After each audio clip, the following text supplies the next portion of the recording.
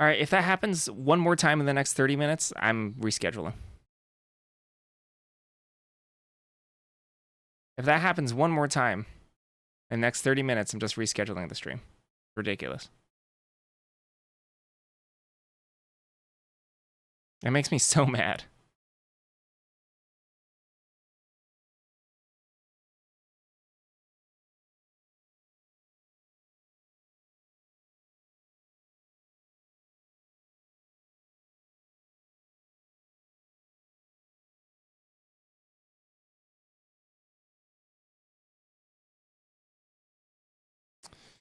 Yep.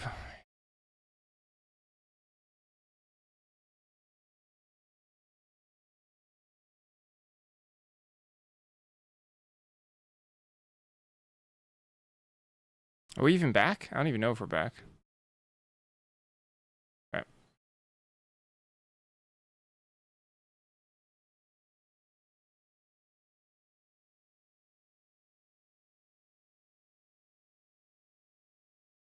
All right, I don't know what we were doing.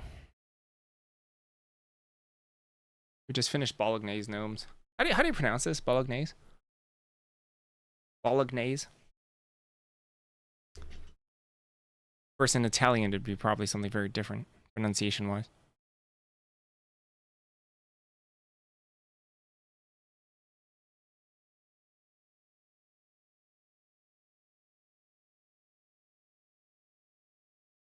Will Lola do a set review? Probably not.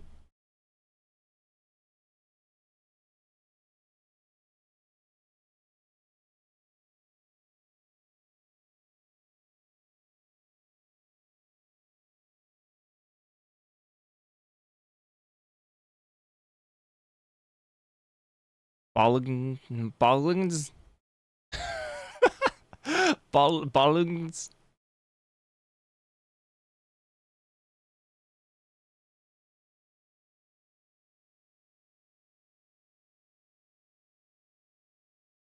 I would like to change the design on Emergency Cook.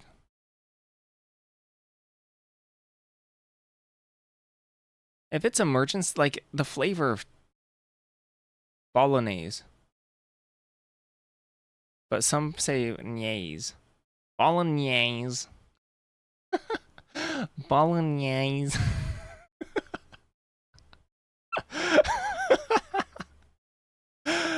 Oh my gosh.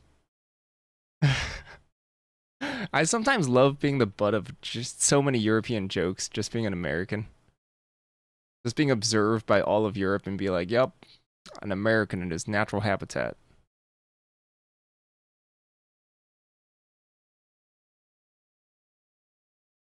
Solo? Bolo? Bolo? Bolognese. Bolognese.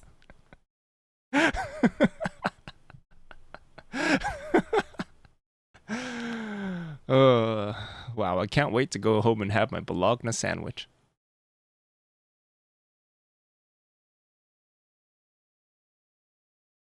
I, I almost did it? No way. There's no chance. There's no chance. There's no chance I got remotely close.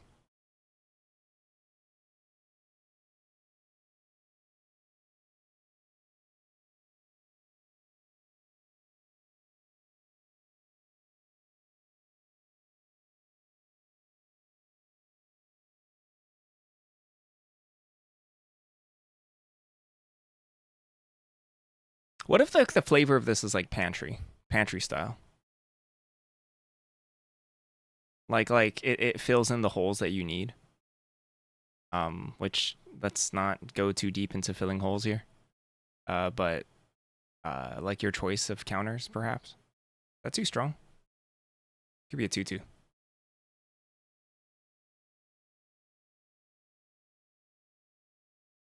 I feel like I already have a card like that.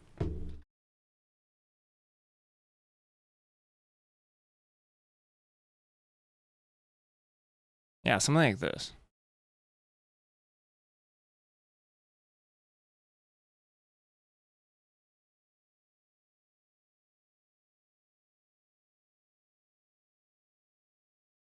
Can you help me understand The link between emergency cook and destroyed creature that was dealt damage this turn.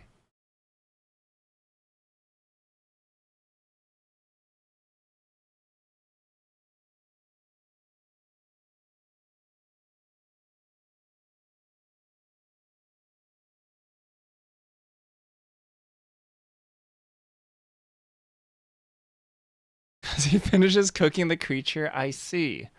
Huh. I kind of understand.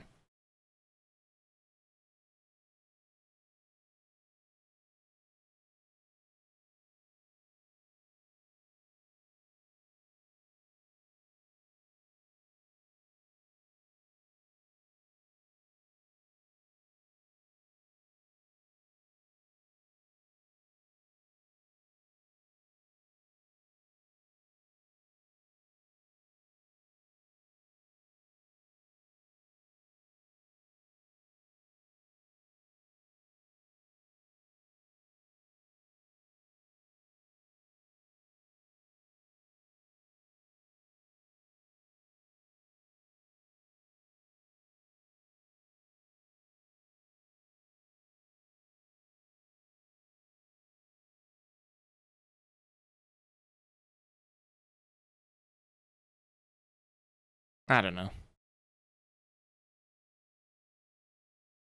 I didn't want it to overlap with Bolognese gnomes. Bolognese gnomes too much.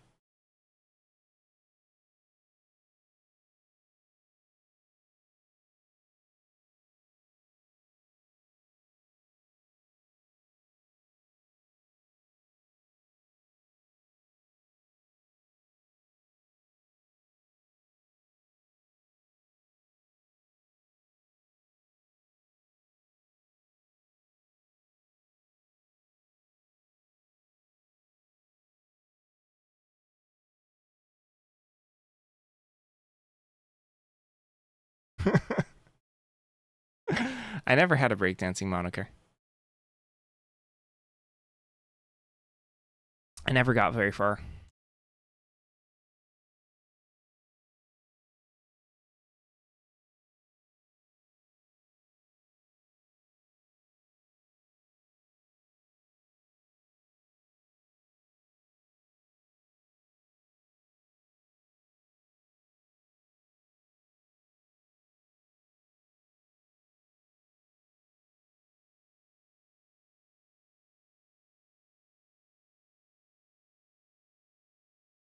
Yeah, I think so.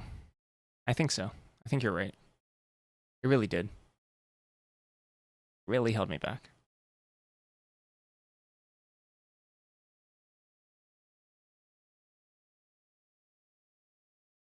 Is there a looter that we have? Like an actual looter? I kind of want like an actual looter. Someone suggested whenever you sack a food, loot. What about like an actual looter?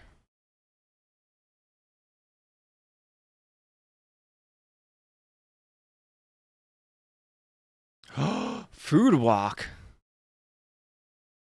Food walk is kind of sick. I like food walk. What color is most food walky? Green?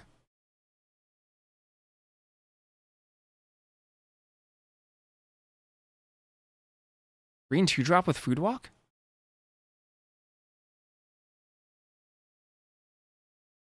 Can we call it food walk? Wow.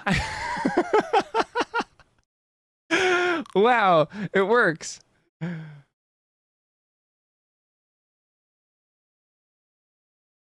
Crazy.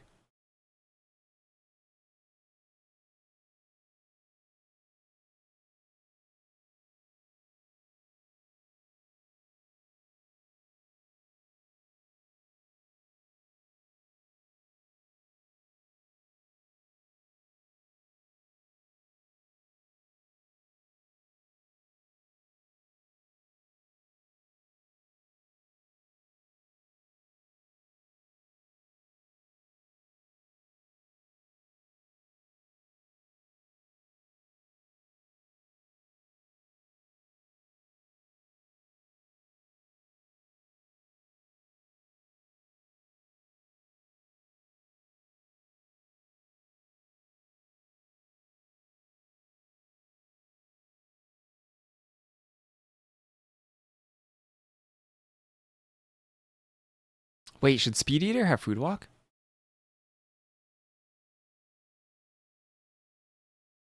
Does that flavorfully make any sense?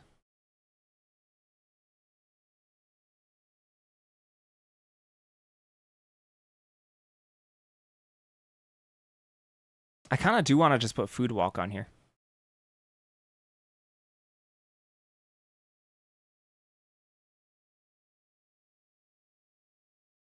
Why would Speed Eater have Food Walk?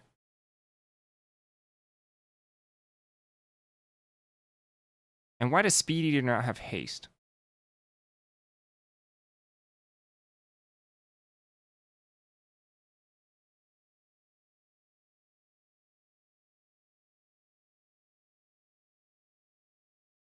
Green creature, green has haste, right?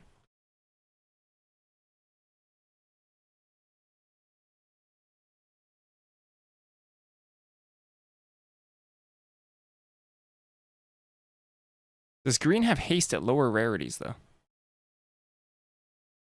And second question, do I care? Do I care about that?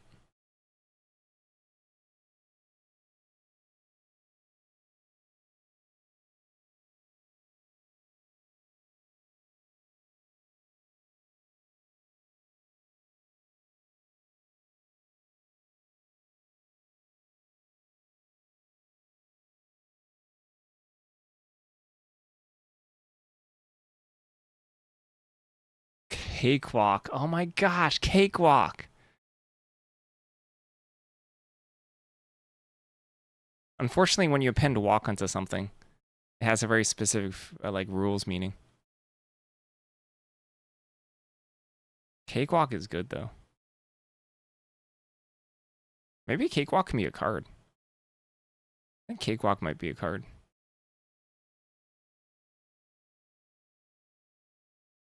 Maybe Cakewalk gives Food Walk?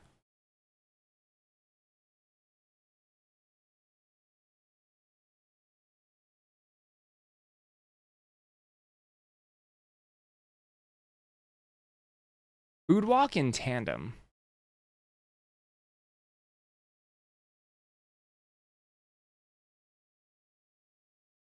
With a haste. No. Why would I have haste now?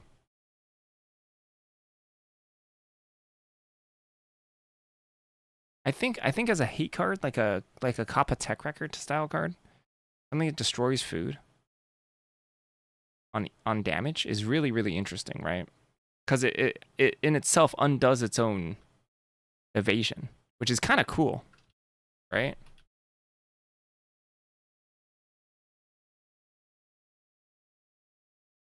Which I think is really cool.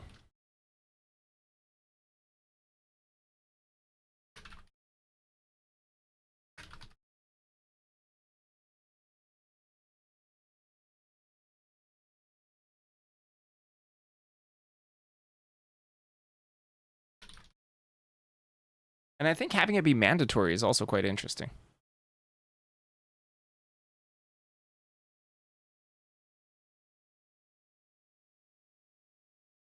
I definitely don't want this on a 2-drop. I'm even a little hesitant to put it on a 3-drop. But a 4-drop probably sucks.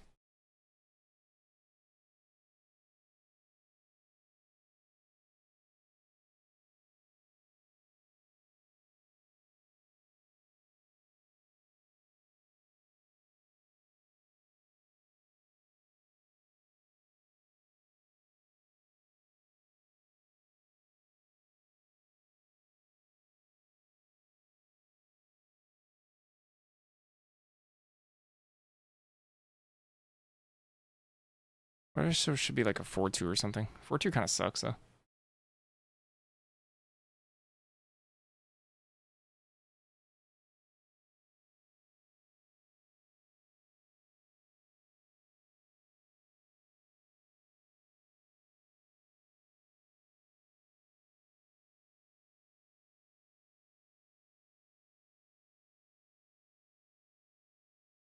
What is that person of interest? No, not person of interest.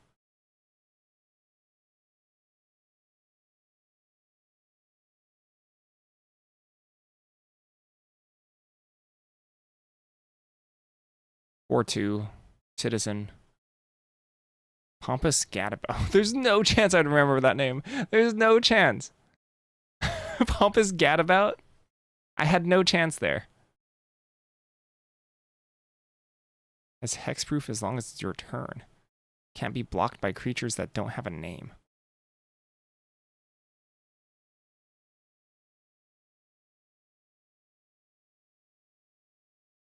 Can't be blocked by creatures. What you been missing? A decent amount. A decent amount, actually. We got a lot of work done today. A lot of disconnects, and I've been raging about it.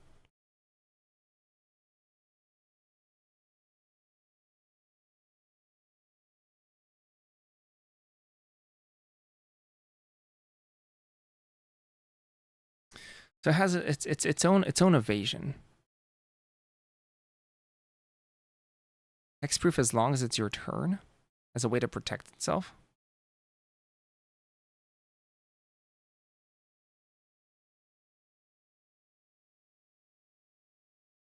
What if it says food can't be opponents can't sacrifice food during your turn?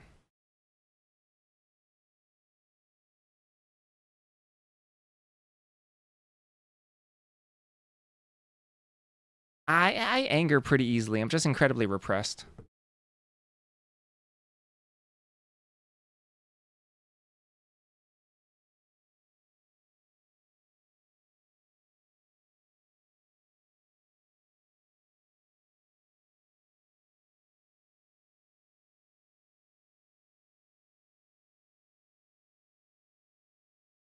Feels very white, yeah.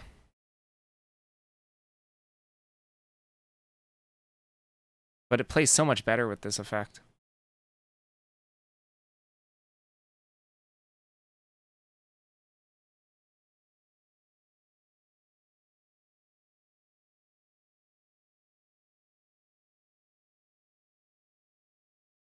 White, white, white. Black, white. White, white.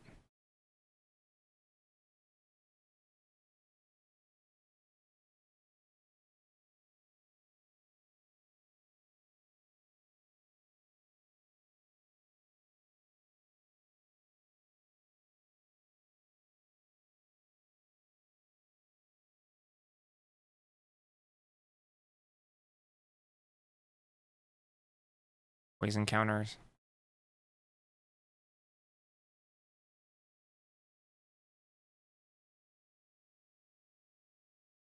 Can't cause you to sacrifice permanence is very different.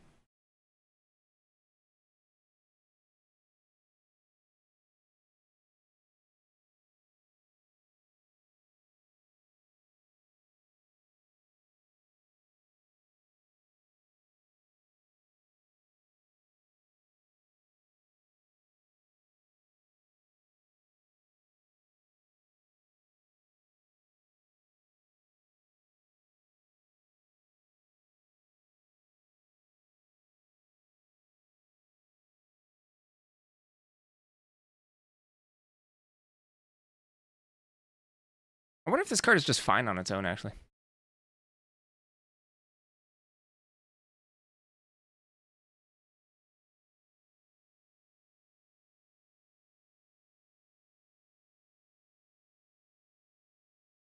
Maybe I'm underestimating Food Walk. Maybe Food Walk is just like a really good ability in this set. It probably is. Might just be a good card. Not sure.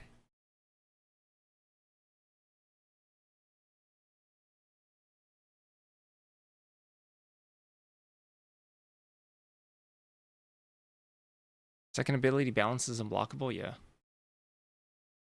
Because it's also a mandatory destroy.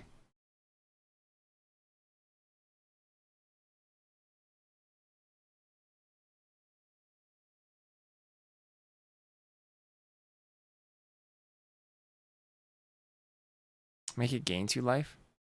It's definitely a knob we can tweak. If it's not strong enough. We've been kind of cleaning up slots. We're getting sort of close-ish.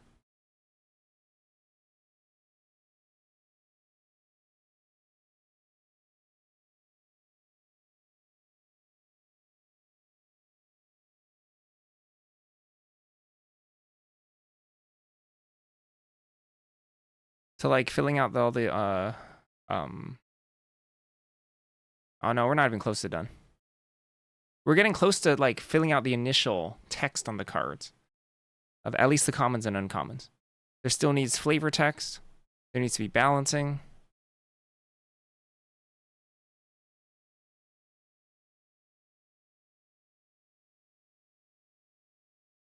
We need to like make sure everything's like balanced out.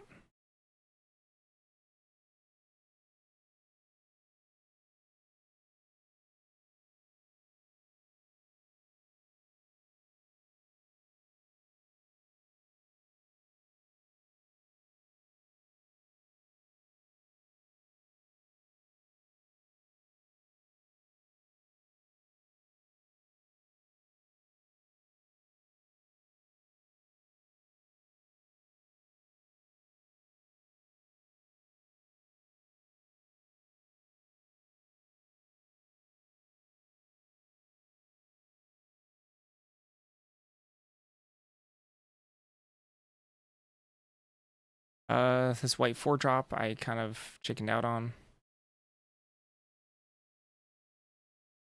The 2-drop left. Bunch of uncommon slots left.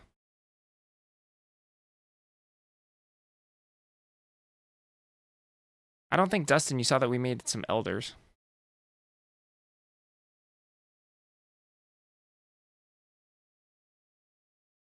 You booked the house.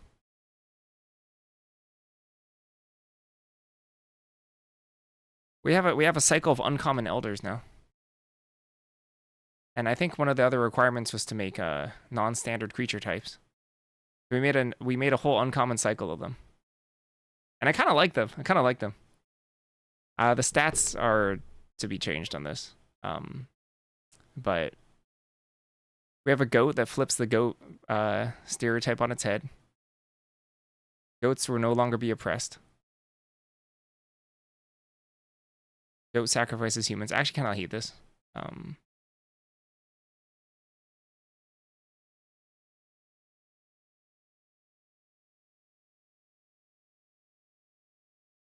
I don't like the damage prevention aspect. Hexproof and indestructible?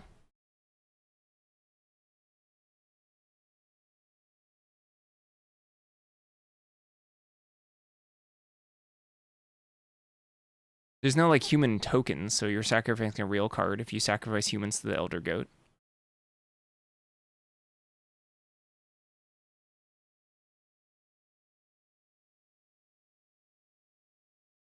Oops, sorry. Hit the mic. The Elder Hominid, which mills everyone for 10, which I think is hilarious. I have an Elder Slug, which looks a lot like Morcrit Necropod, but probably better. I don't know what the Elder Coward is doing yet. It's probably a 1-drop.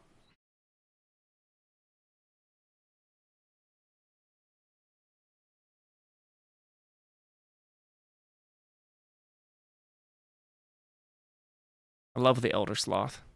I think this card is bad. But it could not be bad. I don't know. I don't know for a lot of these cards. At uncommon.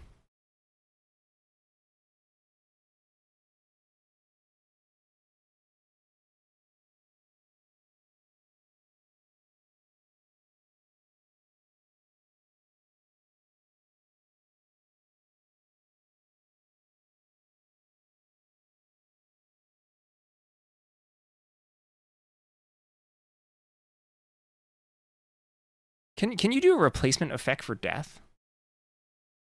Is that too strong?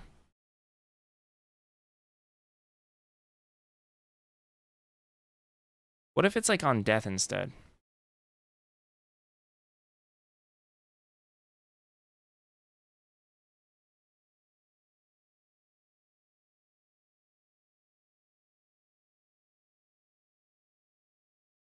Very common. Oh, it's usually exiled, yeah. Yeah, so I could use the same wording probably.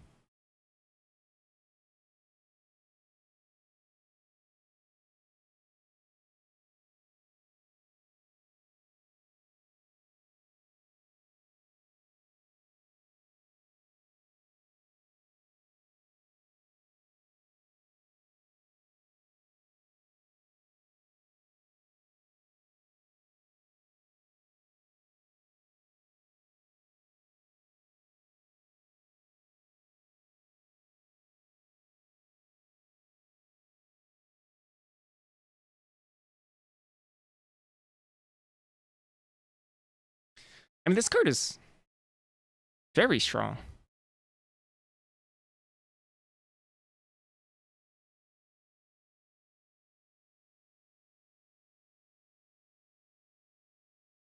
I think Elder Coward is very strong at 1 mana.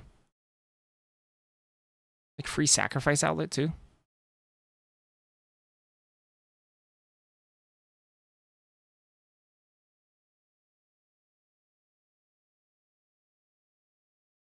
I think Squee is a little too unkillable. Dominaria Squee at least. I want Elder Coward to be a coward, not like a god. You know, Squee's like a god.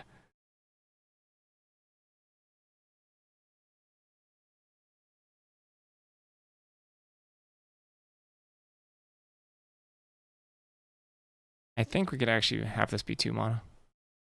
And have it still be very, very, very good.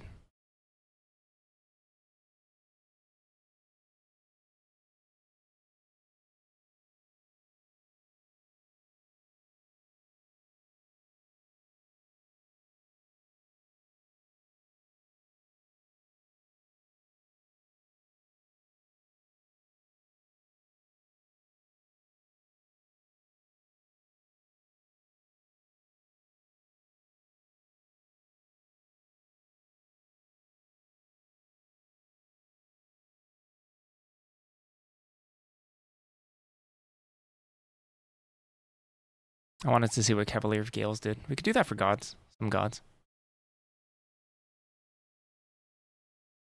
Is when it dies? This is if it dies. Oh. I think it should be when. Because then this doesn't trigger dies effects, which I kind of want it to.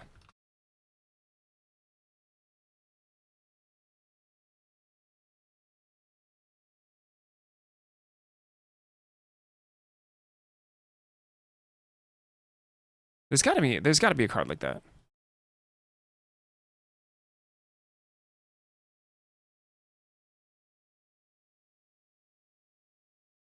Lets you answer with graveyard instantly graveyard hit. Yeah, good, good. I think that's good. I think that's a good thing.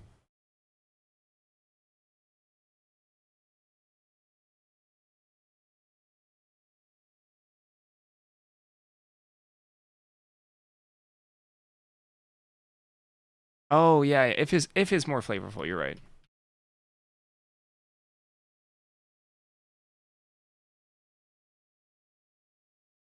It would be an endless cockroach.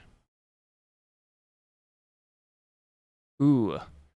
Ooh. So when plays better with the mechanics of the set? Like red black cares about sacrifice. I guess. No, you can still sacrifice Elder Coward. It just runs away and you still get the sacrifice bonus. It just doesn't trigger death effects, which I guess is more flavorful, but still fits into Black Red's theme. Oops, sorry. That was my bad. Like, for example, if you have... You may sacrifice another artifact or creature, so you can still sacrifice the Elder Coward. And it still deals 4 damage. Wait, does it? Oh, I need a judge.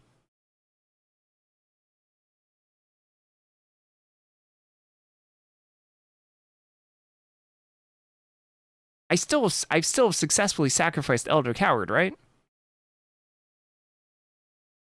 So I would still deal 4 damage.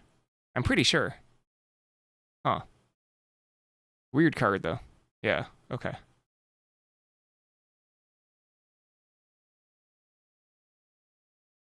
Yeah, okay. I think you do deal damage.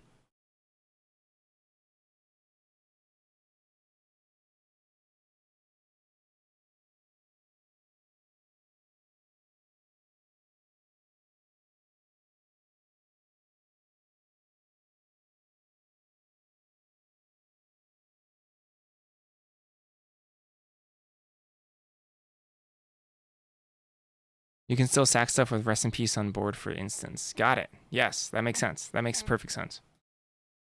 That makes perfect sense. Cool.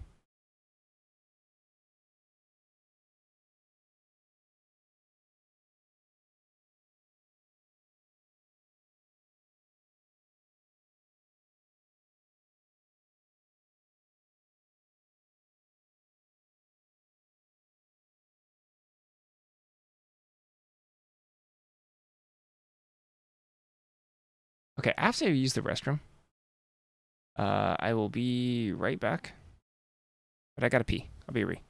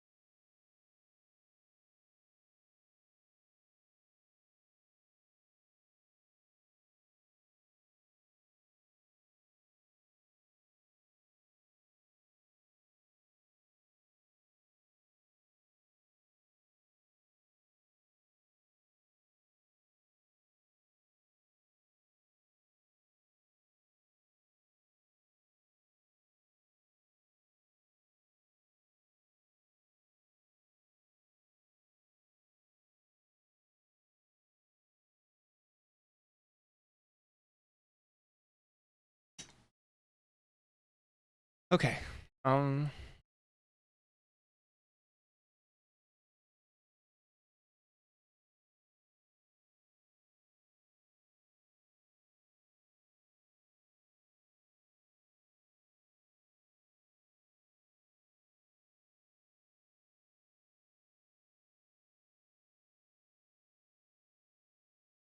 I'm thinking about changing. I was actually thinking about this. I wonder if we want to change this to be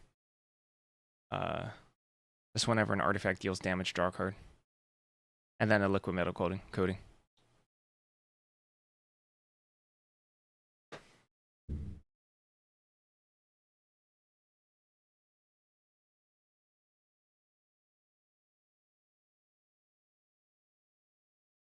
Because I feel like that's cleaner. I don't know if we keep the bounce effect.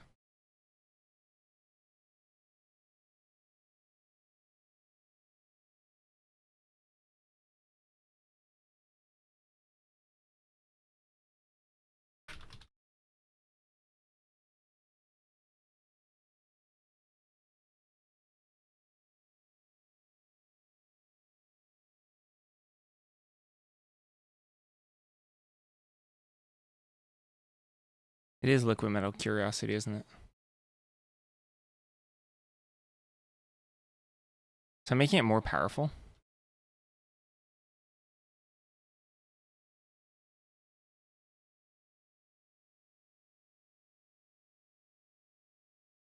Whenever one or more artifact creatures you control deal combat damage to player, draw a card. Target creature becomes an artifact in addition to its other types.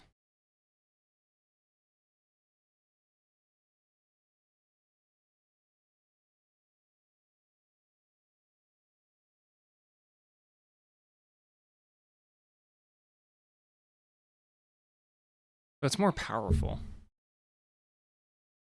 I wonder if we should remove the bounce effect and make it cheaper.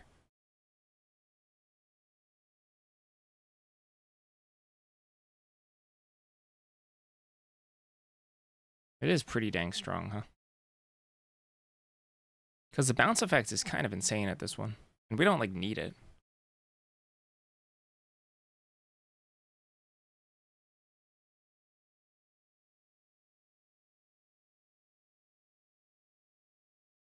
The weight's a little cheaper to get down. Whenever one or more artifact creatures, it's a lot less of a huge text box too.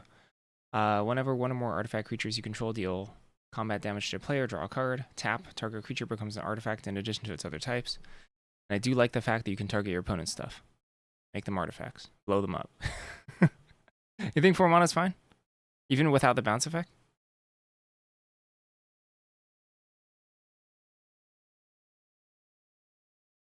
It can draw right away, yeah, for sure.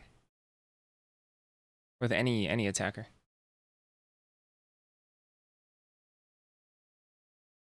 Okay.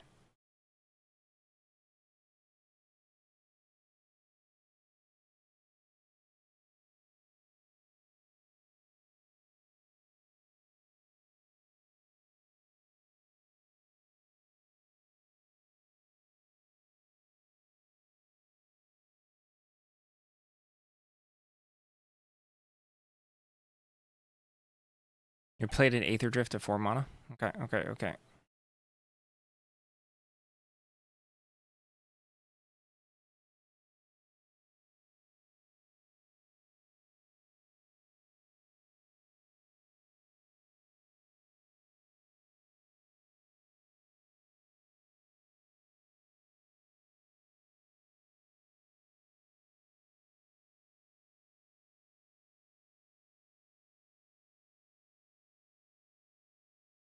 What about a looting phantom? No, I guess it's not phantom monster.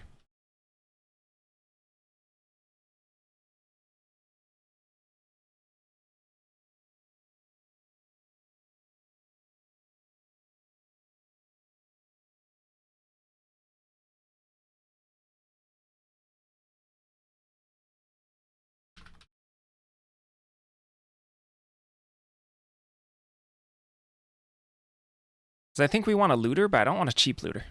Kind of want an expensive looter, but I also want a free looter. I want a lot of stuff.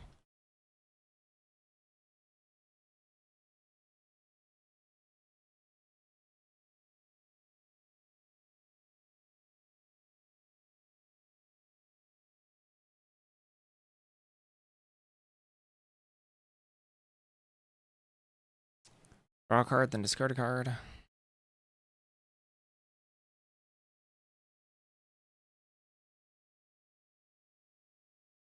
Like a Sky Swimmer Koi. Yes, like a Sky Swimmer Koi. I think I would like to not tie it to artifacts. On this card specifically.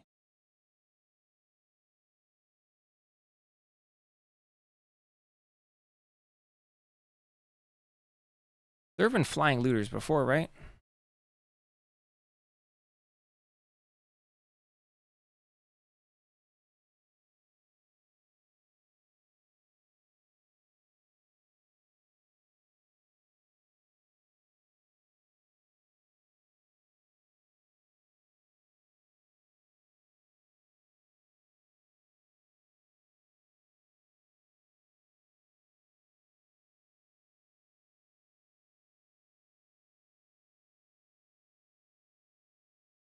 Ah, like this one.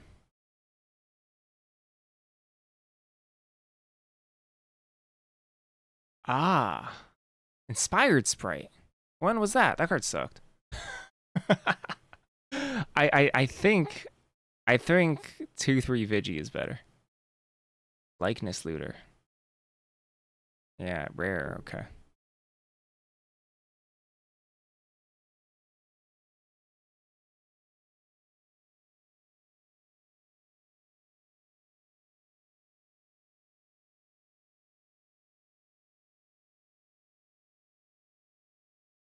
Yeah, Strix Lookout. On small bodies. Malcolm, yep, Malcolm, that's a rare, yep.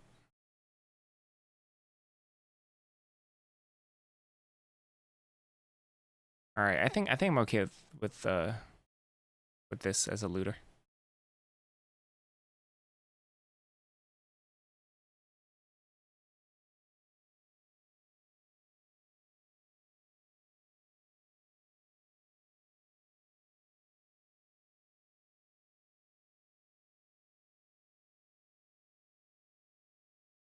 We could also give it another ability if we think this is bad.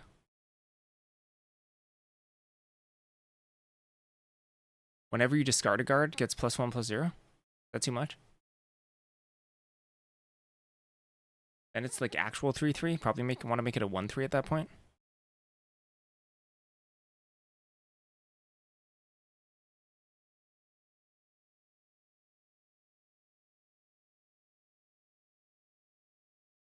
Wonder if that's too complicated.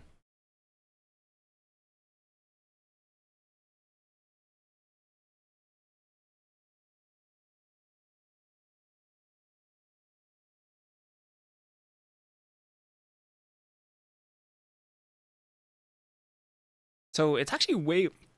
This actually probably makes the card way worse because like on the turn it comes down, it's a 1/3. Kind of sucks. I don't think I need this. I don't think I want this. Especially because like looting. Oh snap. Oh snap. Flip flop. Flying on discard. So it can't block as a flyer.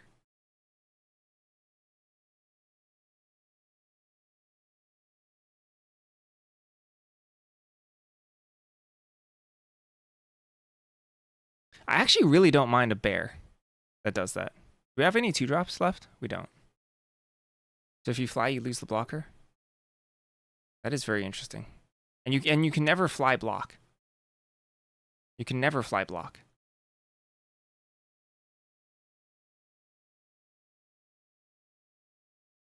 Huh.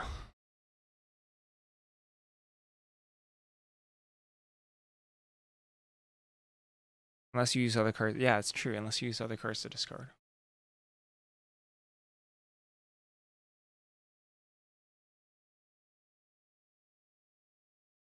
That's kind of interesting. We can maybe make it a 3/3 at that point.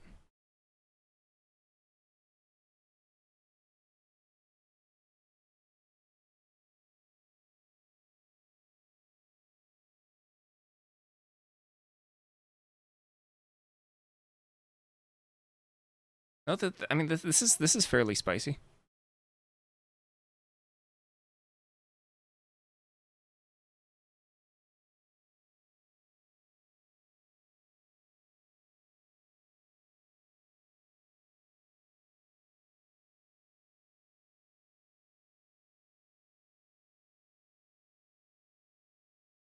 Because 4-drops, I think 4-drops can be pushed a little, for sure.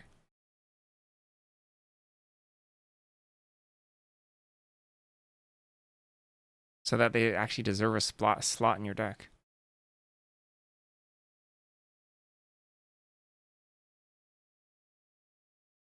This makes it better aggressively and worse, a little bit worse defensively. I think making any creature flying is too much, yeah. I think that's an uncommon effect, if anything.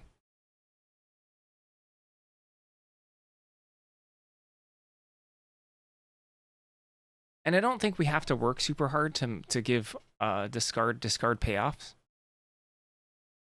Because like most of the effects are like discard draws in this. Because I already think, even though blue black's quote unquote theme is discard, I think it can be one of those lightly supported themes. It's mostly just control. Like you don't have to lean super hard into discard synergies because your control deck will already be discarding cards in the set if it wants to.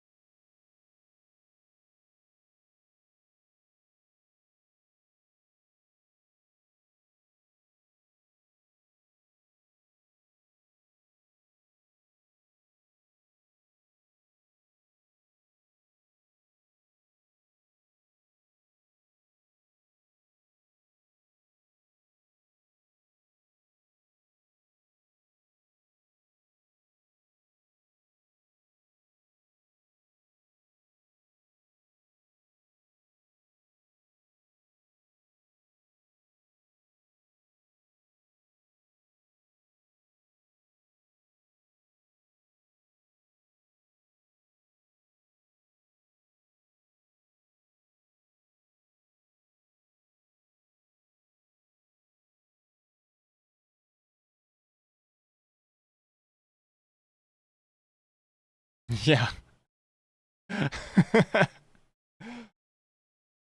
Yeah, there's some lessons here.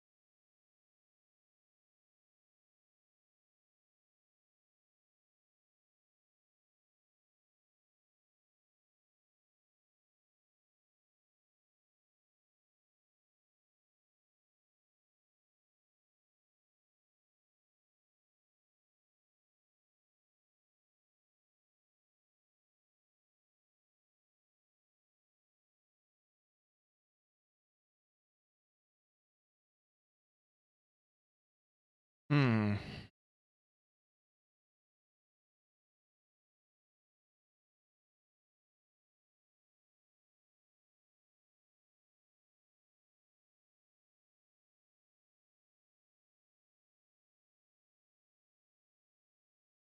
Two drop of cycling is like a little odd.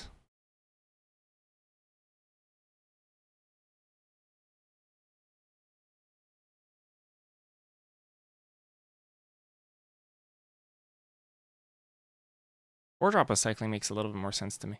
If we wanted to put it on a four drop.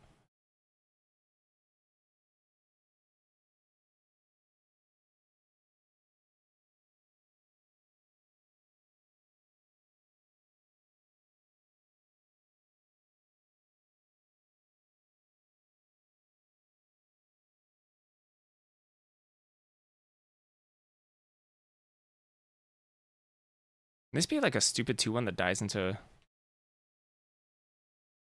a utensil?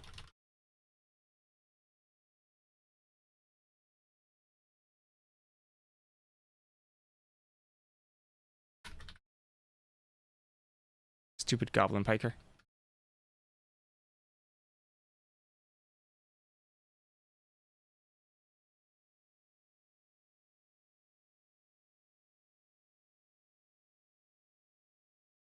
That's like a thing that's done before, right? Or is that like really, really strong?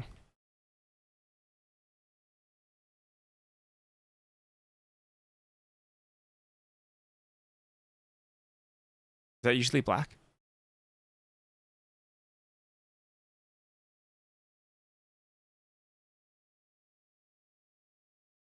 Huh.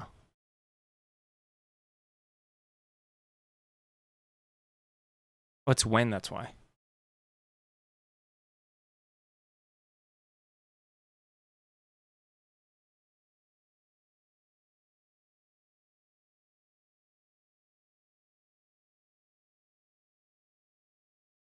Sometimes white.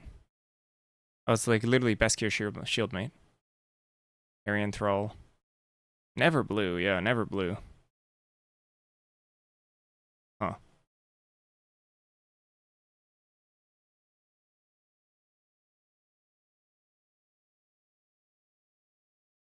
Yeah, forget this.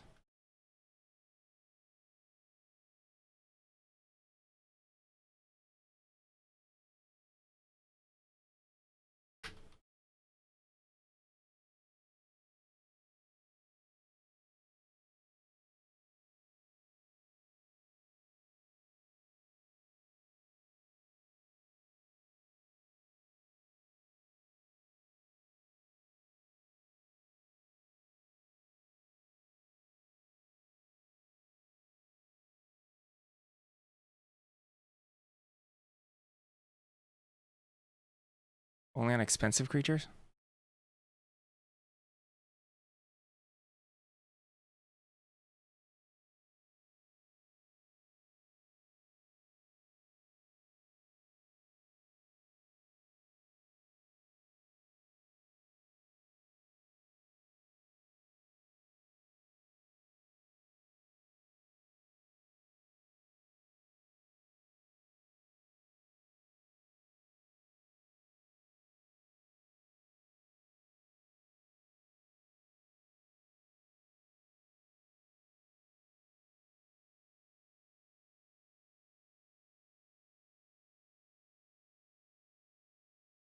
Okay, so artifact theme, discard theme, spells theme.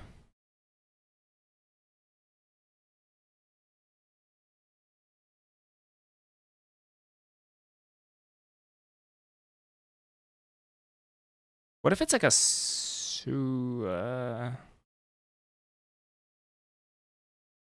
what if it's like a super prowesser?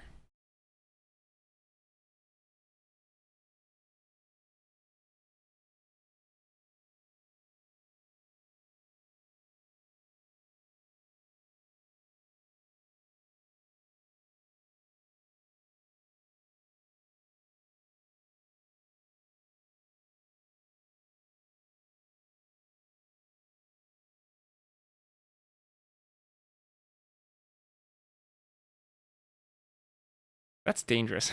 This is kind of dangerous. Hold on. This becomes a 4/3 very easily. At instant speed.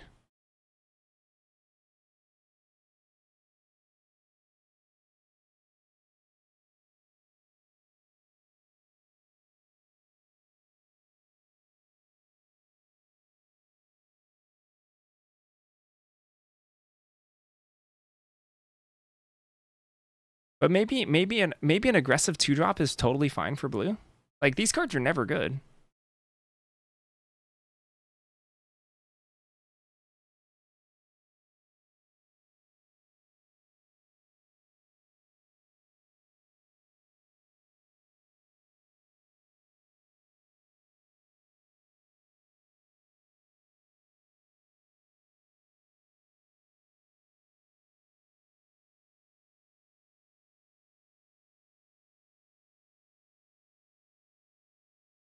This could hit really hard though.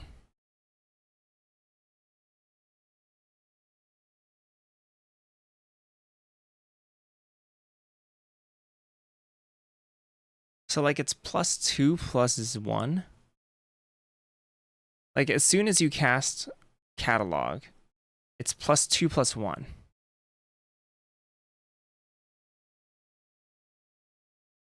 It's a pretty good common, I think.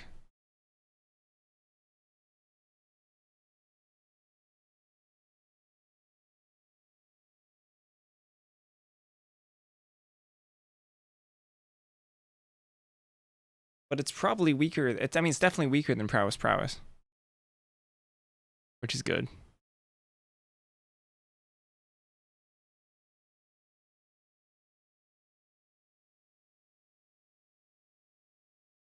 But I like a good aggressive 2-drop.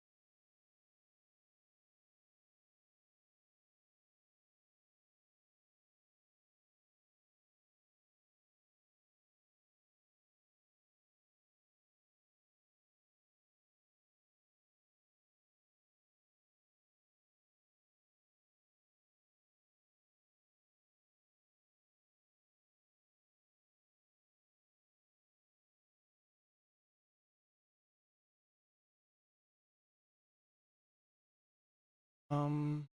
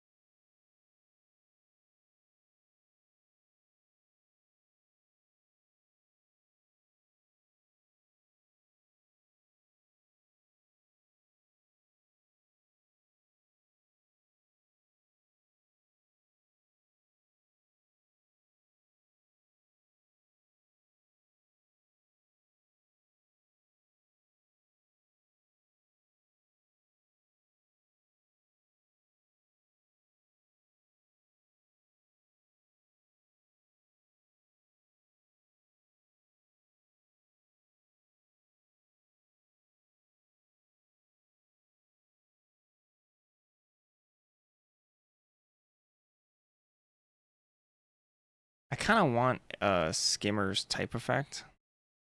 Maybe that can be a common 3-drop. What's the card in this set? Tarkir that puts it on top. But if it's a lesson, return to your hand. Oh, is that too strong? Maybe that could be maybe that could be the 4-drop.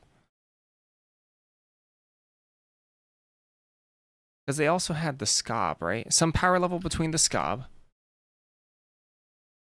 Halo Charge Scob. Because I think what would be kind of cool is if maybe this is a 4-drop somewhere in between.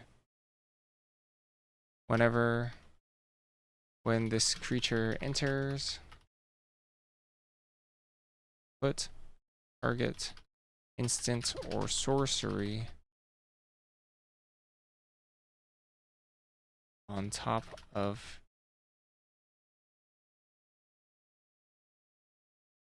its owner's library.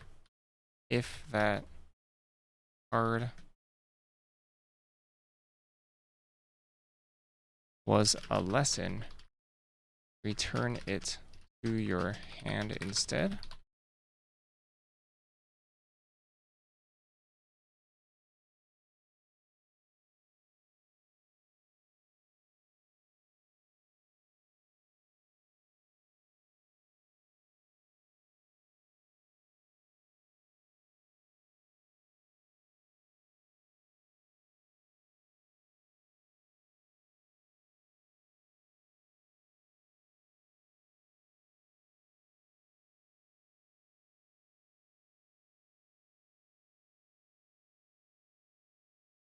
The target instant or sorcery from graveyard to top. Okay. Any others? Am I looking at the wrong thing?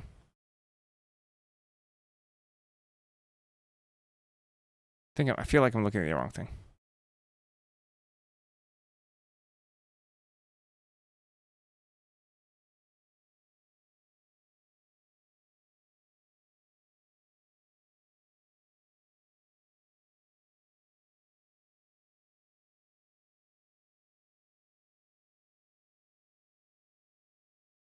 Maybe not.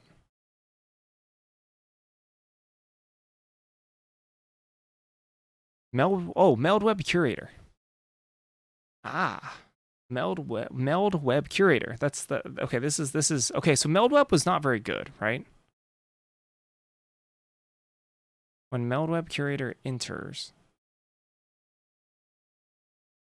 put up to 1 target instant or sorcery card.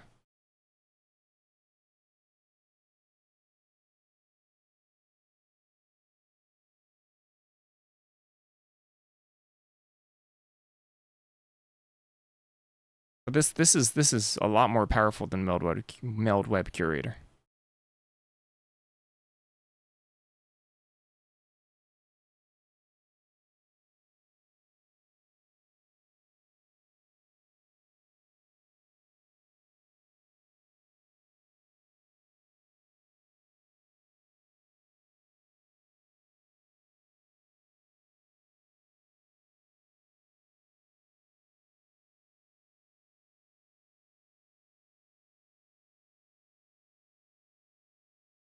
Yeah, there's like Scrivener.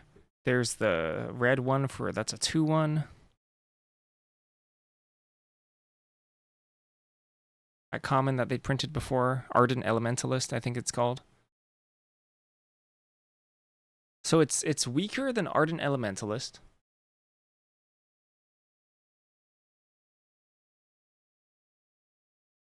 I'm just trying to figure out how to stat this. So I want it to be 4 mana. And it's somewhere in between. So it needs to be better stats than a 2/1. So 2/1 is too weak.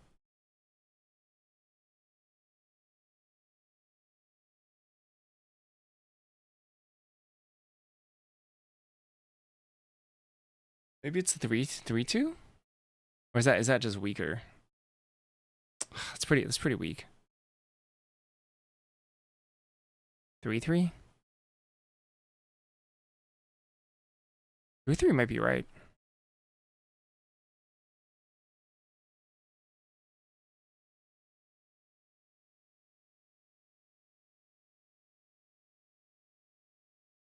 I mean, because if you're constantly returning a lesson, that's like quite strong. Yeah, that might be just pretty good.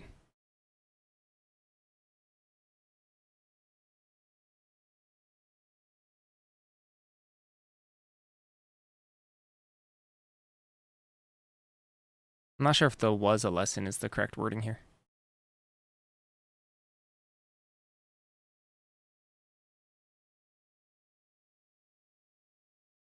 Oh, oh, flavor wise. Wait, that's so funny.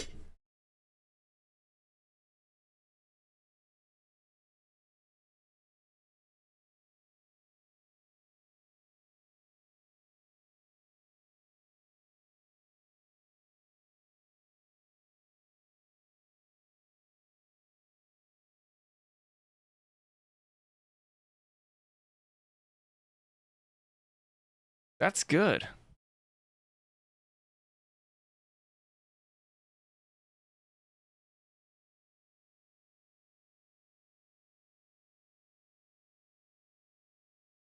That's pretty funny. That's pretty funny. That's pretty funny. I like it.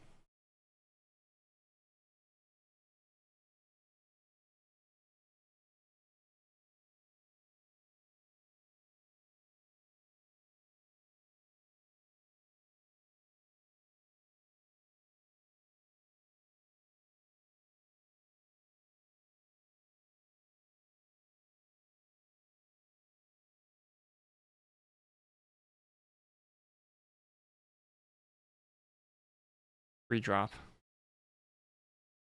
What's the other three drop we got here?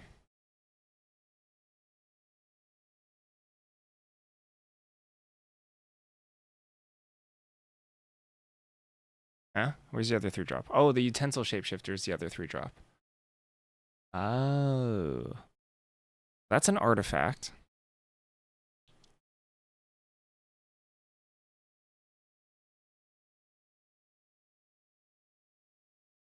And the Windrake at the same time. So this is like the Windrake card.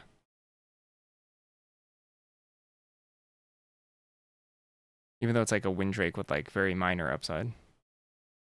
Well, actually it's kind of a big upside, isn't it? It's a pretty big upside, Windrake.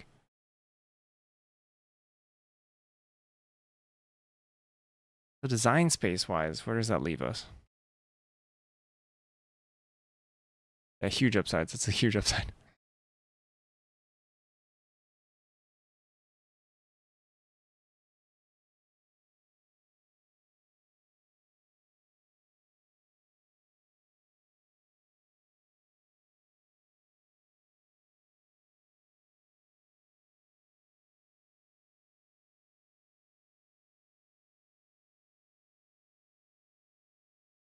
Some fatty and blue.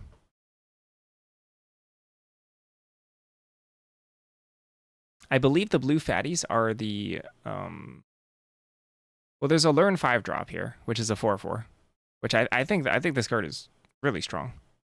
Um Definitely a worthy 5 drop, I think. There's also the Elder Hominid, which is kind of a fatty. I don't know about the stats yet. We can change that.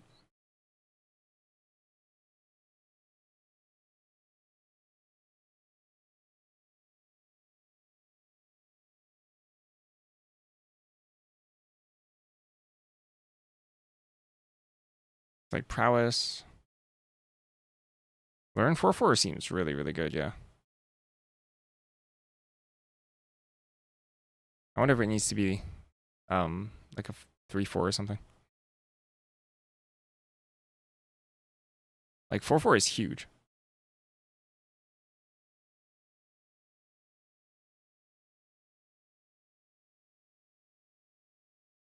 Treasure token. Sailor of Means? Sailor of Means is a space. It's also an artifact. Also, everybody loves Sailor of Means.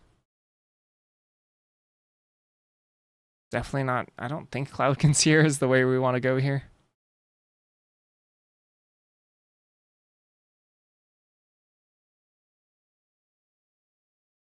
Tap stun.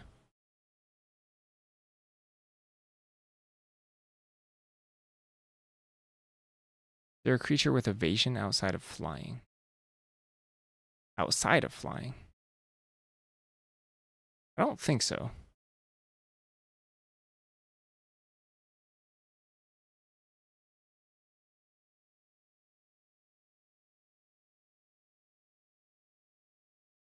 Unless you count prowess as evasion. Is there another type of non...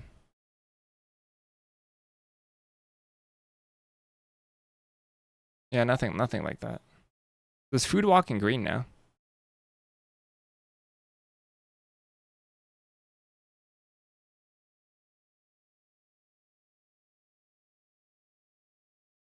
Cultist dies, draw. Frostlinks. We really don't have a Frostlinks type effect. So, Gilded Scuddler, right? Comes to mind. We can make something like Gilded Scuddler. Although no one has ever played with Gilded Scuddler before, because why would you play that with that card? It's not in the limited set, and it's a common. That stinks. So I feel like the number of times Gilded Scuddler has been cast in a game of Magic is extraordinarily low. But it's kind of a cool card. It's an artifact creature crab. Can't be blocked. Stun counters.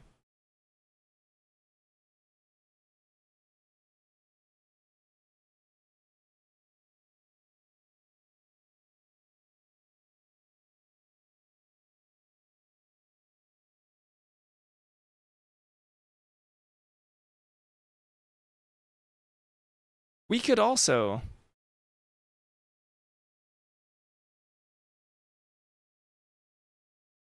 We could also make it...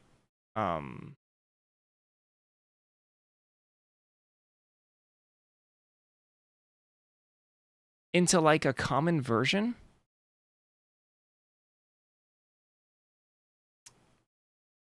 We could make it into a common version of Dreamdew Enhancer. Didn't we already have a Dreamdew Enhancer type card though? Is it Venser? Return, yeah, it was like Venser, but we could like do a Venser thing again if you control that spell or permanent learn. Yeah, so with Venser, we tried this, we did this, which is fine. It's not actually Venser, but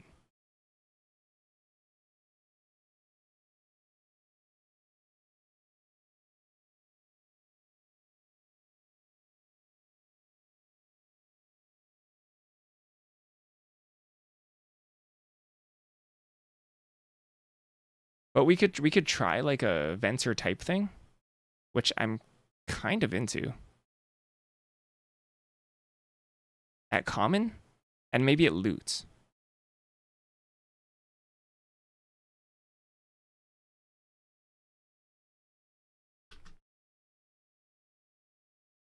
Or artifacts in the grave. There's actually not like a ton of artifacts, I think. I think affinity would work a little better.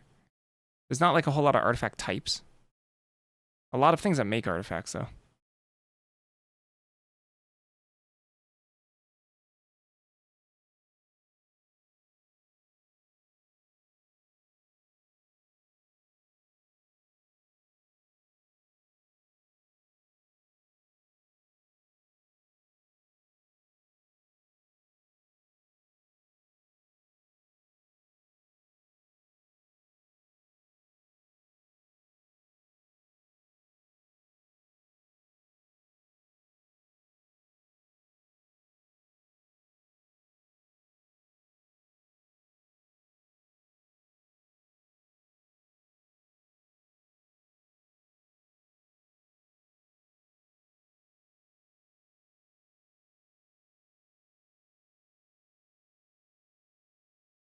When this creature enters, tap target artifact or creature and put a stun counter on it.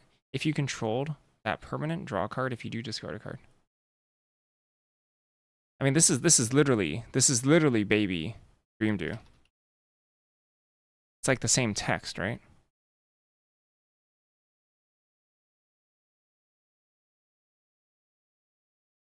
Oh, up to. Probably needs up to.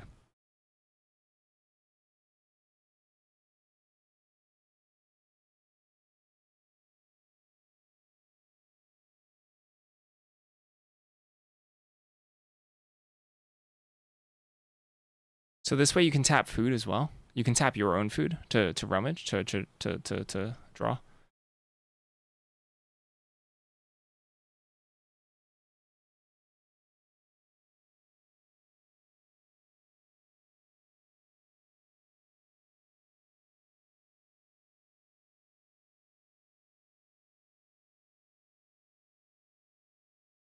If you control.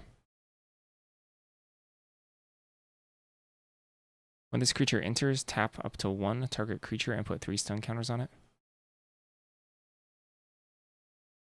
So this is like strictly better Frostlings, but I think that's fine.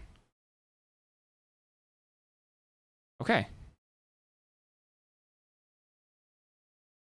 I mean, they printed better Frost. They printed Frostlings with flying, and that was fine. That was fine. So why not a little bit of upside here?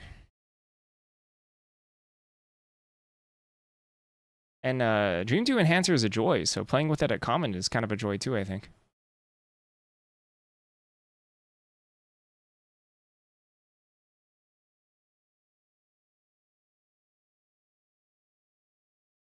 Seems fine. Okay, I'm gonna take a little break first. I will be back.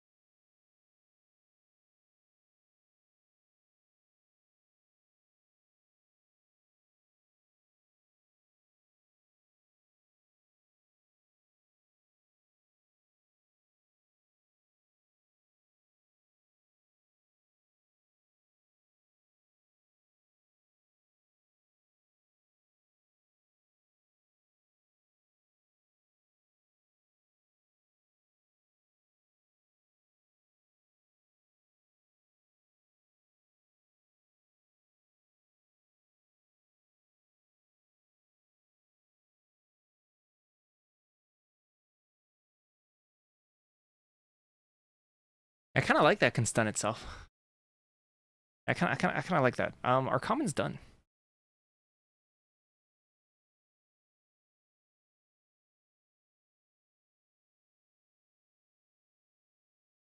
Kind of seems so.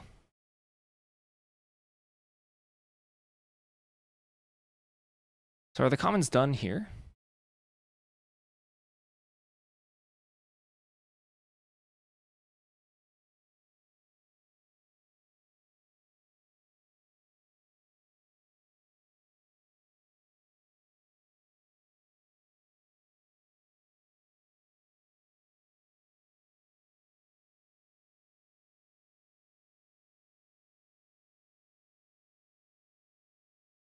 No, not quite. Ah, or equipment as well. I don't know about this one, but see. There's a lot of white to be done. A lot of white to be done.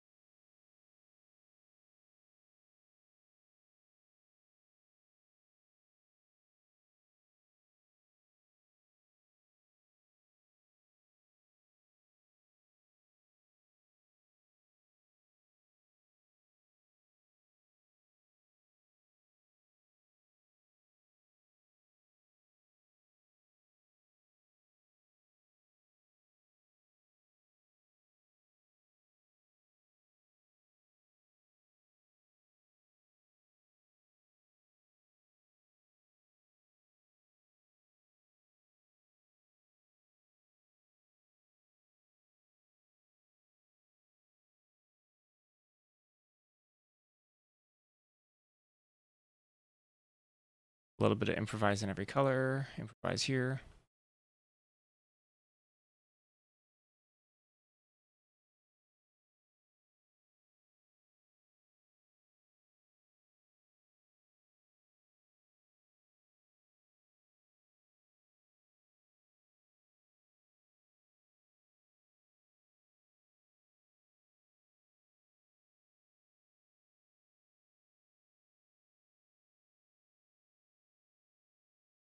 This can definitely be like the the Cathar type.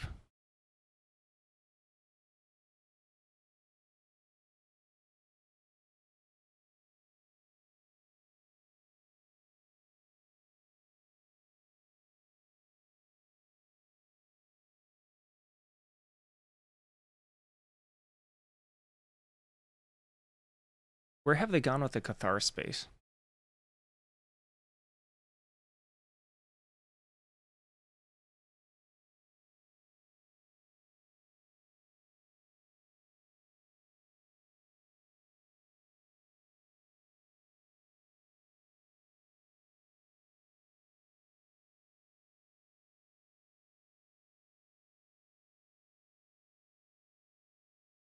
So there's the Flash Cathar,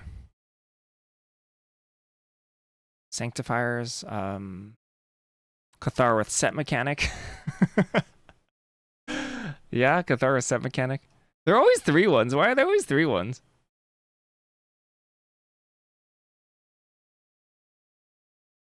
And this one's free, but only as a sorcery.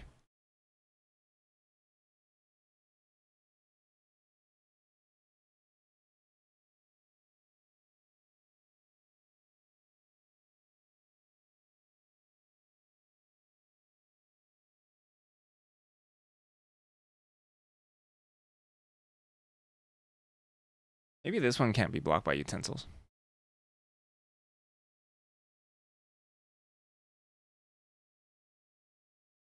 Just as like a little bit of a Cathar twist.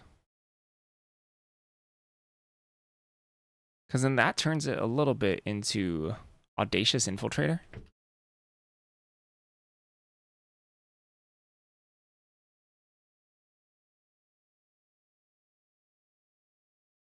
Can be blocked by artifact creatures. Oh. That's kind of neat. I like that. I like that a little. And then it's a little fitting because it's a little hateful, right? Oh, I don't know what that is.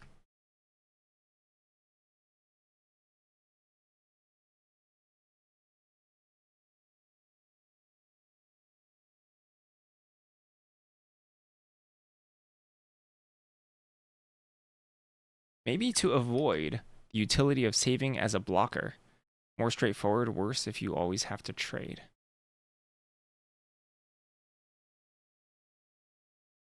Ah, the sorcery clause? Is that what we're talking about?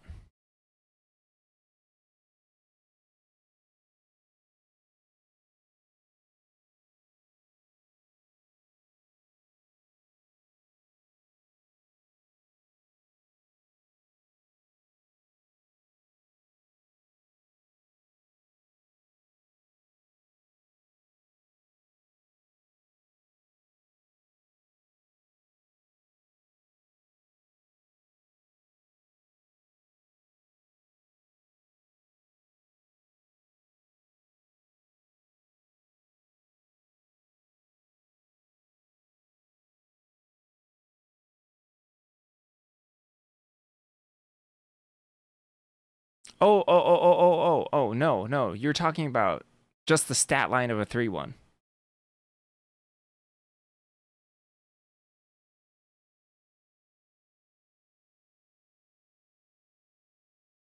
Even a sorcery? I don't know how it's played out in Lord of the Rings.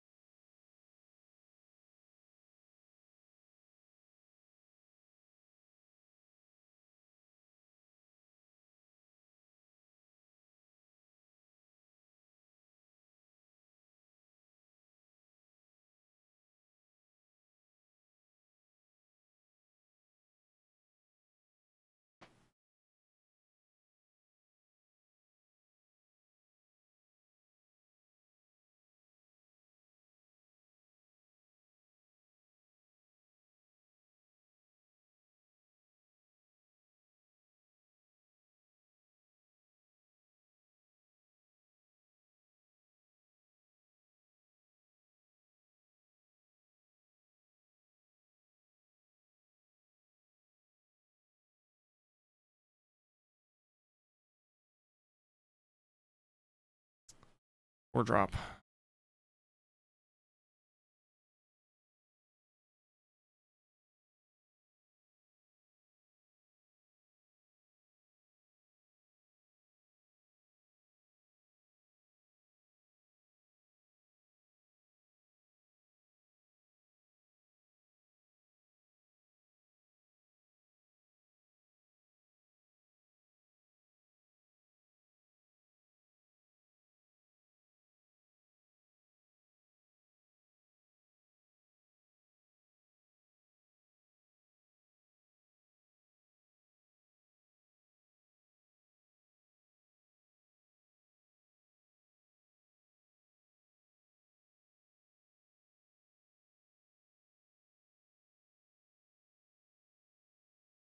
I'm thinking about a way to spice up Cloud Guard. Maybe it should have an Interiors and a Dies effect.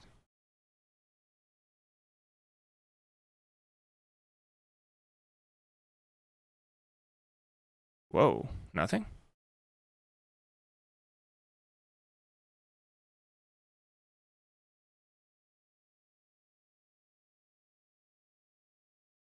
Is there no flyer like this? Yeah, like this. Like Wanted Griffin. Yeah, so Wanted Griffin was like pretty bad.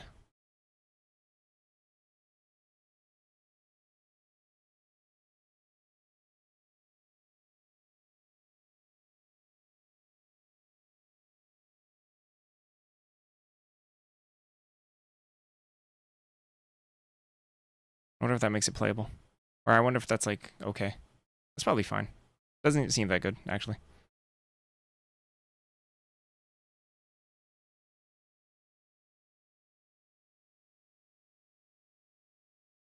4 mana 2/2. Even if it does come with 2 bodies immediately. And trade off for a 3rd body.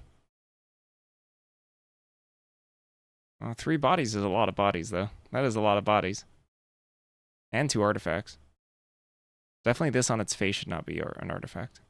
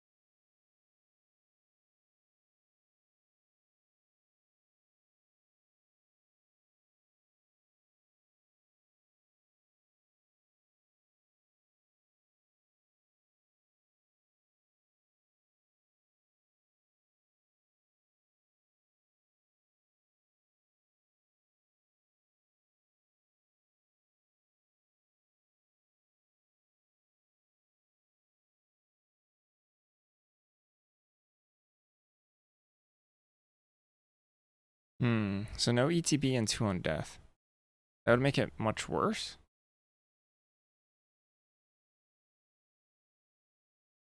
If it's still a 2-2. I don't think it's... I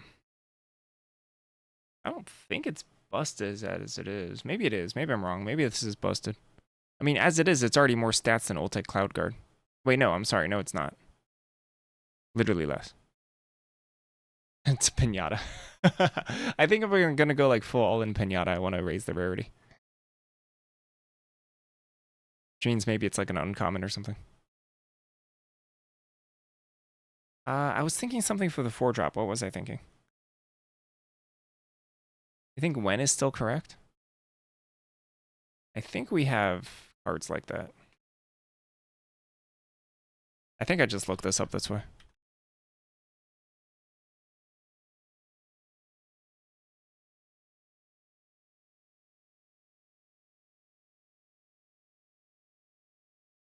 Is there nothing like this?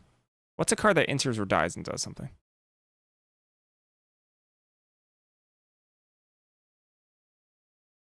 I don't think I Googled the right thing.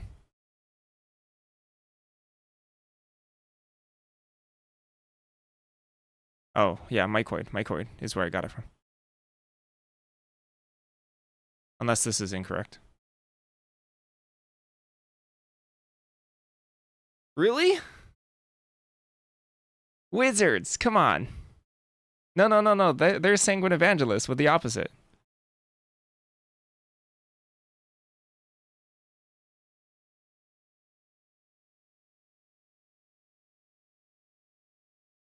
What?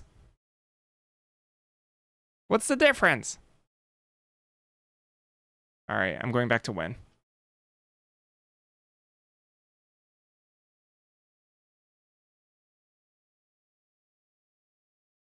I wonder if Mycoid is just a mistake. It doesn't look like they updated it either.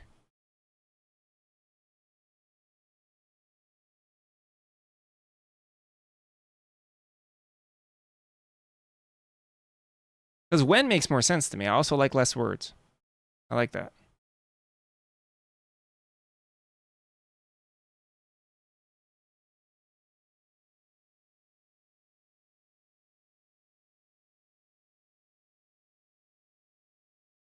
I have to check all of these.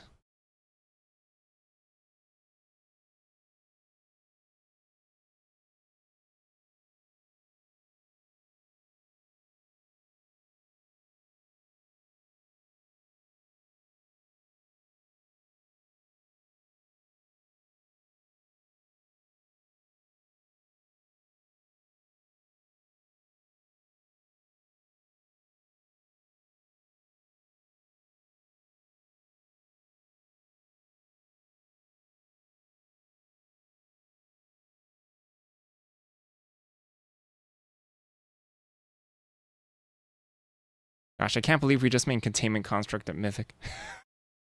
I can't believe we did that. Oh boy. I had an idea for this 4-drop. What was it?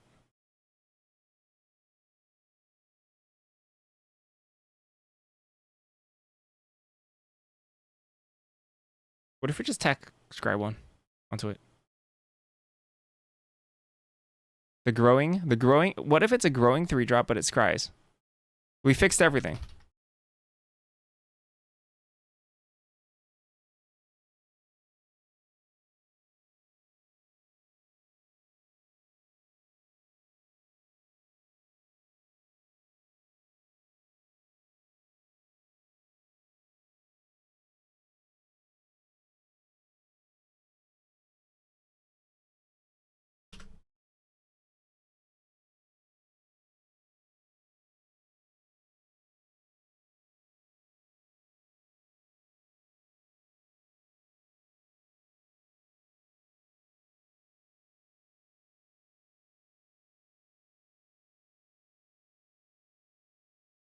Romana Annex entry, is that the one that exiles?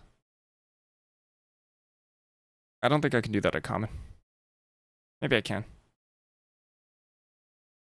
Maybe I can. Because they did a 6 mana, right?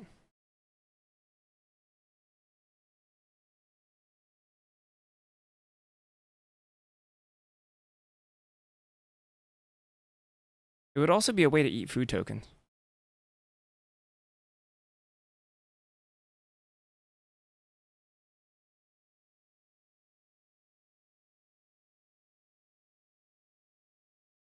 Still think I want that uncommon. Let's make an annex entry at uncommon. Am I thinking about the right thing?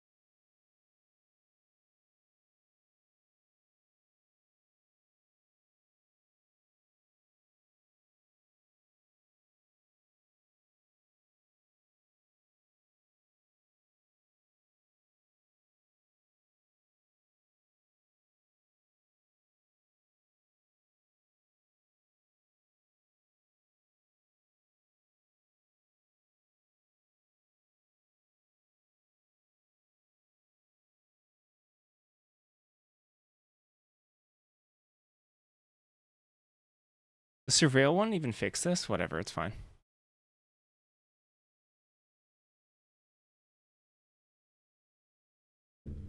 Tease off food tokens. Passivism. Mostly food tokens.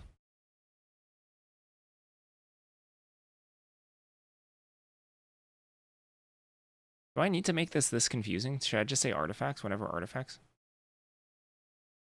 Other artifacts?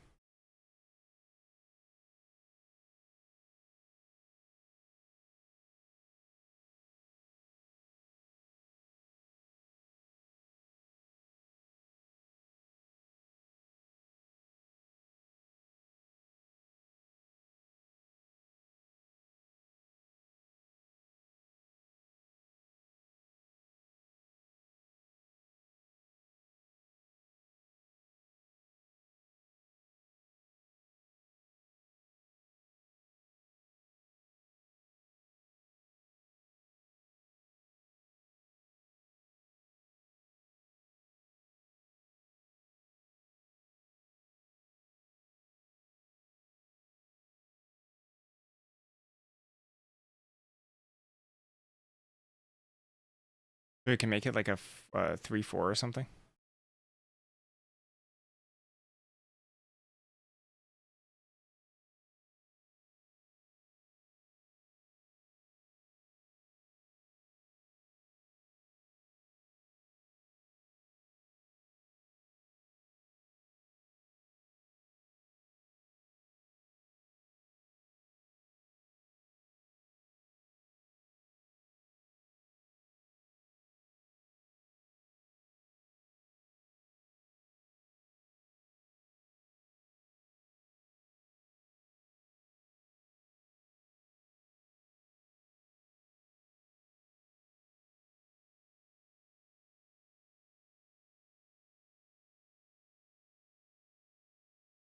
I think this clause is unnecessary.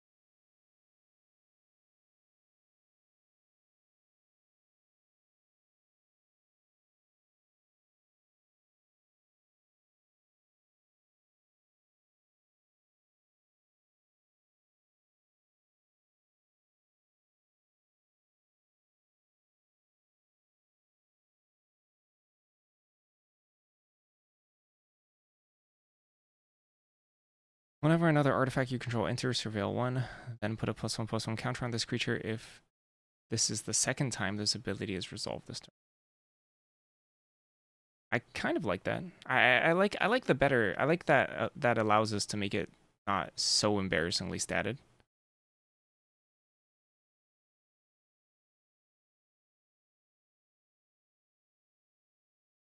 Although I'm not super sure if a 4/3 is good.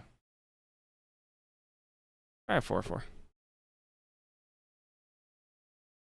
Does white get 4 mana 4/4s nowadays? When is the 3/5? Is it slow? Ooh, a 3/5, 4 mana. That's a lot of toughness. That's a ton of toughness for a common. Although 4/4 is huge for a common too.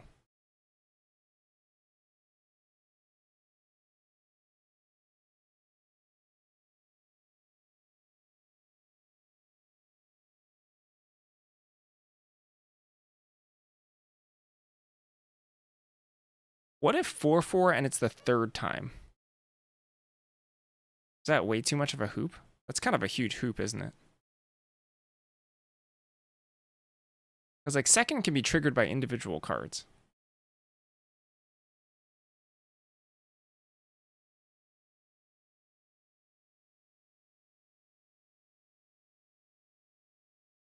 Third, you definitely have to work for.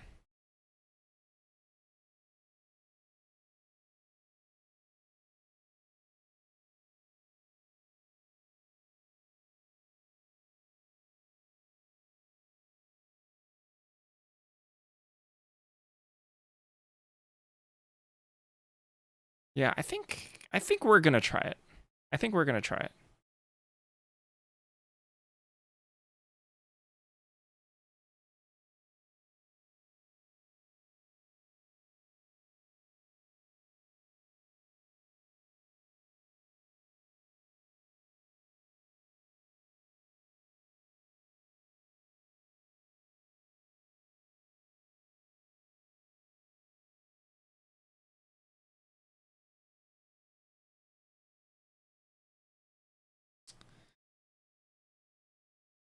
Or equipment.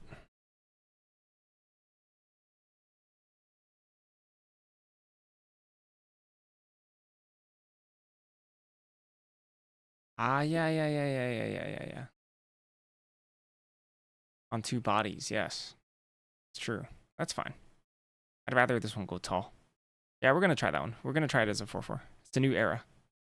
New era for Magic. Yeah. That one's cool.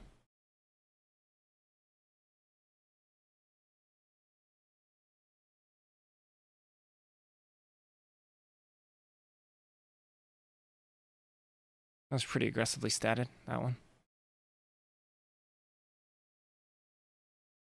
That's a cool card.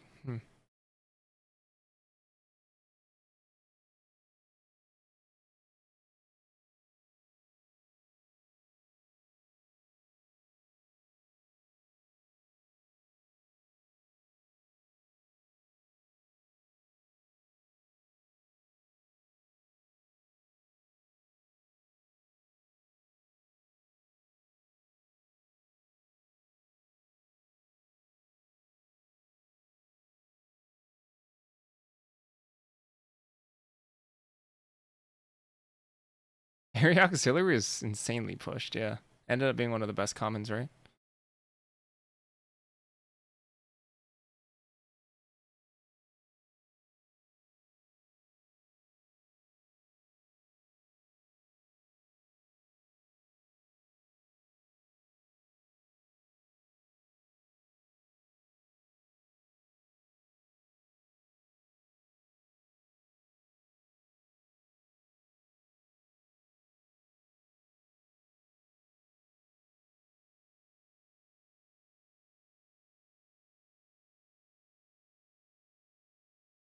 Alright, Annex entry time.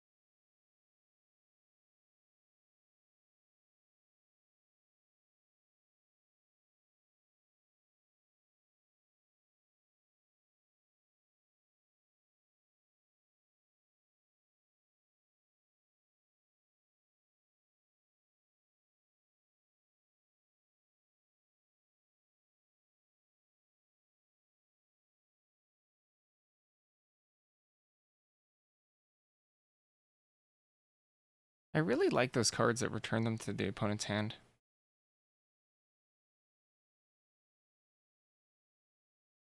Wasn't there a card that allowed you to exile one of yours as well? Layla or something? It was a Bant card. A Penna?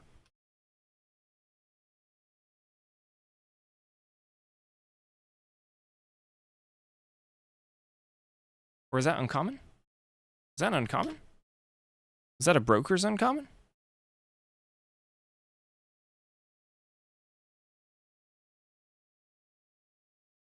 It was.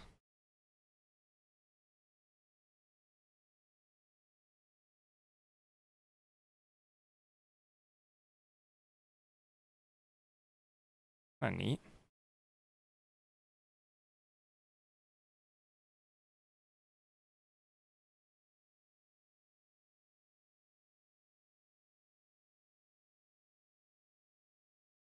Okay. I feel like this may have been done before. But exile from graveyard or battlefield, both players.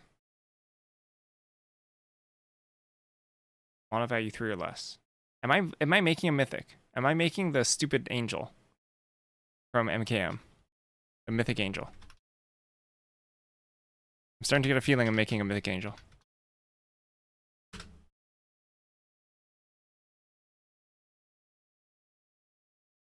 Yes, I am. I'm just making a mythic angel. Whoops. Hold on.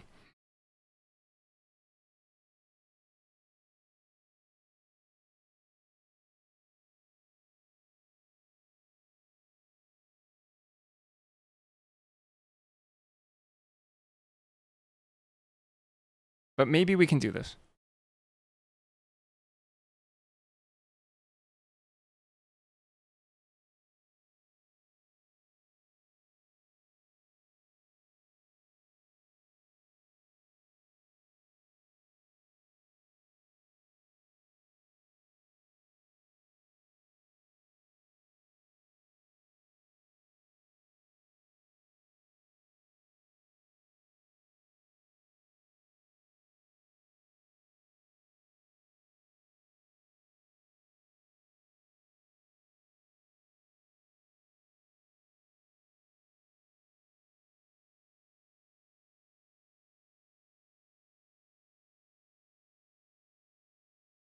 Ooh, this is a lot of text, but maybe that's fine.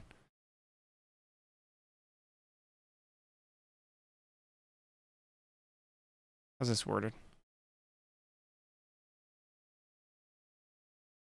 And or creature cards from graveyard. Alright, I gotta take a break. Hold on.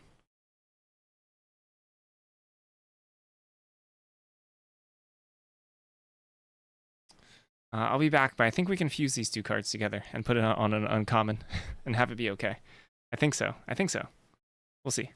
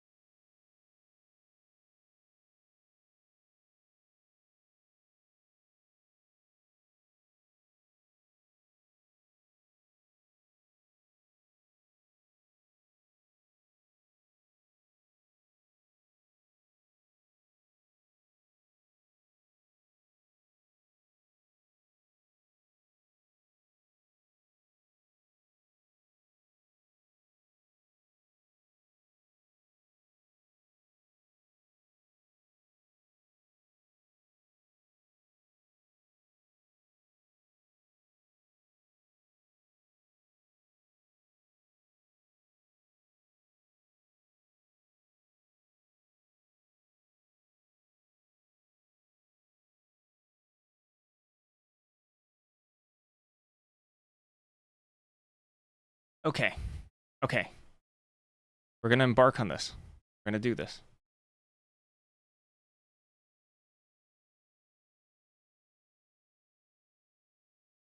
Exile any number of other target low creature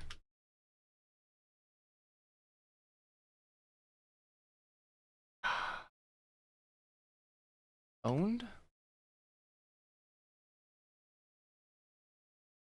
or target creature cards in graveyard. Oh, this is so much text. Cards owned by different players.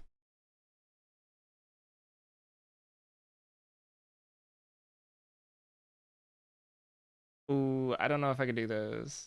I was so confident.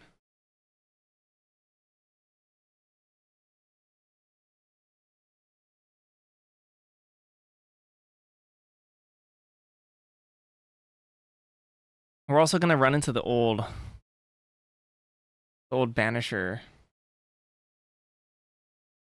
priest.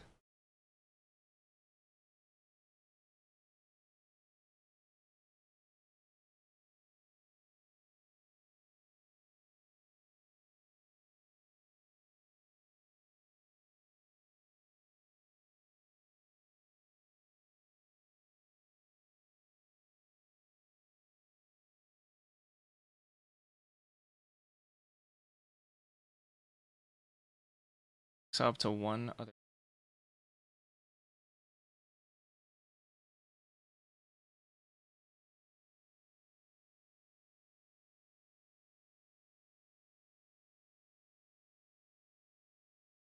Okay, yeah, this is I don't think this is gonna work. I wanted it so that okay, it exiles 2 cards with mana value 3 or less.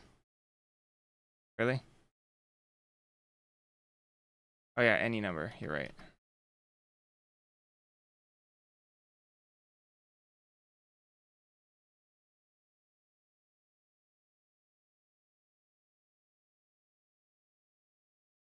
Oh, could do for each player, yeah. That might be better.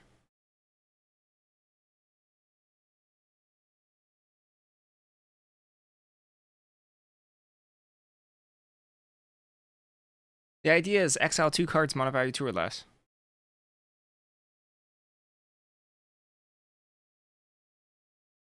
Whoa! That's neat, Wiccan's because then that limits. Ooh.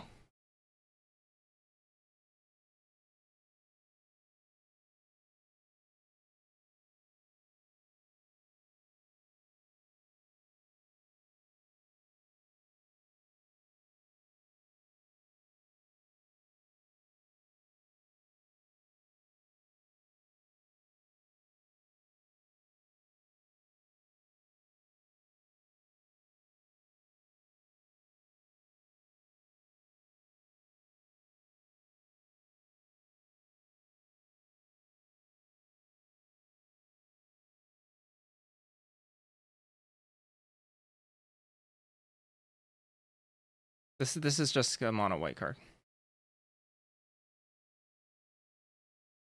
Ooh, there's a bunch of spicy directions because Bike Dog, I think that might work.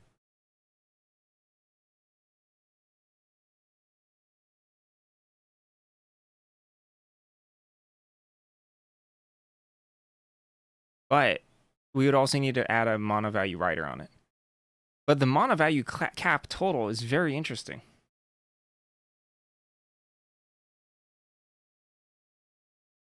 Because that adds a really interesting dimension of spice to it.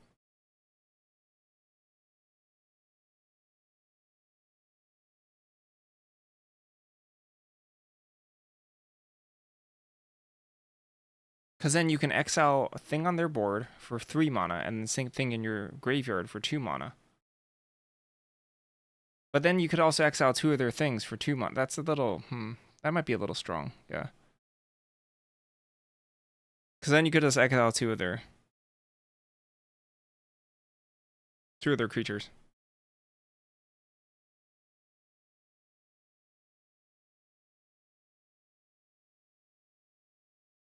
And that's a lot of flexibility. So the total mana value is more flexible.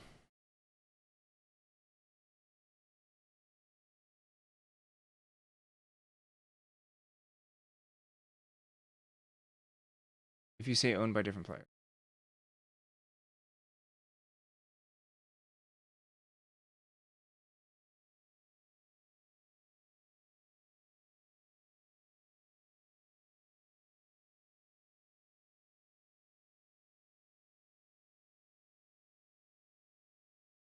That's exactly the intent. One per player.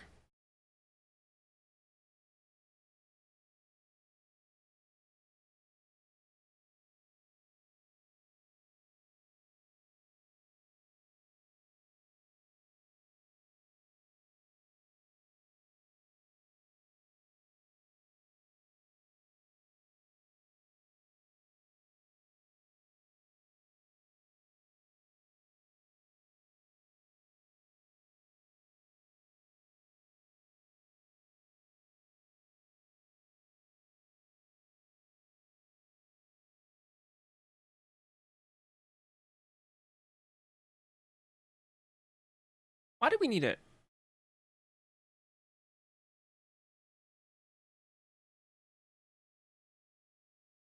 Why do we need to catch it all in the same clause? Why can't we just say?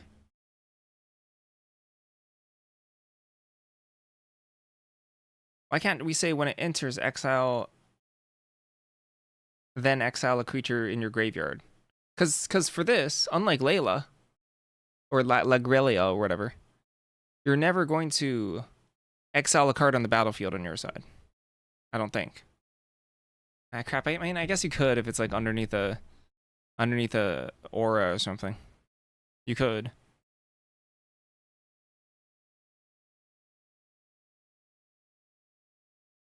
Yeah, this is something. This is something.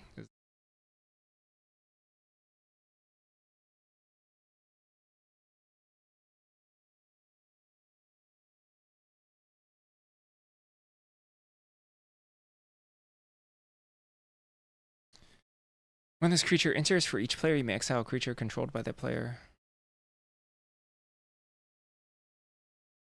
with a value less.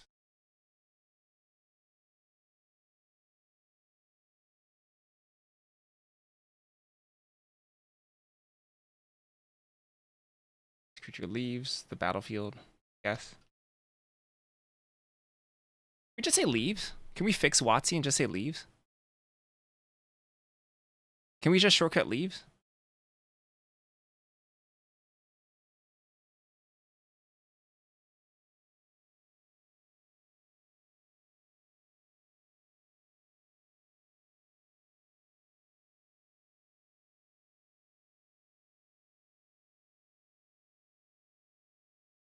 I'll fix all of leaves. We're just gonna do leaves. Forget the battlefield. They're gonna cut the battlefield here. I guarantee it. It's gonna be leaves and enters. At some point in time, they're gonna change this. So we're just gonna do it for WotC.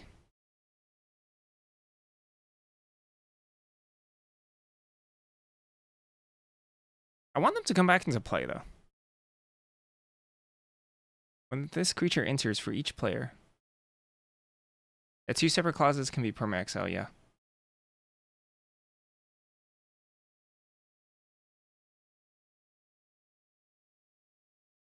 This creature enters.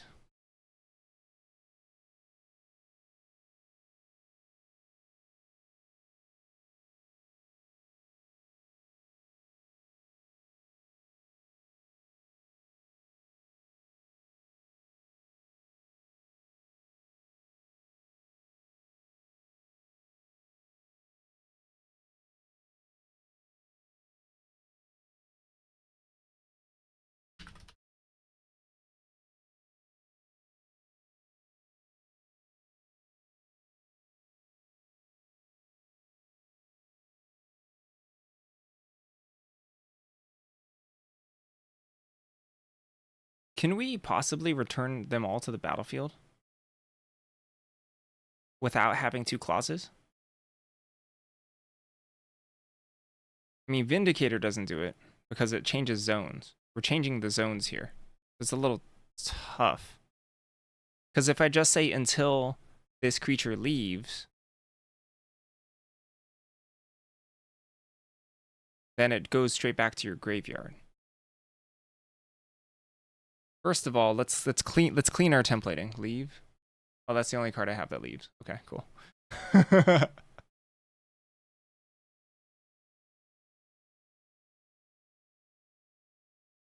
When this creature enters, for each player, you may exile a creature controlled by that player or a creature card in that player's graveyard with mana value 3 or less.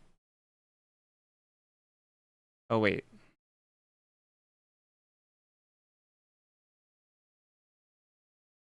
Or maybe that's fine. Maybe the reanimation is capped, but exiling a creature isn't. So like we don't but is that rules not clear? Is that not clear rules wise? It's fairly clear. Because the width is definitely attached to the graveyard part. But I'm also getting confused by it, so it's not clear at all.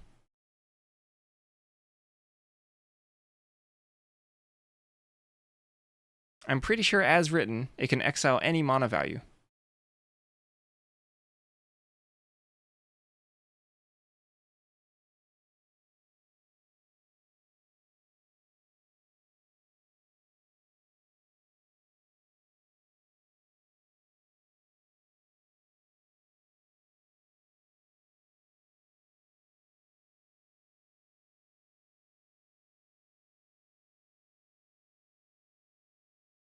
Yeah, flipping them would make it more clear, huh?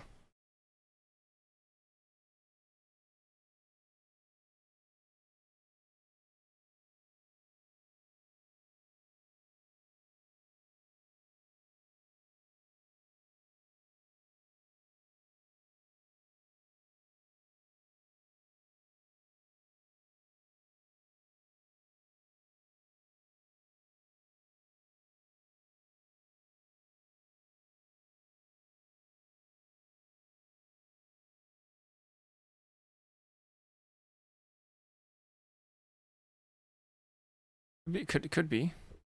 I'm not sure.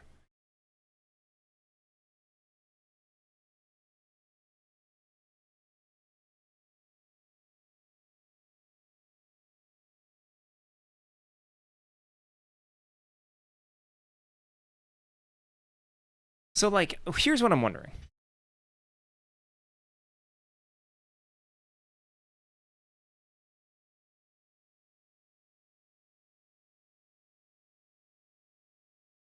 Isn't this kind of a weird way to do this?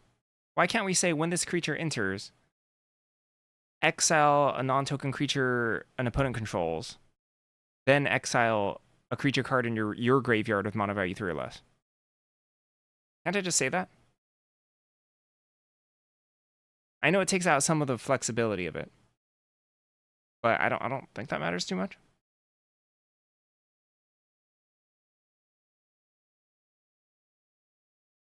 And it has like for 99% of use cases, it'll be the same thing.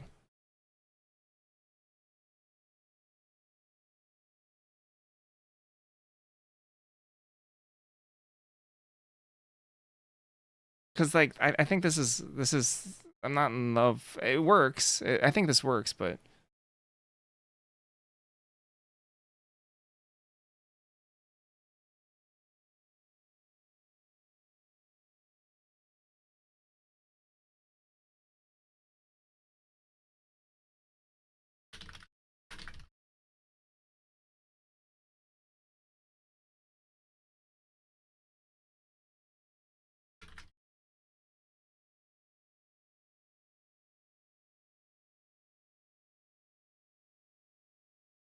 I mean that's pretty clear, right? When this creature enters, exile target non-token creature an opponent controls. Then exile target creature card in your graveyard with mana value 3 or less.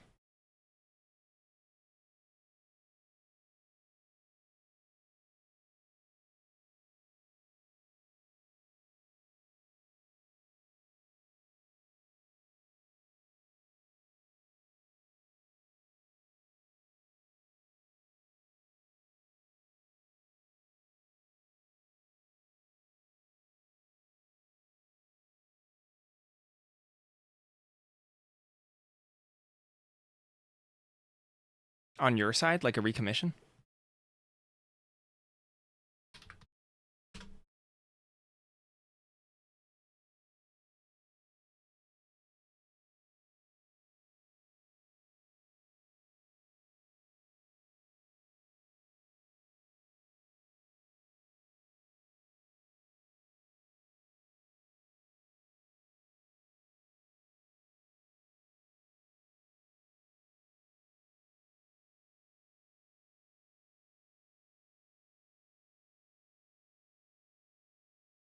Yeah, why not?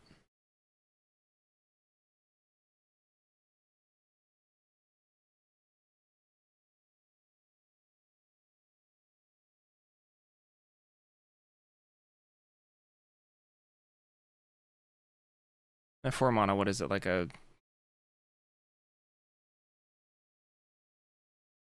2/2? 2/2's pretty mid. 3?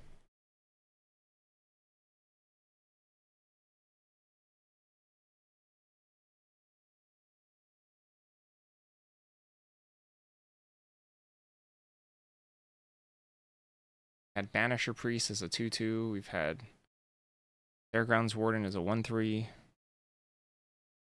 When was the last time we had this? Annex Sentry as a 1/4? Is that the last time?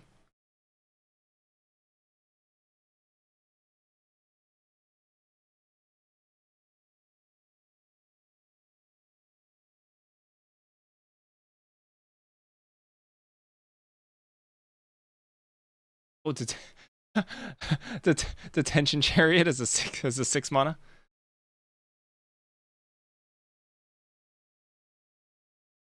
Sheltered by Ghosts. Oh, we haven't printed. Driftgloom Coyote is the last one. And Driftgloom Coyote was a really good card design-wise, I think, because I don't think people knew exactly if it was a good card by the end of the format. Some people liked it, some people hated it. I think it was kind of sort of medium. I didn't love it. But some people like swore by it, which I think is a sign of a really, really good card. Really well balanced out card. This, on the other hand, is a little bit more, yeah, probably matchup dependent. That's probably the truth of it, right? A little bit polarized. Maybe that's bad design, actually. Uh,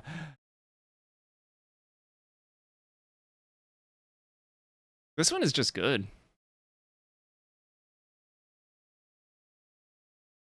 This card is just quite good, actually.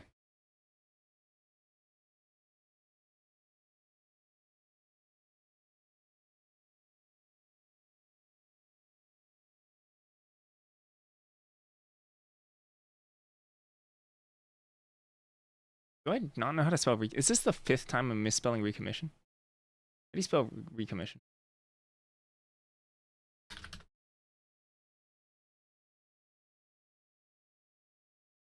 Yeah, there's 2 M's. Recom mission. Recom mission. Okay.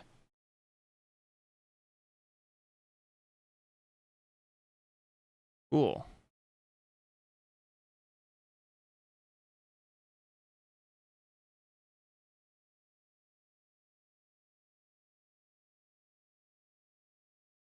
Okay, cool. Well, that's our annex, whatever. Pretty good card. I want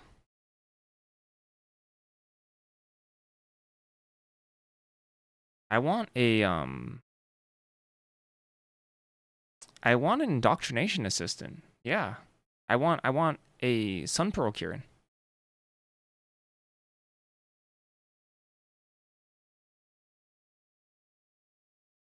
But how? How are we doing that?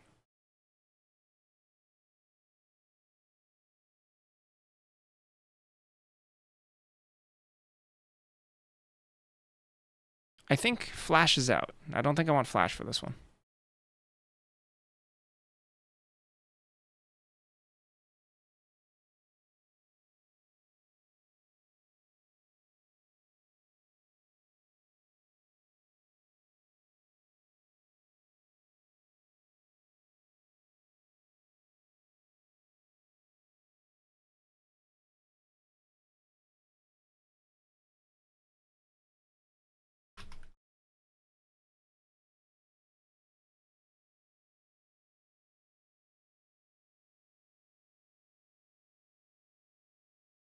So there's aviary mechanic, which is just like the most basic form of that.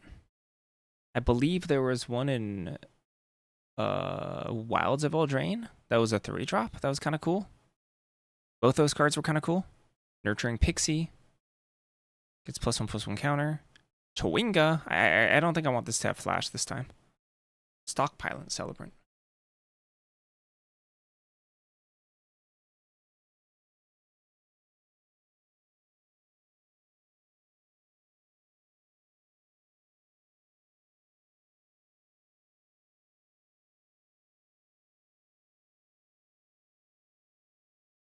Return of Land. Have Solidarity. Support 2. Okay, this is a relatively recent design that they started going down. And there's not a whole lot at Uncommon, specifically. The most recent Uncommon one was the 1-drop. Pixie. Which is a namesake of Constructed Standard.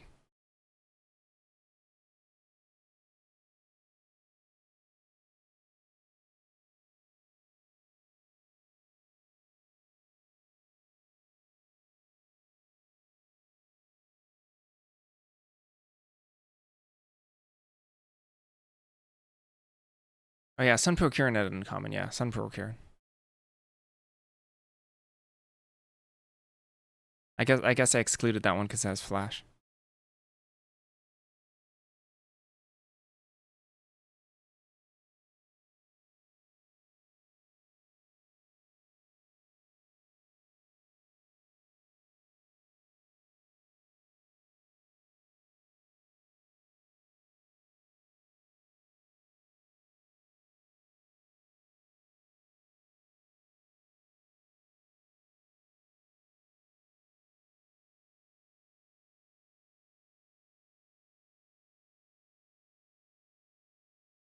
I could see it being Windrake Utensil. Even though that's not like, you know, particularly exciting. It's that, I mean, that would be quite good.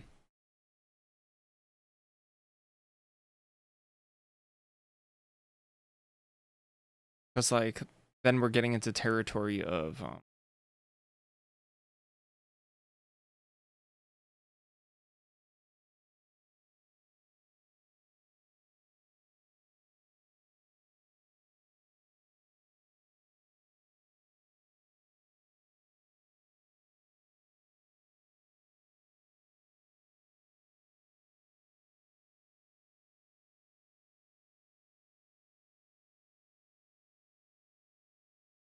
there was a token draw card. If it was a token clause,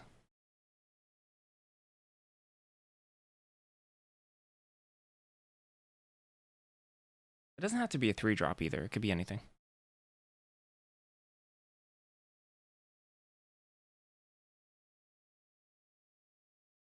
Is there like a world where you can make this expensive? Infinity? Improvise?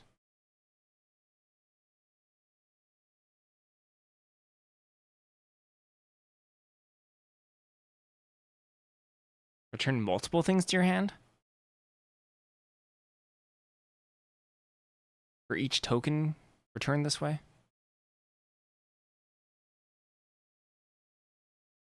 It could be multiple. And it could be like a pretty sick go wide payoff.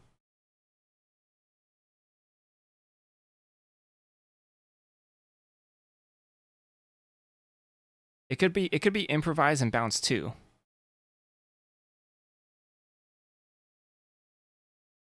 Perhaps. And it could actually just be kind of an expensive creature.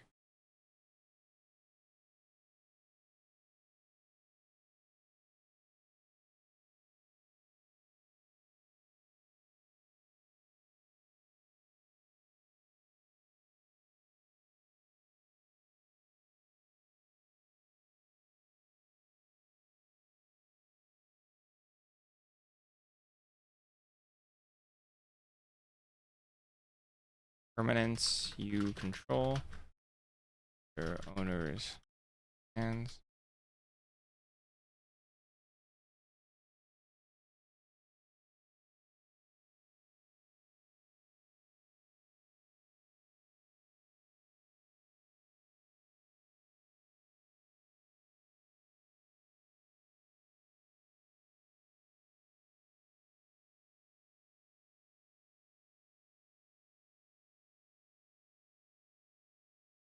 What's the payoff here? +1/+1 counter and a token. Because like if it triggers on tokens,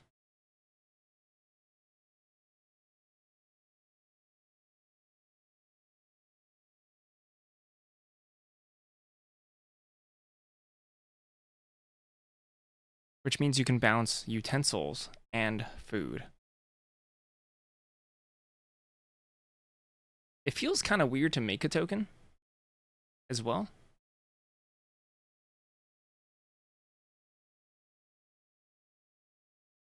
What about +1/+1 and draw a card? Is that too much? That's like kind of a lot, right? That we're just turning this into Mulldrifter.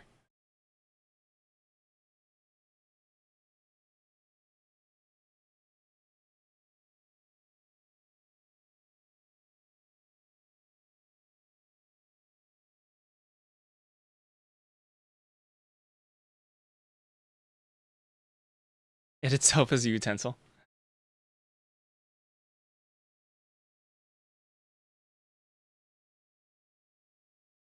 I mean, we have been making a lot more utensils today. Okay, so we have to ask, do we want to cash in? So it feels kind of weird to cash in tokens for other tokens. So if we're going to make utensils, it's probably not for cashing in tokens. But the idea of tapping artifact tokens to then cash them in,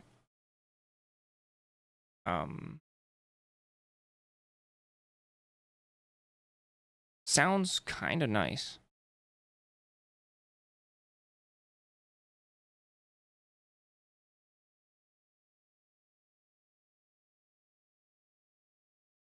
And we could cost this. So it's like okay that it's a that it's a Mulldrifter. That it's a I mean, well, this is kind of a spin on white Mulldrifter, right? Which might be fine.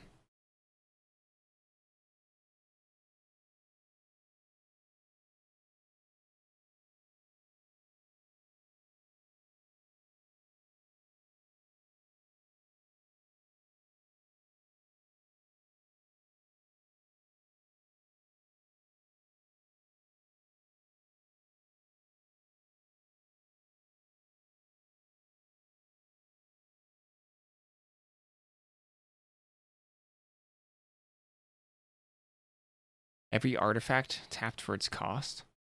Mulldrifter? Like a must.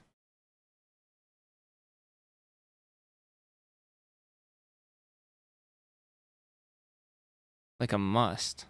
So it's pretty all in at that point, right?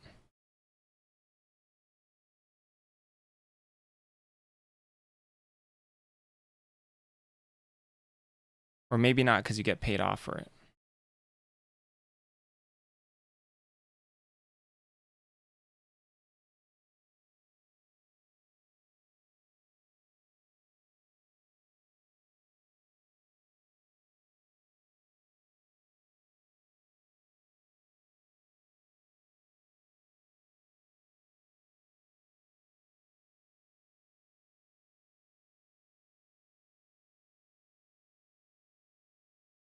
That improvised it. We can reference improvise here.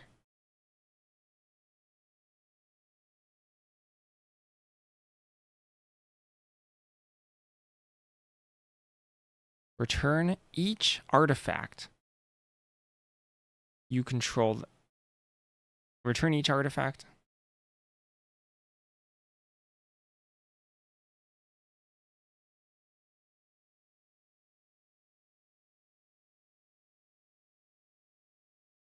How do okay. I kind of sort of like that. It makes it a lot worse, but sometimes better. You certainly have to be pretty aware. Yeah, and then we can finish with the costs and the effect. Return each artifact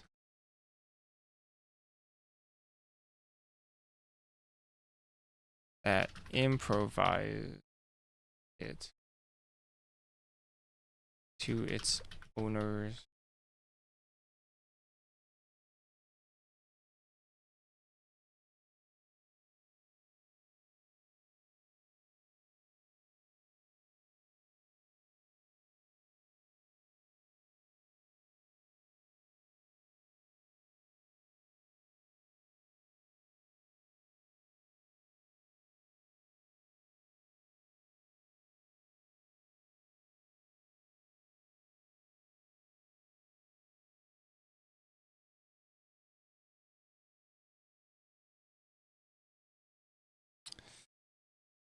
So you bounce a bunch of stuff.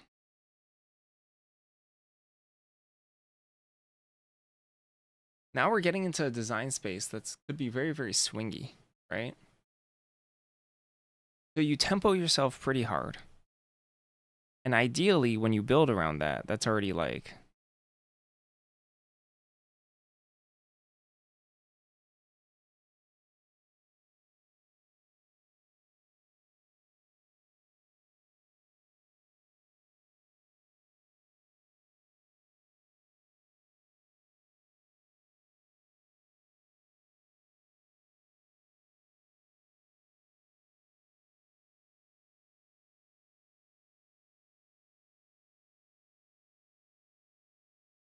So balancing this out is going to be a little difficult. When this creature enters, return each artifact that improvises it to its owner's hand. It could be +1/+1.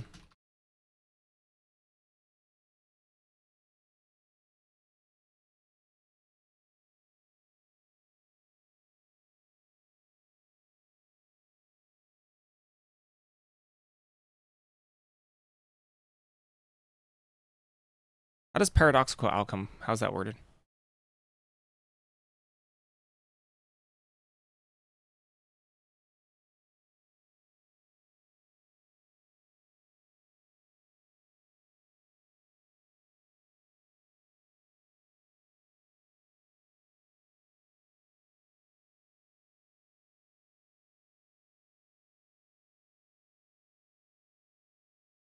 If you paid mana, X mana for this, yeah.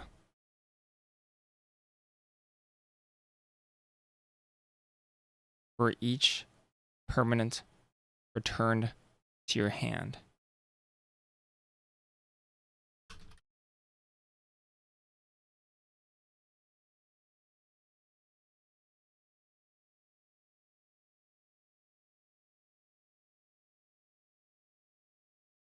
Okay, now balancing this is going to be very tricky. This could be extremely swingy. The +1/+1 counters makes it a little hard to balance too. This is gonna be a very tricky card. Kind of went off the rails with this one.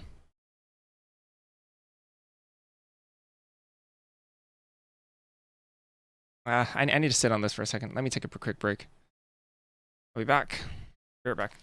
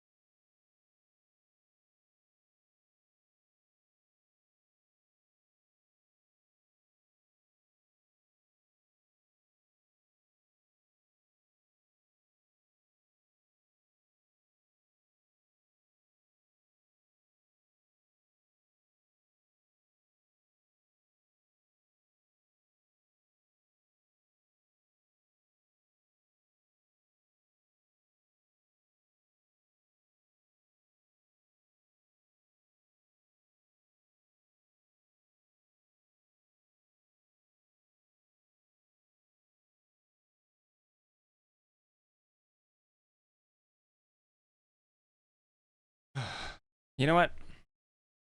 I think I give up on this. I think I'm making it a rare. Which is fine. I should have just copy pasted it. I don't know why I did that. Improvise. And this creature enters. Turn each artifact.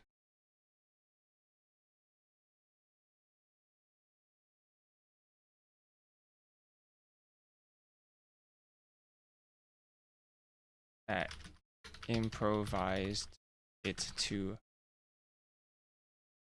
its owner's hand. For each artifact returned your hand this way, choose one. That hasn't been chosen?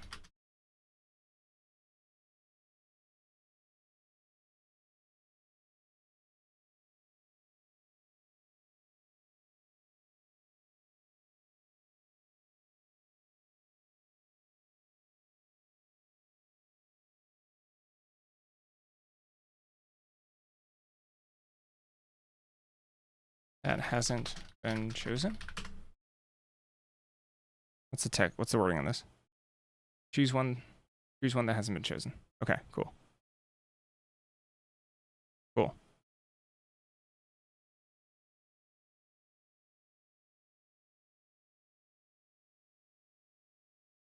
Misfit 4? That's a lot of text. Should it be 3?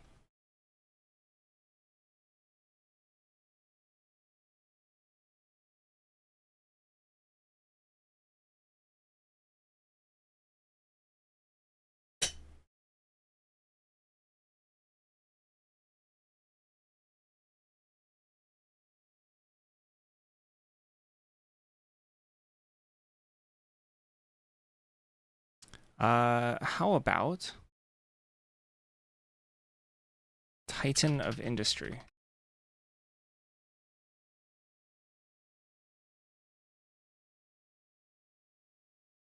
Shield counter? I kind of like the idea of a shield counter.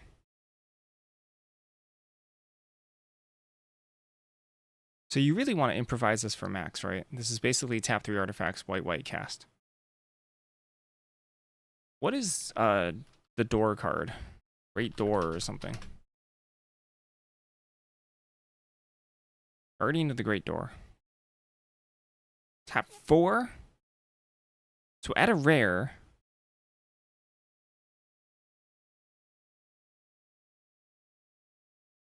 We're hoping, and with a tempo downside.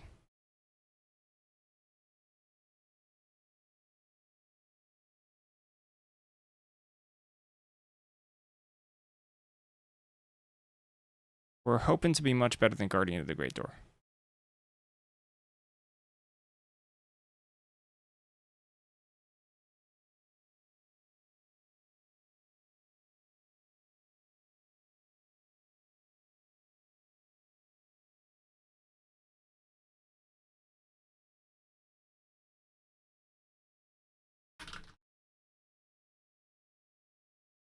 That's too strong.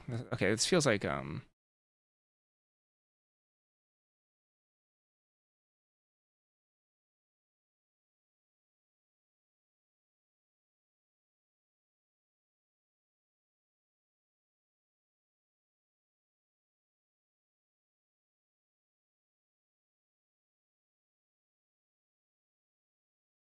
move that has been chosen for balance.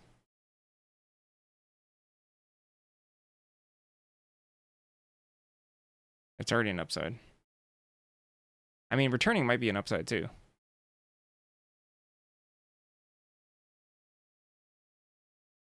Wait, really?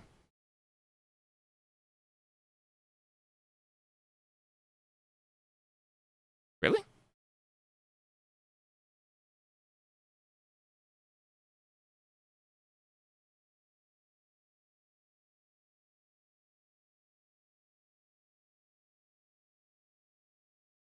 Huh.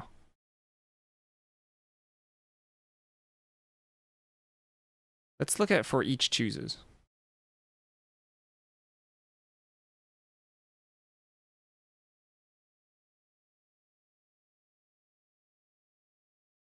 There are modal cards. Looking for modal cards. Modern modal cards.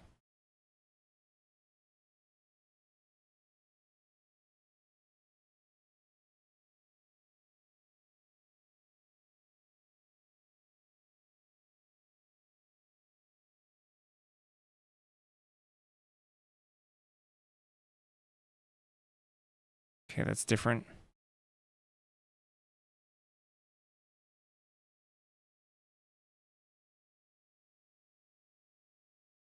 Choose one.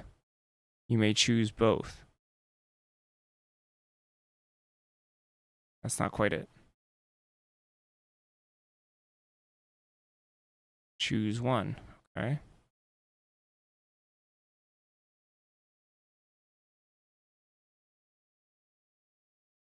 Choose two.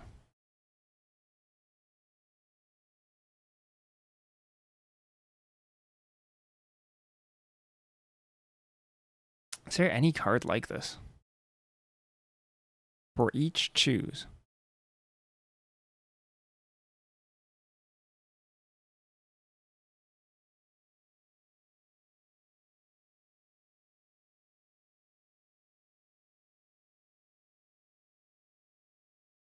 Choose up to 5. Ah, like this.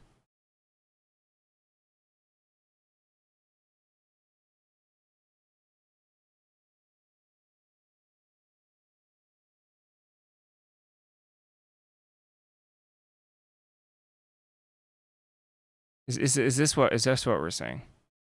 Because you may choose the same mode more than once.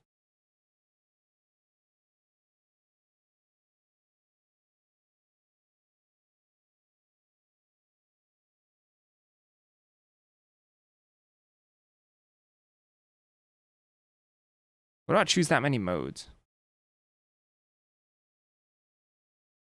Can I say modes?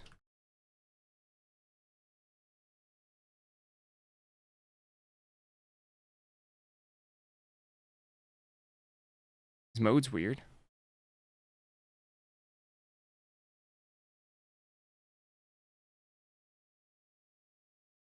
It says modes on the It says modes on the seasons.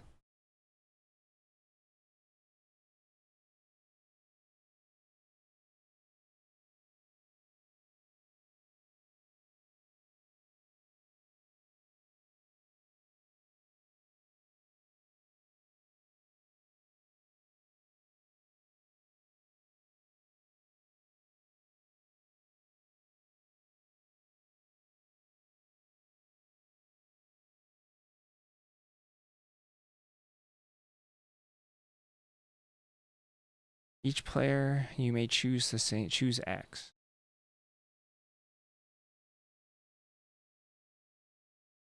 What if I just say choose X, where X is the number of artifacts returned to your hand this way?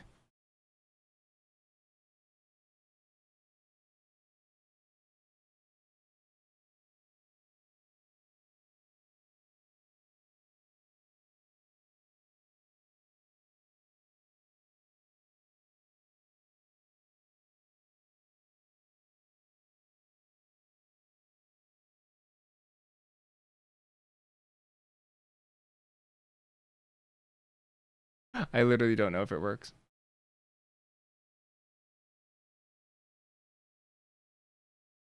Okay.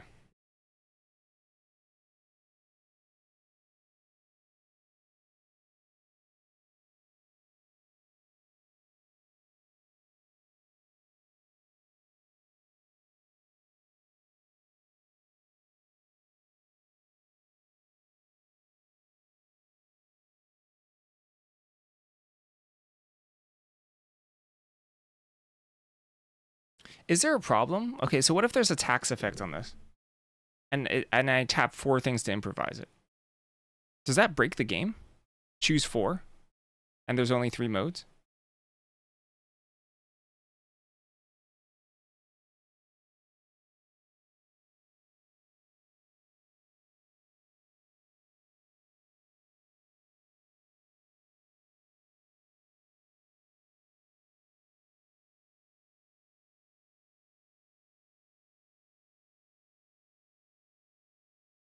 Choose up to X is probably.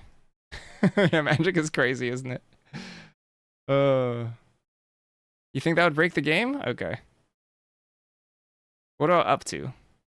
Up to is fine, right? Up to is fine. I think up to solves it. I think we're not breaking the game anymore.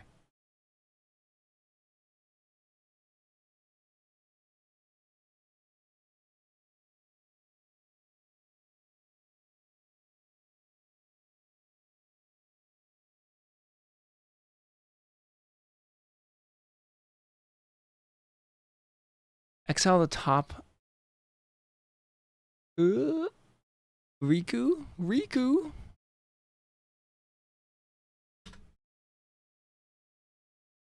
Whenever you cast a modal spell, choose up to X, where X is the number of times you chose a mode for that spell.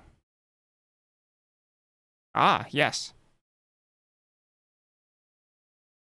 Yes. Yes, that seems fine.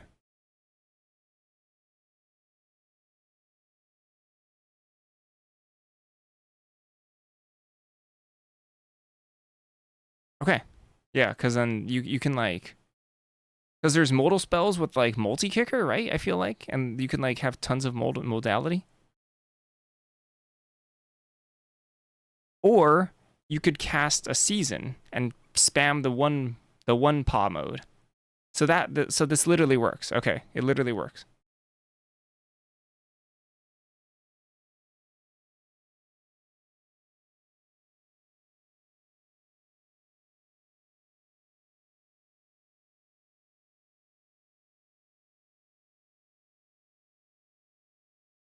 Yeah, up to one. Yeah, choose up to X. Yeah. Okay. Where X is the number of artifacts returned to your hand this way.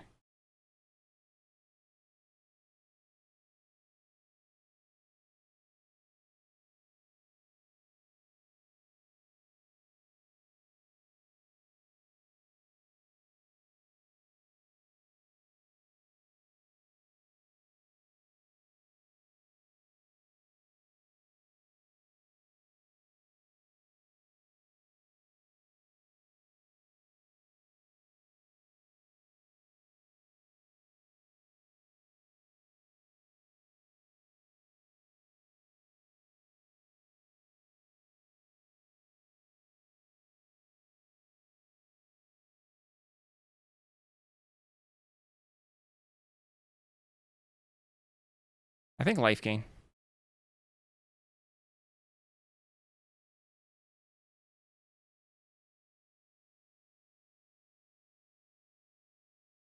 Something.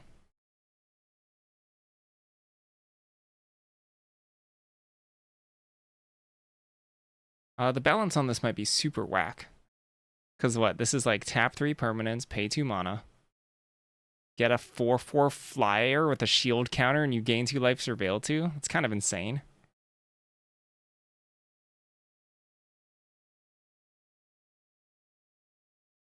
We need to balance this.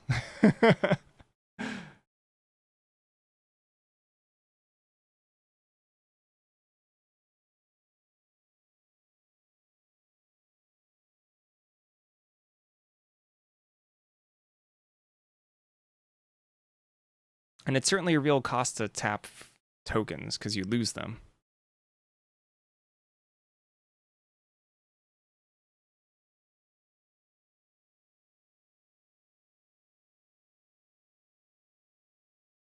Like 2 white.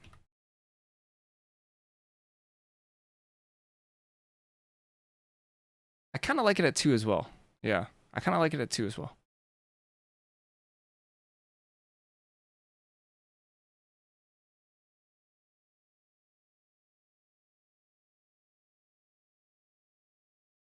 Still feels quite rare.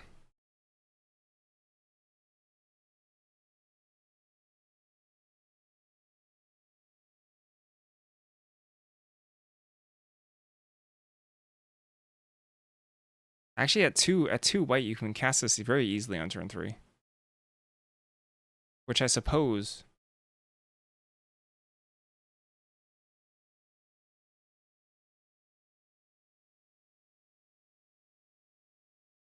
is like a It's not actually turn 3 is not that bad.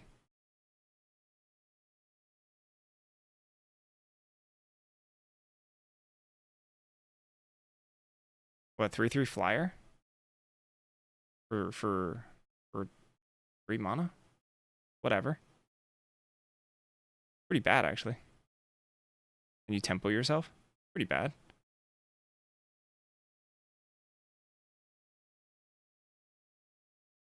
The soonest you can cast this is turn 3. Dad Convoke.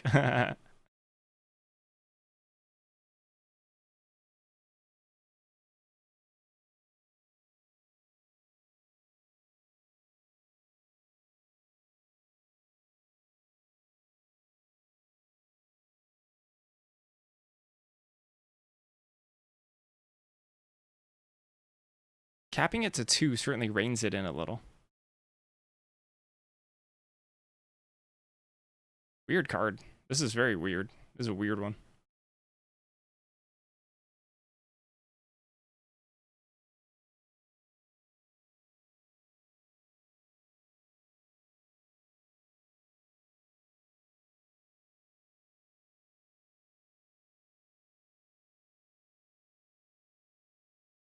I don't know, but I don't know. Throw it in the design file.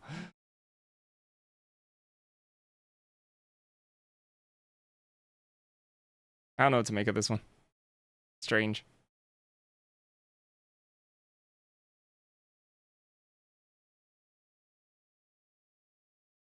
This is kind of just like Kaya's whatever, right? What is it? Kaya, not Kaya's. Kayla's command? Isn't this just like Kayla's command?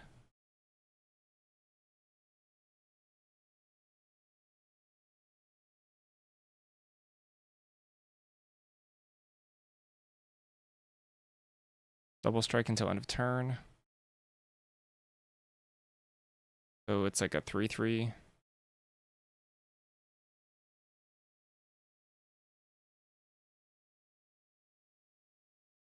Wow.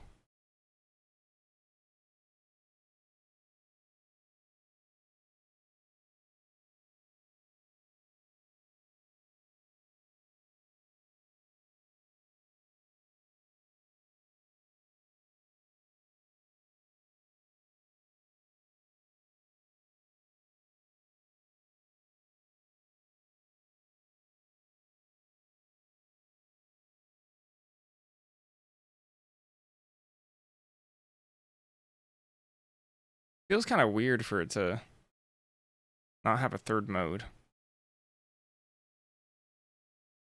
To not have a fourth mode if it's 4 white.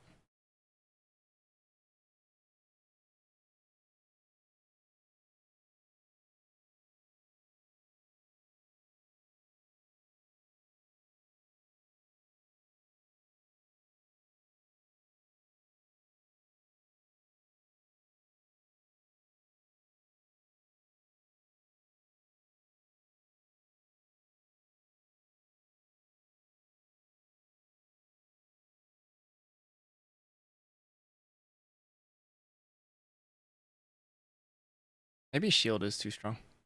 Shield is really, really good, that's why.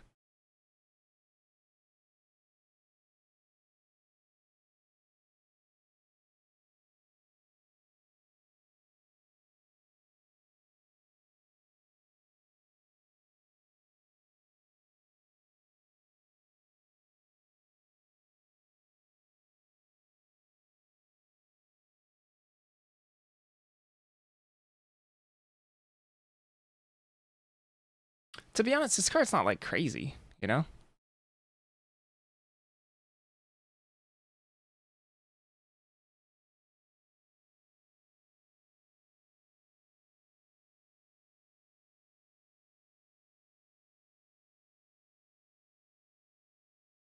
What if it becomes like Sarah Angel?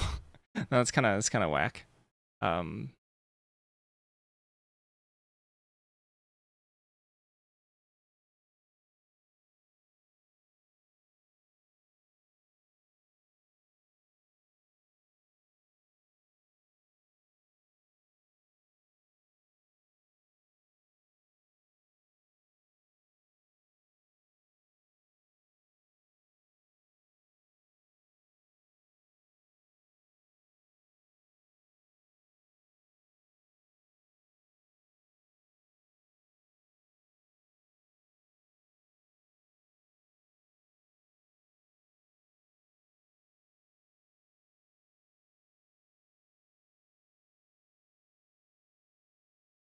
Yeah, statting this is very, very interesting initially. Would it ever be, could it ever be 3 white, white, white? I mean, that would change the dynamic on this card a lot.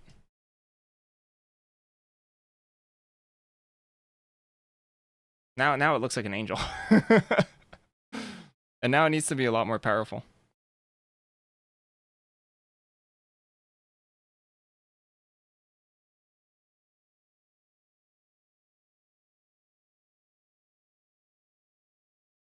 This is actually really hard to cast now.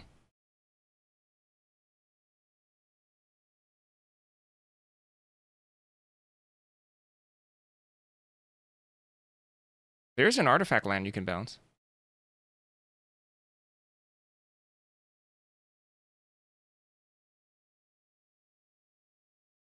No, it makes you sad.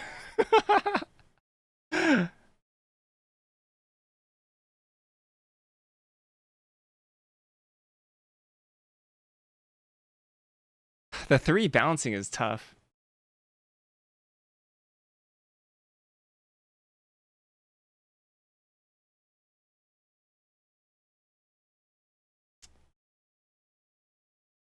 I kind of did like Kaya's, a weird Kaya's command, or Kayla's command, or whatever.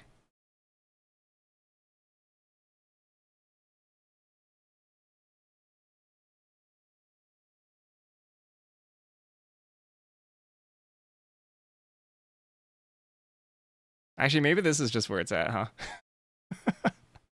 Maybe this can still be a 2/2.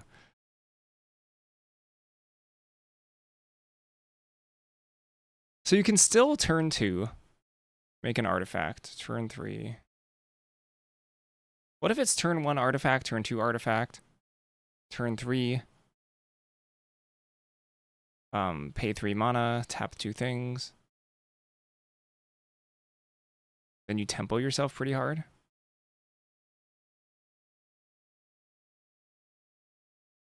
For a 3/3 flyer and a shield, that's not even that broken. What a weird little card.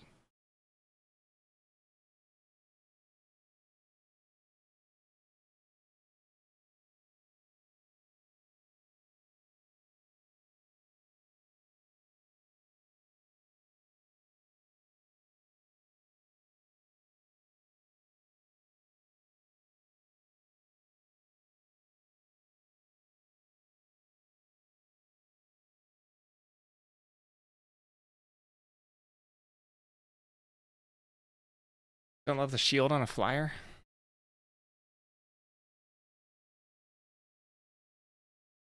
Shield just too strong.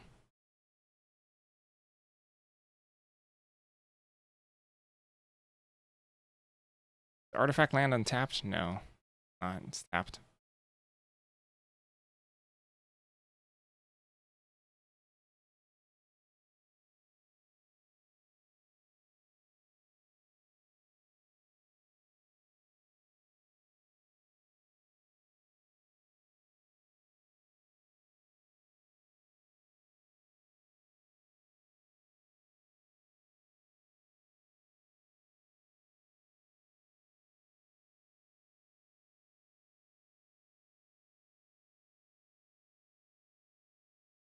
Can it still be target?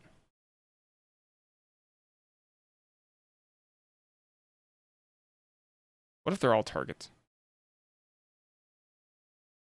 that like way too busted?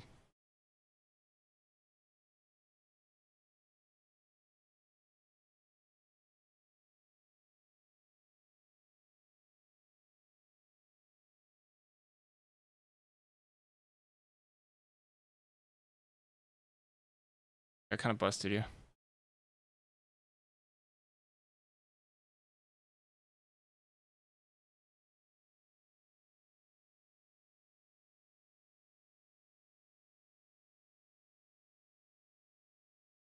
Could also split the ability, yeah.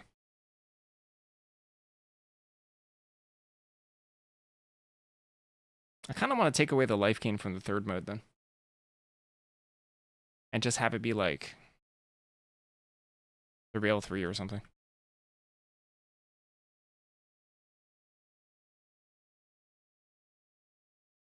Or maybe that one could just be draw a card at that point. Yeah. I think so too. Shroud counter. Woo! Woo! There we go. Shroud counter. I like Surveil 3 instead. Not a huge fan of the huge cantrip.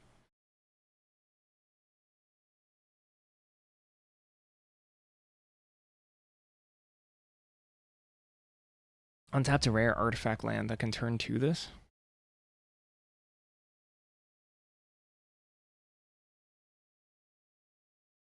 Can you turn to this with an untap artifact rare land? I don't think you can.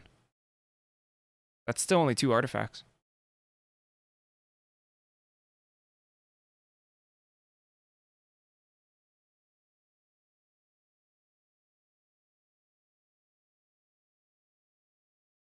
You can't double dip off of treasures either for improvise. I don't think you can with Kappa Cannoneer.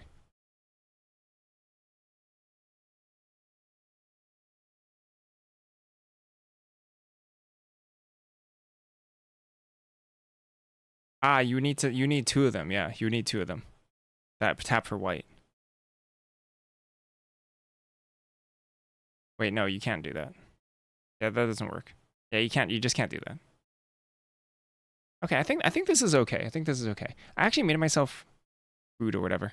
I'm gonna eat it real quick, just stuff in my face. I'll probably just grab it and be right back. Be right back.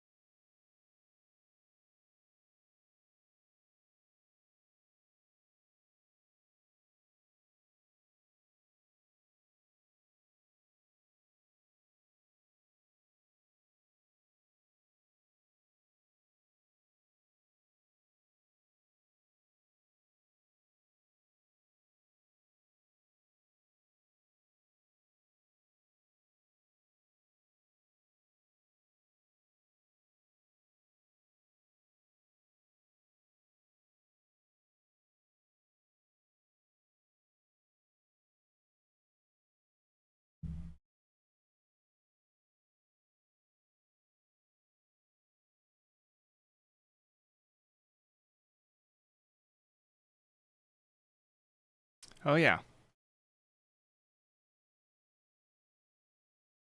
Yeah, maybe that doesn't work. I'm stuffing my face at the same time.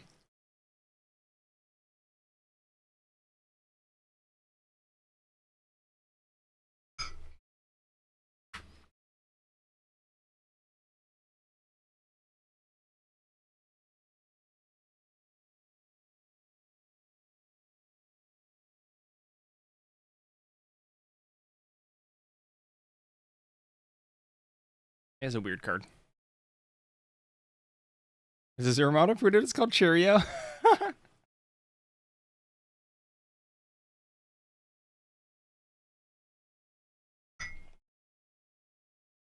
That's rich.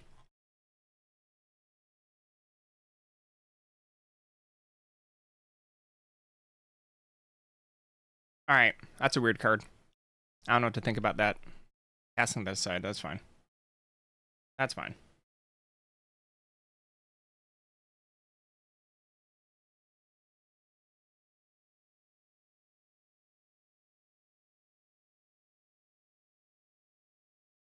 Forget about it.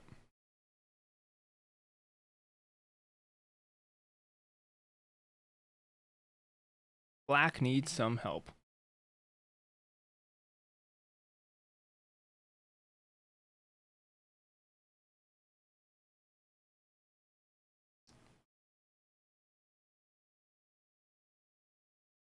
Yeah, we barely have the black designs done at all.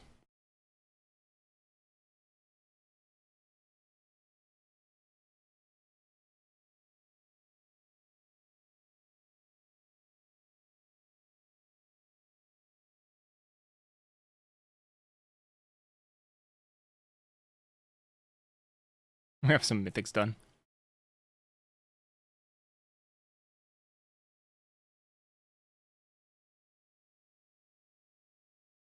So I can self-discard, yeah. Yeah, that kind of sums it up.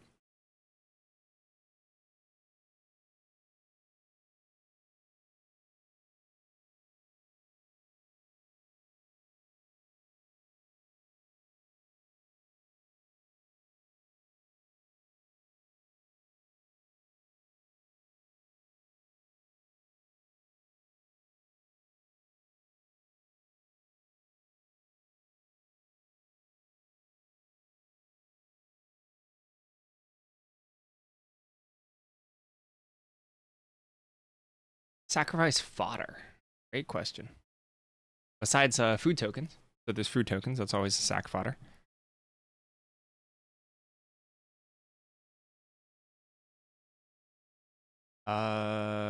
Toast is somewhat sack fodder. This is a Fear of Lost Teeth. If you considered Fear of Lost Teeth a sack fodder, which kind of did, yeah. Is Fear of Lost Teeth a good sack fodder?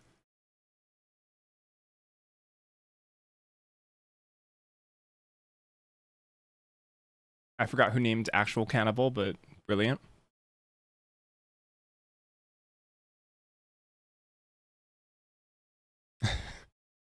Yeah, hand drew this.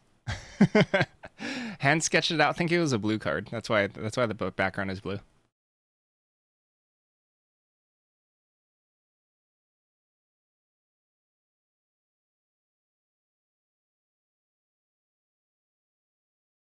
It's also so much bigger than humans. It's a 1/1. Yeah, brilliant. Common.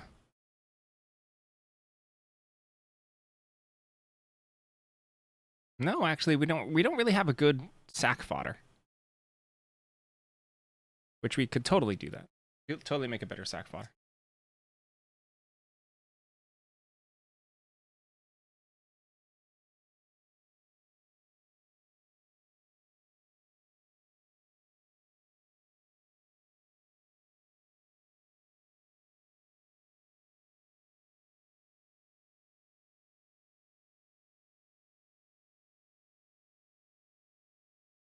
Okay.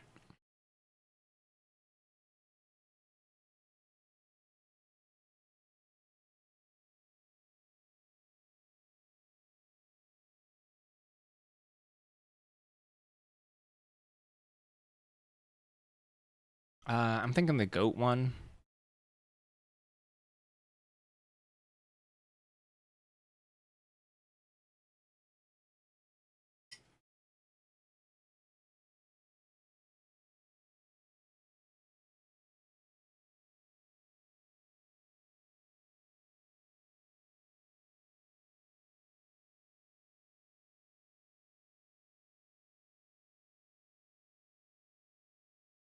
There's like the 2-1 that dies into something.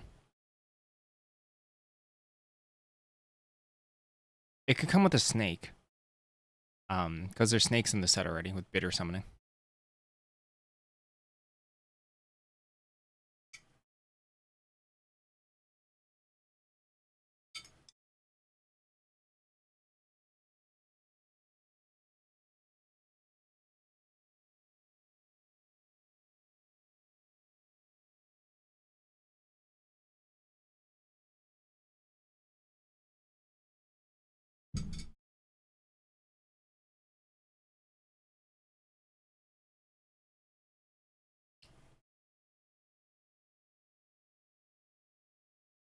It could kind of be like Crocodile.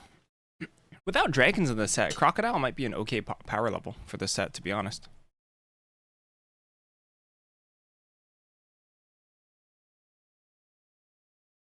Oh, it is. It's right here. Adorn Crocodile. The other 5-drop is what?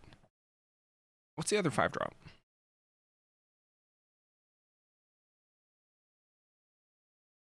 I guess some of it's taken up by the baby god.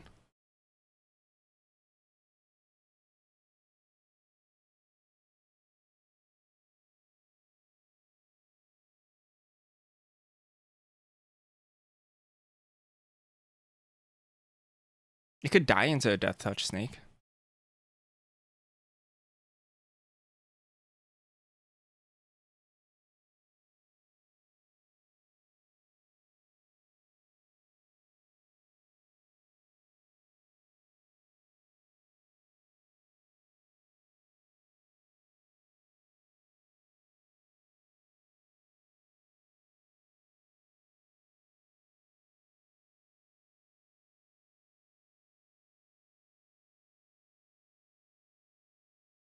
Is it black or is it green? I don't remember. Is it supposed to be black? I think Ophiomancer makes black tokens, right?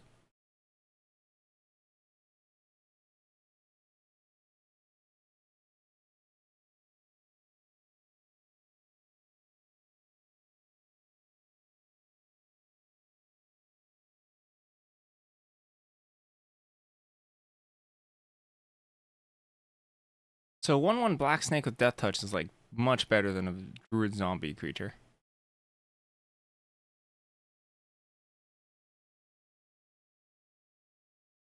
I put too much salt in those noodles. I need water.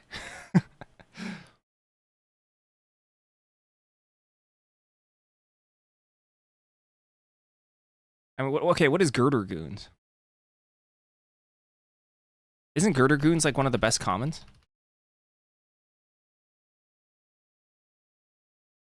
But it has Blitz in itself.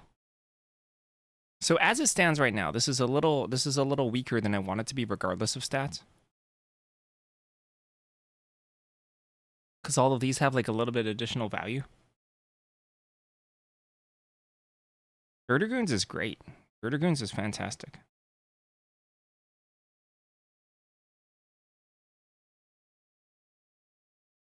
Maybe this should cycle. Because that would also support self-discard.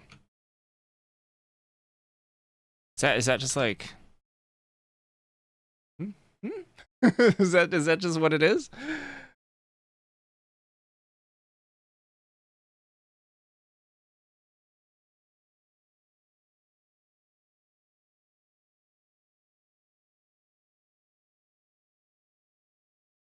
Now is it like too good?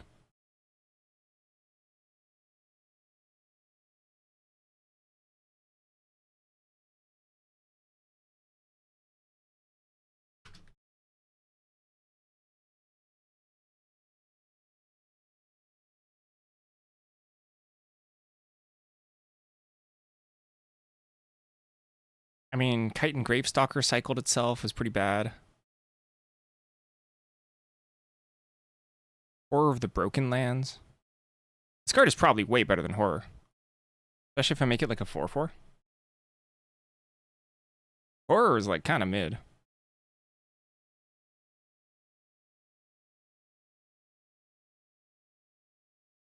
Cycling's also like actually has a place in this set. Swamp Cycling. Definitely don't want it to be Troll of Khazad-dûm level.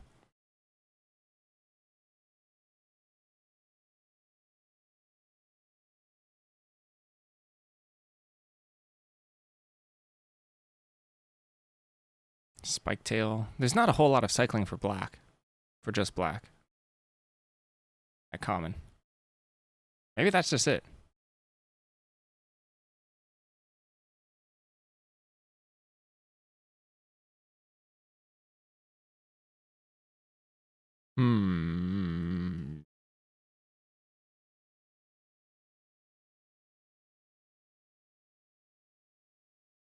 So we would actually turn it into Girder Goons. Actually, you could cost this to turn it into Girder Goons.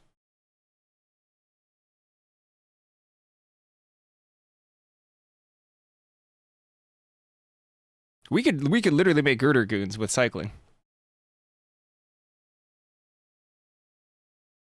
Hold on, what am I looking for?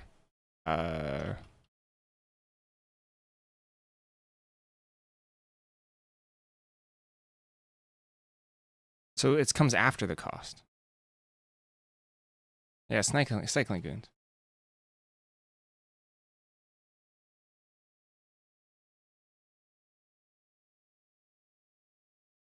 I hate this text though. Cause that's like two. Hold on. This is really ugly text box wise. Cause I'm dividing like the same text between two.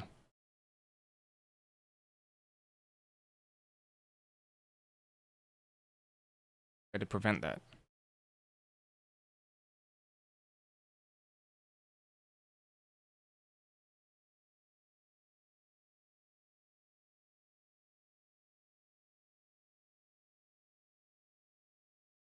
It's such a weird thing to append it on here. And plus it's above the cycling cost.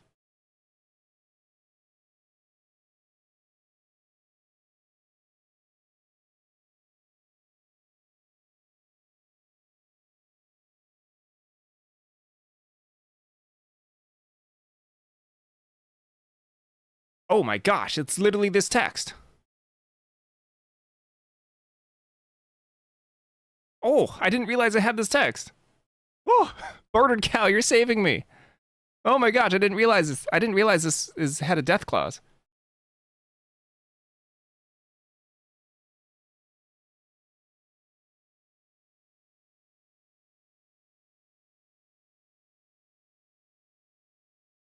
Yeah, it's perfect. Look. Well, hold on. Sorry. Probably actual Girder Goons territory. I think that's too strong at 3 mana. For cycling. I think that's too strong at 3 mana. I think it has to be 4.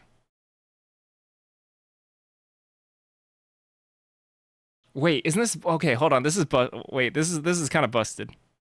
Oh crap. I could say cycle instead. You could loot this and get a snake for free.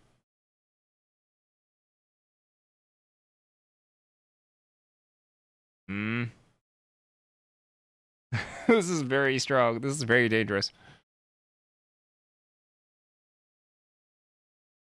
Because 1/1 snake is nothing to be sneezed at. That's very powerful.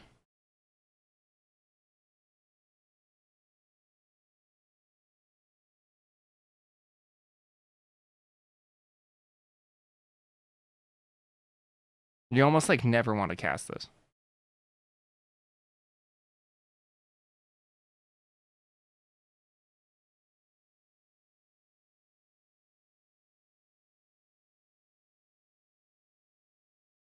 We have slots.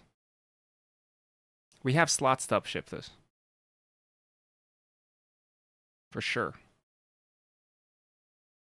Because the problem is the discarding. And I think it's kind of cool that you can discard this for an effect. Alternatively, we could forget the snake and have this like surveil or something instead, like something minor as a common, which is very disappointing. But also kind of cool still. Like I'm attached to snakes. But it could be also really cool. Ooh, do you know what's also really cool about that? It could surveil when it can surveil on death, etc. You can reduce this cost to like 2 or something. It could like surveil 1 or 2. But you also surveil before you draw. Because the trigger goes on the stack first, right? You pay the cost, trigger goes on the stack, then the other thing goes... Wait, is that how that works? Wait, I actually don't know how that works. Do you surveil before or after you draw? Discard, trigger goes on the stack, then the other thing goes on top of it. So never mind, you draw, then you surveil. Right? Am I crazy?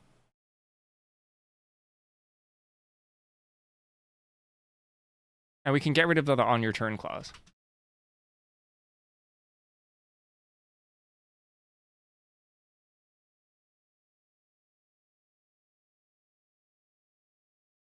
And this is actually a pretty good cantrip. Even if it's like 2 mana Serum Visions, that's a pretty good cantrip. And you can also discard it for additional value.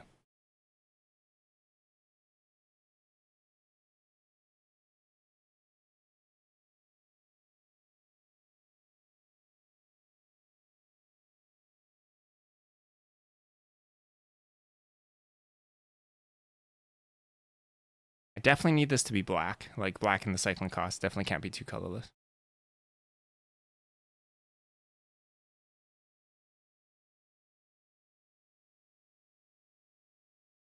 We can make this Oh,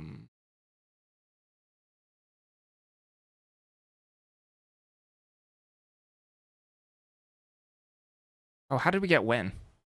Oh, what happened? They eroded it. I would have said the same thing, but they eroded this to and for some reason. Huh. I guess it's and now. I don't know why. That is weird.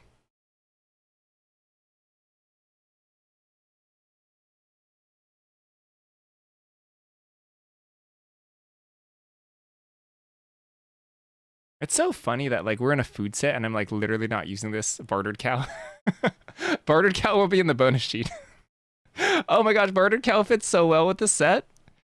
It's perfect. Food tokens, discard, self-discard. It's so strong.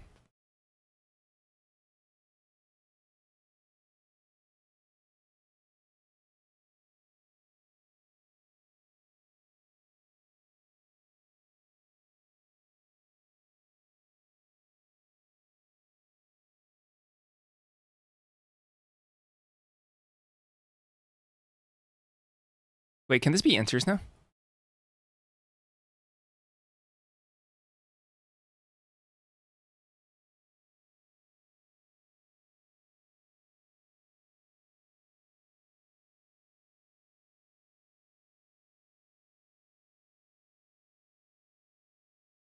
I want it to be like good to cast, you know? I want this card to be like appealing to cast when you have 6 mana. It's kind of a failure if like you hit 6 mana and then you cycle it, right?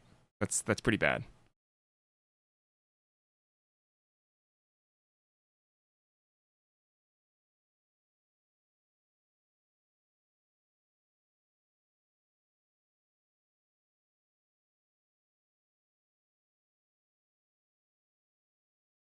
Oh, enters dies and when you discard? Hachi Machi.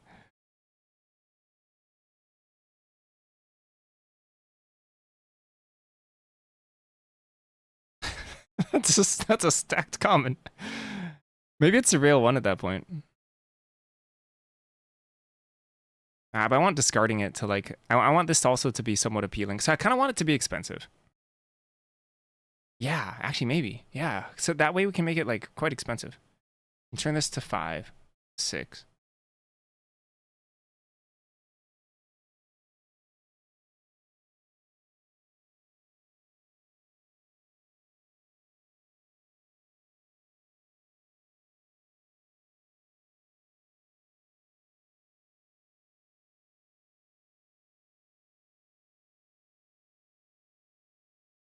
Maybe this. Hold on. Maybe this is goofy. Surveil 7. Yeah, let's just push it to the ceiling. Let's go.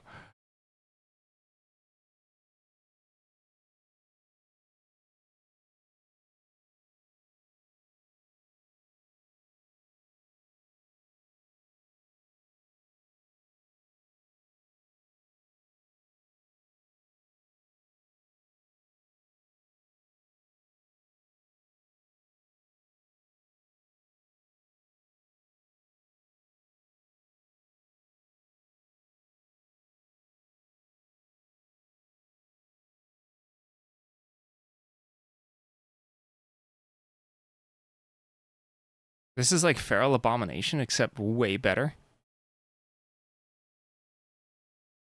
I think I do want this to be 7 mana. I do want this to be 6 mana. It's no longer Snake Mom. That touch is stupid ability on a 5/5. It's just waste the text box.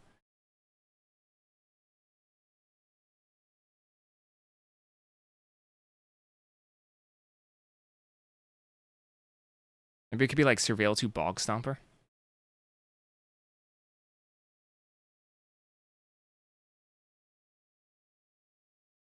You think it's fine, Death Touch?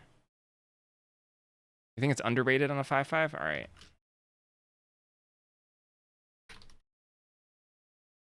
It does make double blocks really, really bad.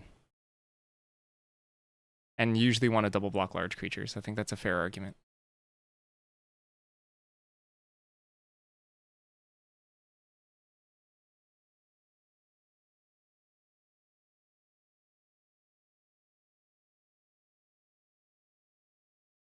Dragon eggs, but for snakes? Blah! Snakes! Blah!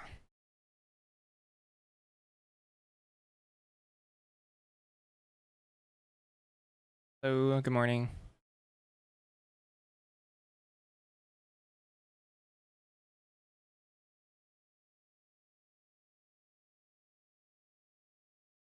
No longer Snake Mom. What creature type is good for this?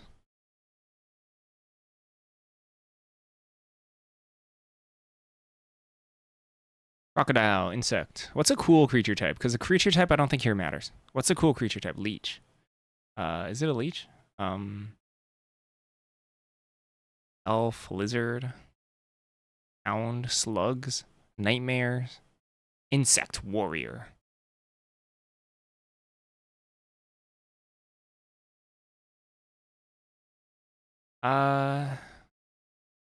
Snake egg could be a baby. Snake egg could be a baby. That's kind of cool. That's for sacrifice stuff too. Bat, zombie, goif, goif. Okay, it needs to have like dynamic power toughness to be a goif, I think, which I don't think this does. Yeah, let's make a snake egg. I want to make a snake egg. Vampire, rogue, horror, drone, spirit knight, crocodile. Should just be a crocodile. Why does it have death touch? Maybe it is a snake. Maybe it's a giant snake.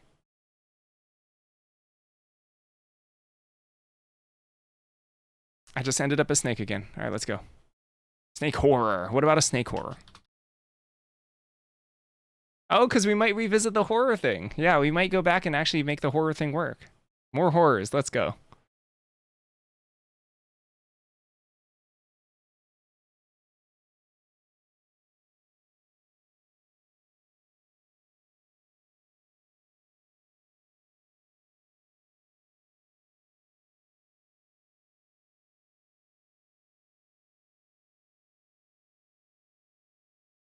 Wasn't it done and working? I didn't. I think you suggested that change to me when I was doing magic stuff, so I didn't actually write it in. I think you may have fixed it, but I wasn't. I didn't have magic set open. I was doing other stuff. Your taste buds die when they do such licorice. Death touch.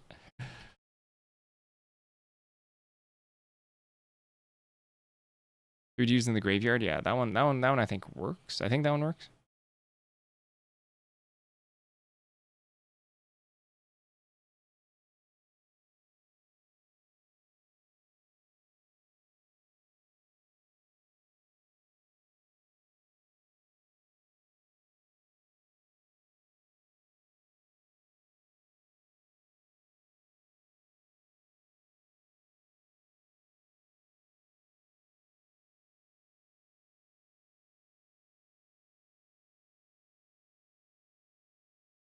Is there anything else we want with Snake Egg?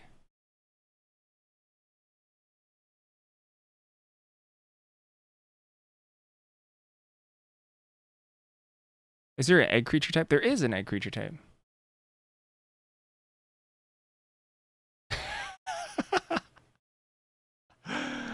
Oh boy. So Dragon Egg. This dies. So this creates a 4-drop when it dies.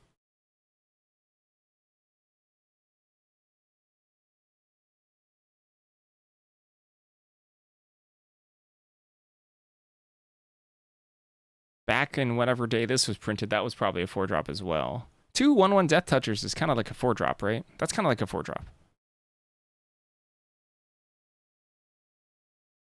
Defender Death Touch.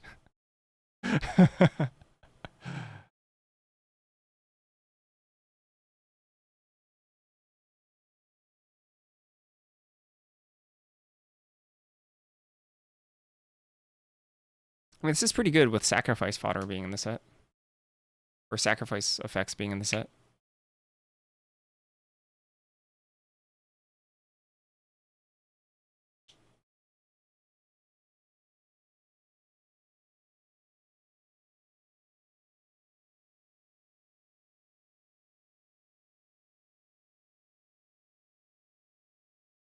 Doesn't this like shut down aggro super hard as a 2-drop?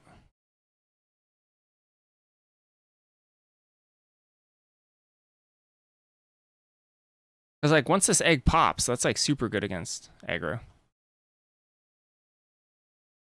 Oh yeah, it's Hornet's Nest, isn't it?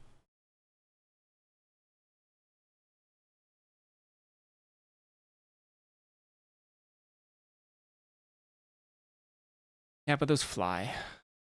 Okay, I think this is. I think it needs to be a 3.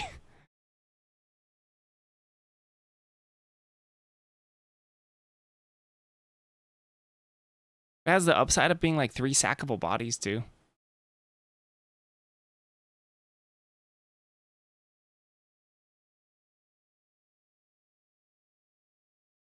I colony ambush so many Hornet's Nest. It could be ETB surveil, kind of like the other egg, like this one.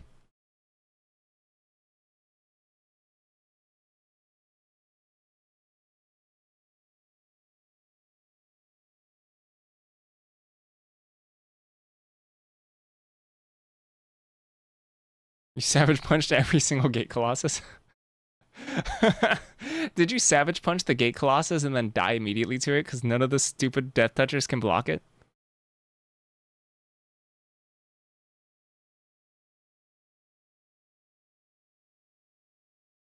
That would be great. Make 8 1/1 Death Touchers die. Die immediately. I love that format. That format was really good, I think. I was actually really like that format. I miss it.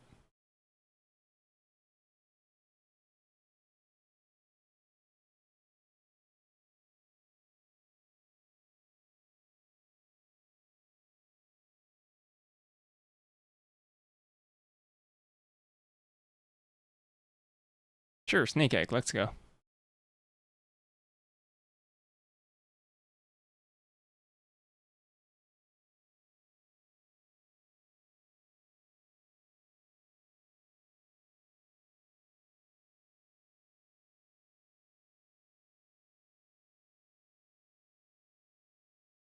All right, how much stuff actually sacks?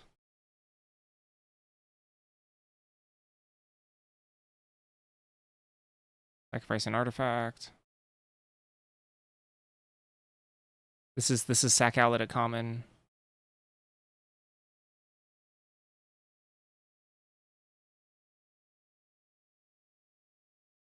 This is technically sack outlet at common. Sack outlet at common.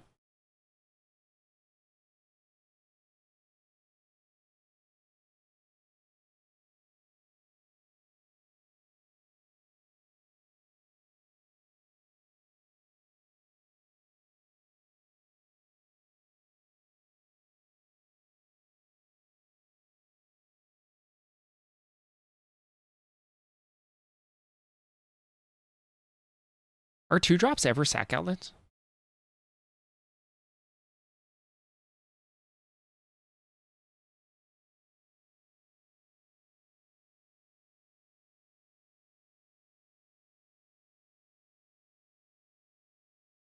Curse Marauder doesn't count. I guess this one. No. No. Oh, like Dreg Recycler. Yeah, actually, sorry, yeah. Oh, duh, there's one in this set. The +1/+1 counter. Happens all the time, literally all the time.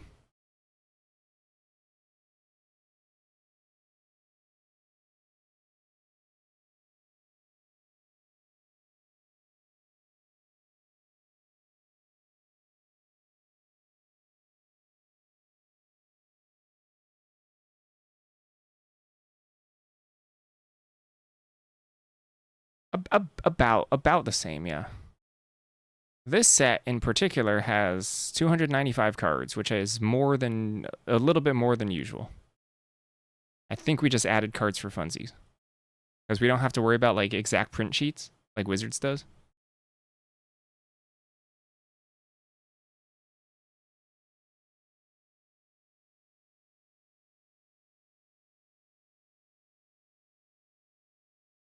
Oh, this was a pretty big exception, wasn't it? Yixian Infiltrator. We can make a sack outlet. Oh my gosh, Lampad of Death Vigil. I forgot about that. Lampad was good.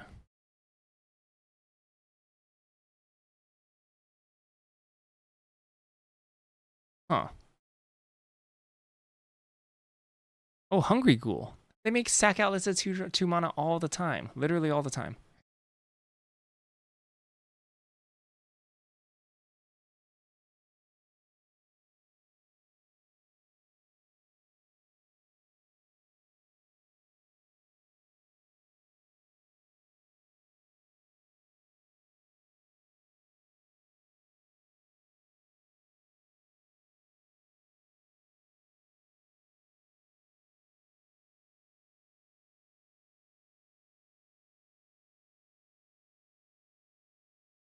Activate only once each turn.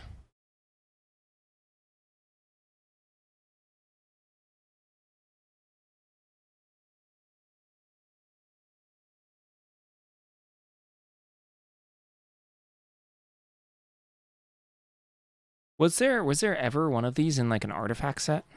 Where it could sack artifacts too? Is that too strong? Oh, this one? Ah, and this was a food set. But this card is kind of weak, right? Malevolent Noble? I feel like that card is a little weak.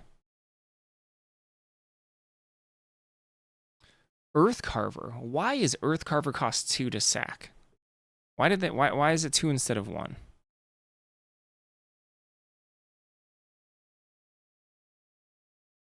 What was the D&D one? D&D was Sepulchre Ghoul? That was free, which just made it super good with Steel and Sack. Ah, duh, because Immobilize, yeah. Yeah, duh, because Immobilize.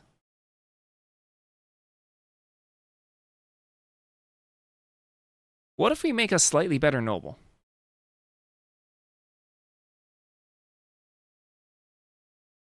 Slightly better Noble. Like, opponent loses a life.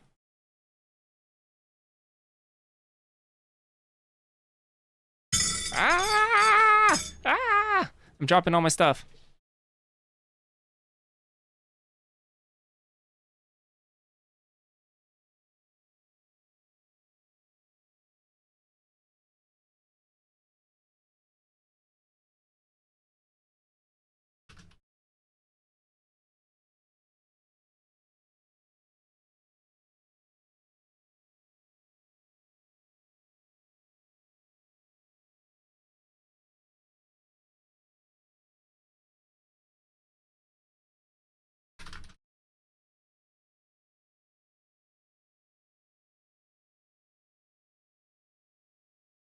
Is that like super? That might be insanely strong. I'm not sure.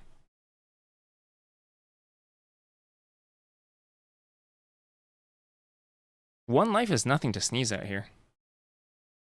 Although maybe it is in a food-based set where everyone has access to food. Maybe the one life loss is totally fine. Like, I think pushing these type of burn effects is probably just fine. Probably.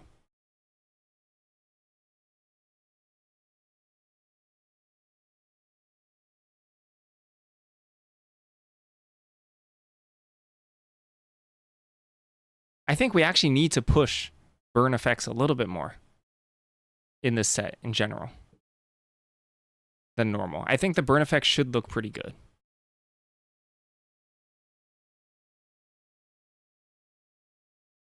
So this is actual cannibal. It's probably not a fungus.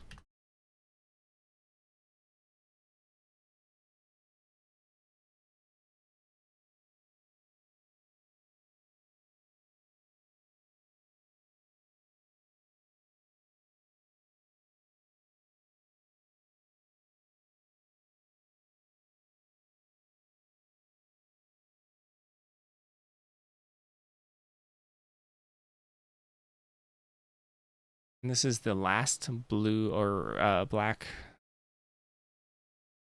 2-drop here. And I think I want it to have something that can gain life. That's stupid.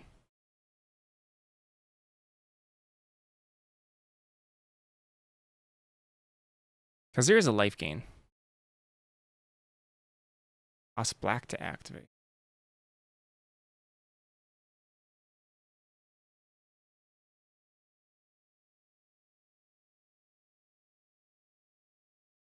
Oh my gosh. What is a Rector?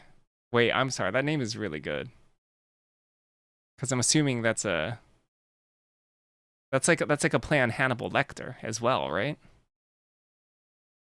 What is a Rector?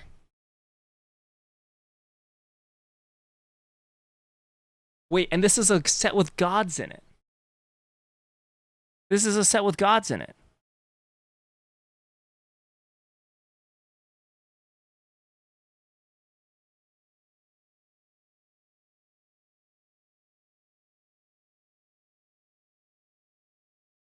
That's so good. That's really good. I like that. I like Cannibal Rector.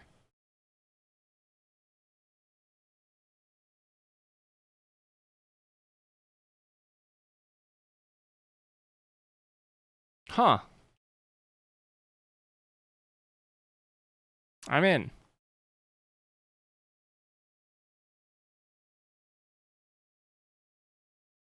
I think I'm gonna leave it like this. We'll see how it goes.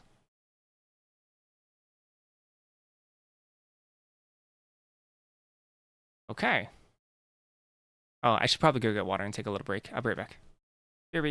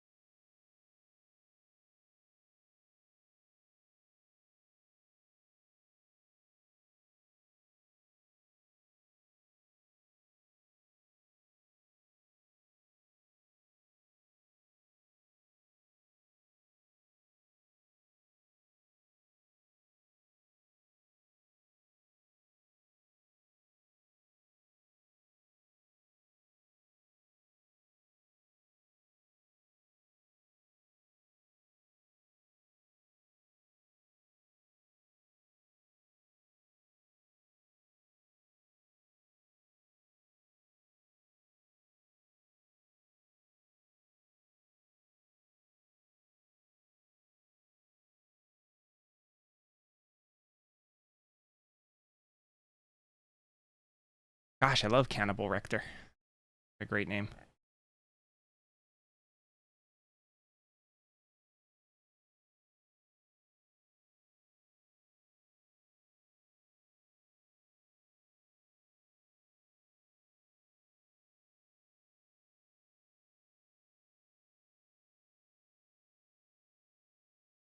All right, I've decided. The other two drop will be highly unexciting, but maybe exciting. Where's the other two? Where's the other two drop? Black two drop.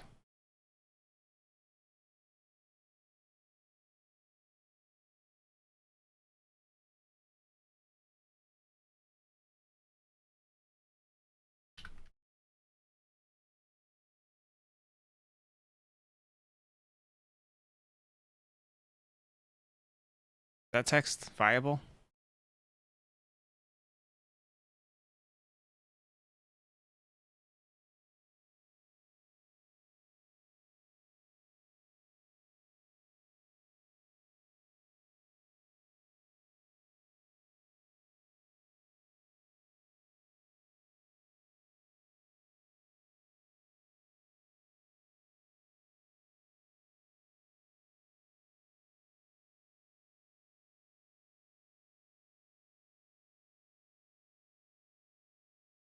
Buy.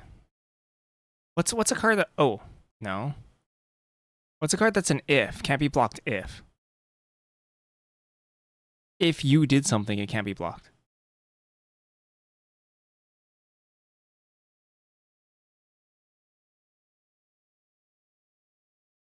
As long as. That's it.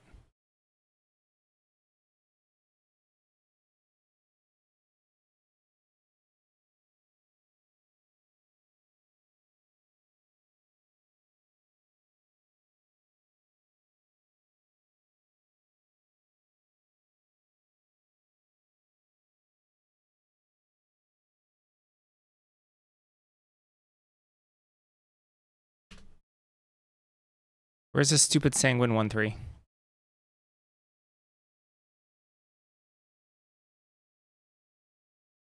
Bam, done.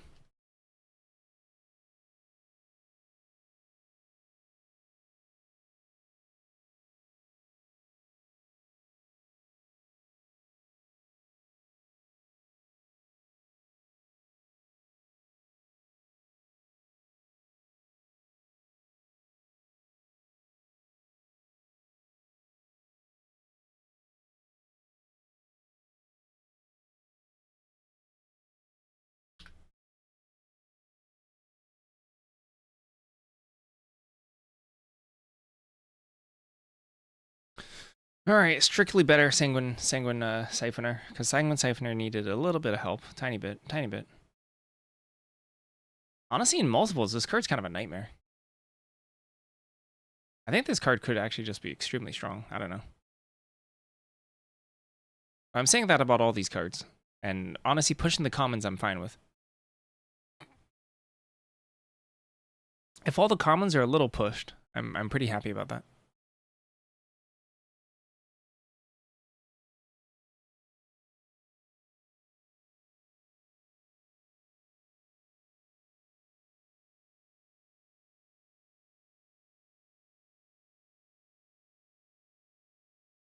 Okay, what else? What else we got at common here? We got removal to make.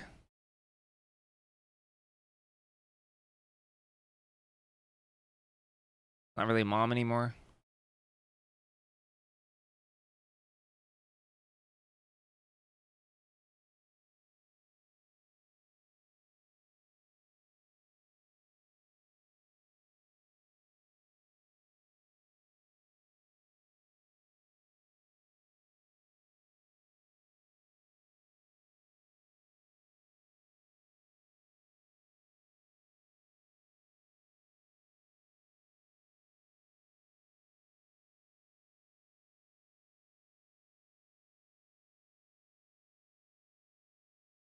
I'm just gonna undo this. Didn't like that design at all.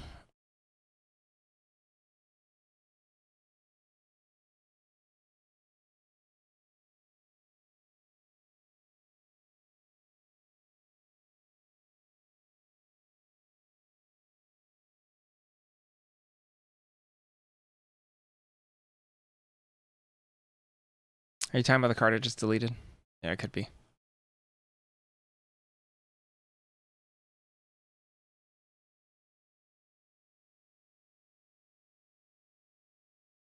I kind of want to go back to the drawing board on that one. All right, what does small ball removal look like in this format?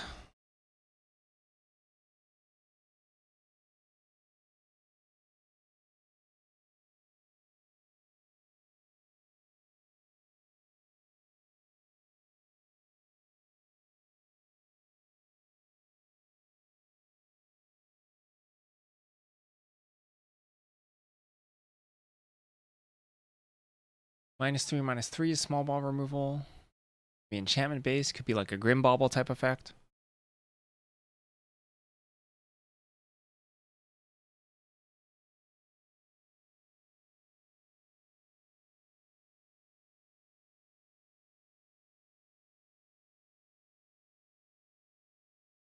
Maybe it could be like rotten food or something.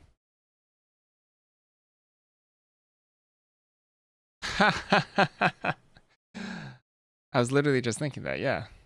Is there a poison apple design? Perhaps.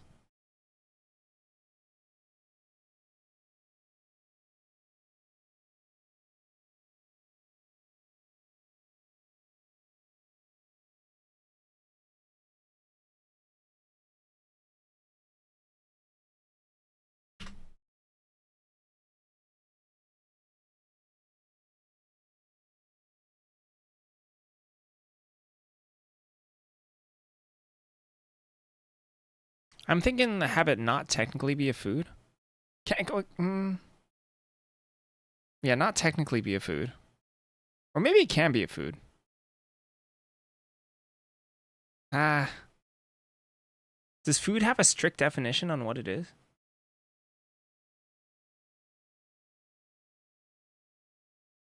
I think being an artifact is fine.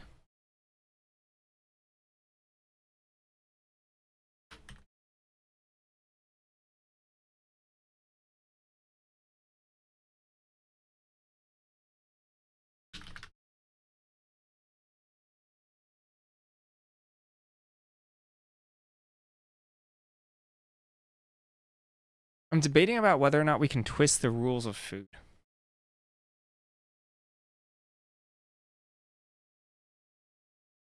But I kind of don't want it to be a food. Maybe it's like so spoiled that it's not food anymore. Even though it kind of like looks like food.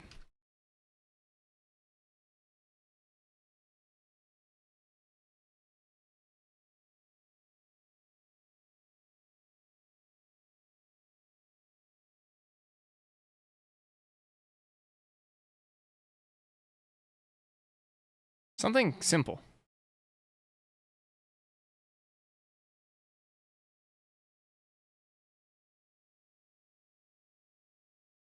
They already twisted it a bit, but it does still gain life, yeah. There's no food that just strictly loses you life.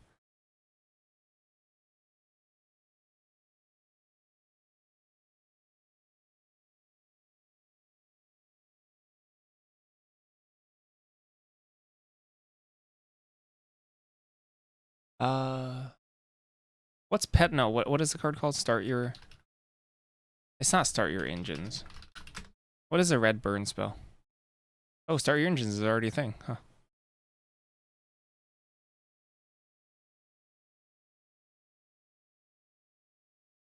What's the rate on that DFT card?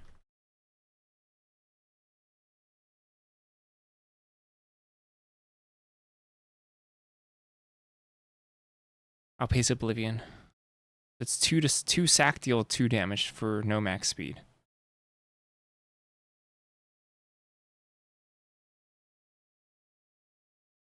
And I said I did want to push burn a little.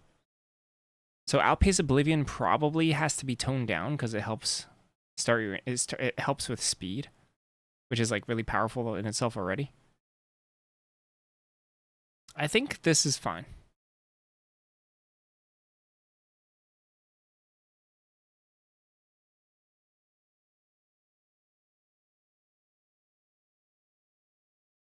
I mean, this is already extraordinarily good.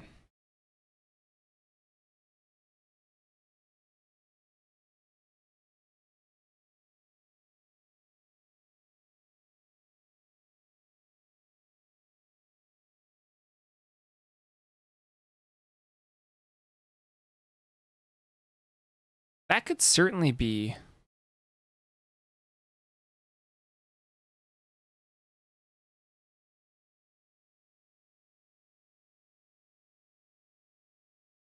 Yeah, so something to not offset, or something to not like pick on someone who's like super behind, I guess. They could have food but not have time to crack it, I guess.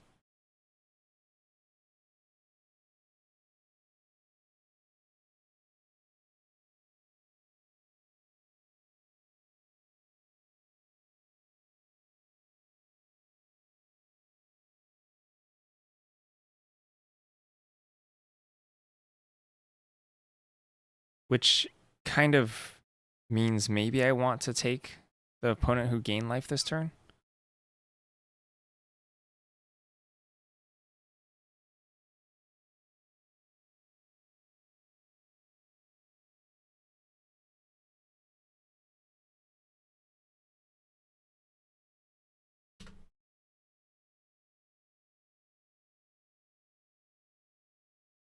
No.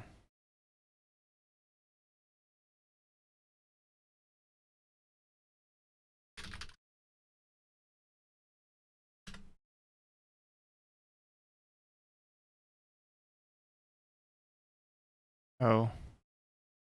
Uh, is there any card like that? Cast it only when they gain life?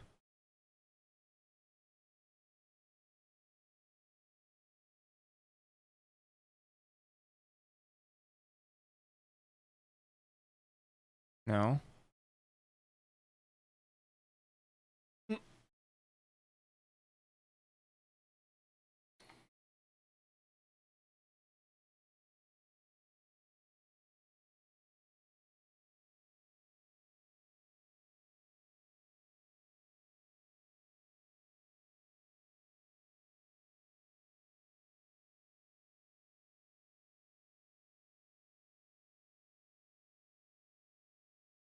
An opponent gain life this turn?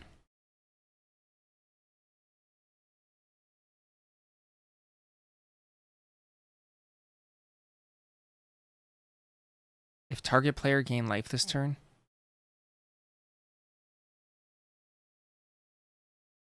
That player loses 3 life.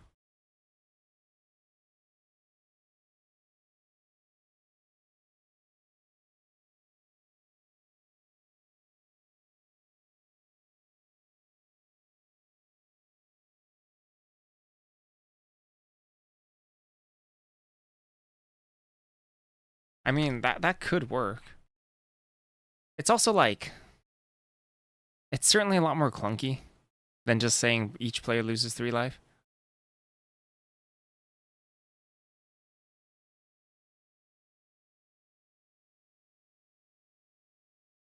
I could see just making this like 4 mana and have each player lose 3 life still.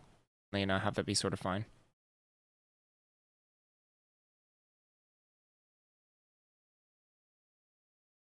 Yeah, then it'll be like 1 or 2 mana. I'm trying to debate.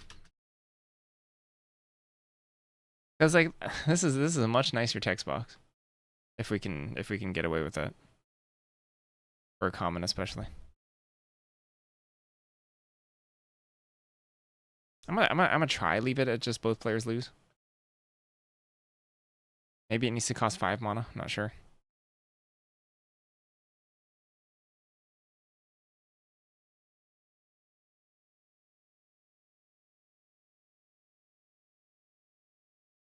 Black burn, black burn. Yeah, we'll see.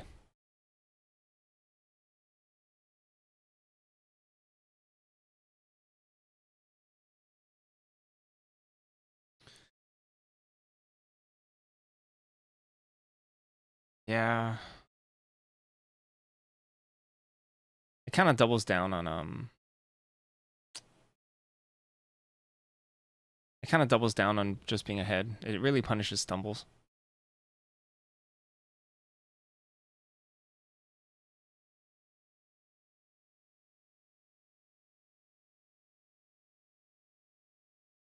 What if it's something stupid like the player with the most life loses 3 life?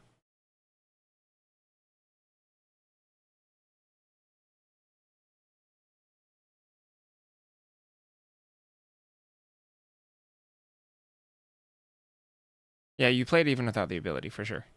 Because this is already very, very strong.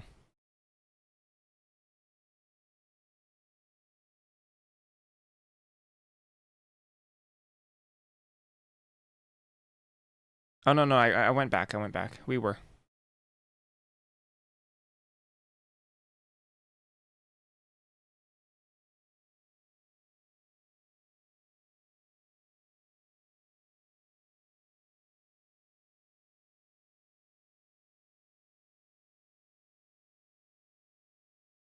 That's literally this card.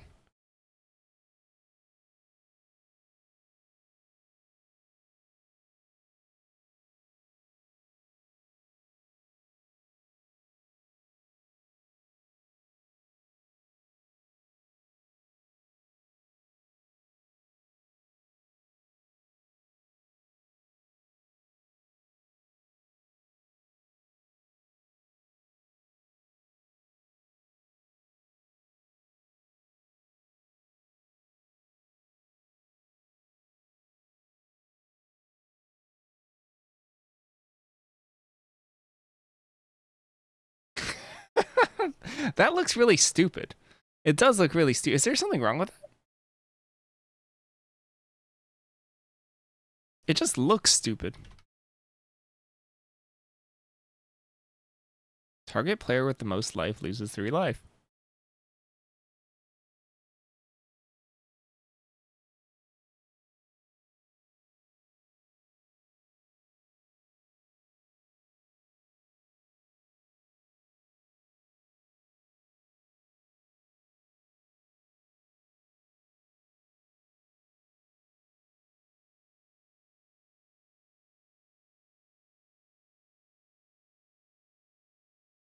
I think this works.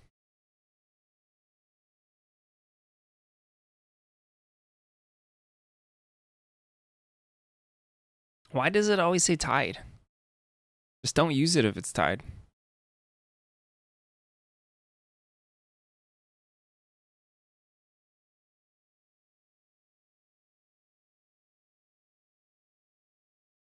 What does this card do?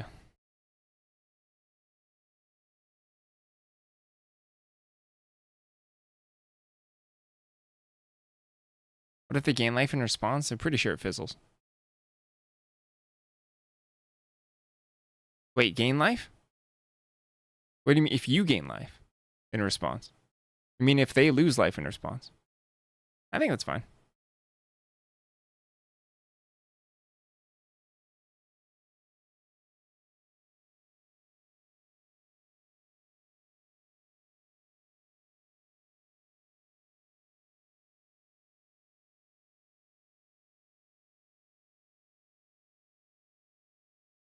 Weird card.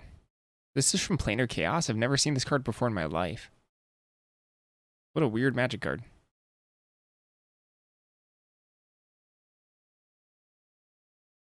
This is in the same cycle as Aeon Chronicler.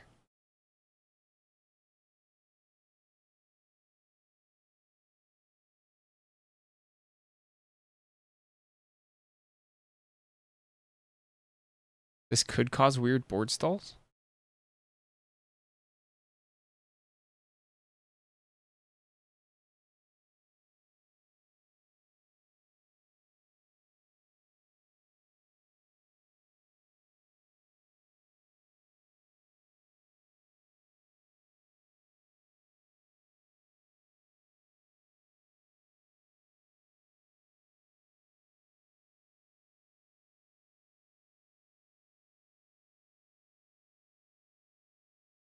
Where people don't really want to attack.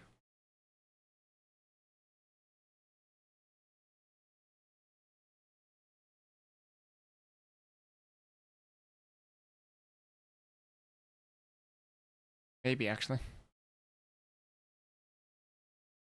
At that point, if we're going to add a sorcery clause on it,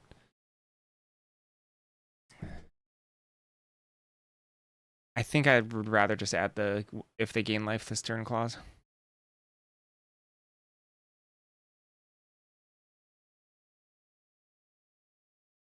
And have it be 2 mana or something.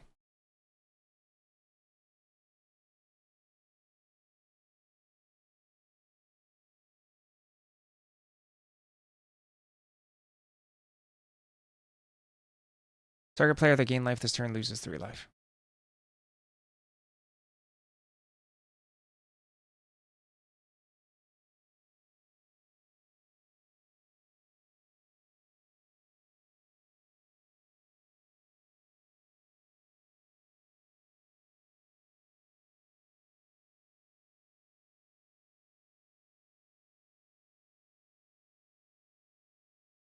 I mean, yeah, that's fine. It's already very, very good, I think. I mean, this card is really, really strong just from this first text. So just getting this to be like not super invasive, but still somewhat flavorful is sort of where I want it to be.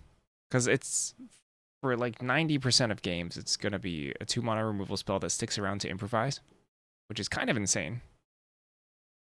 Improvise, sacrifice, yeah, pretty strong.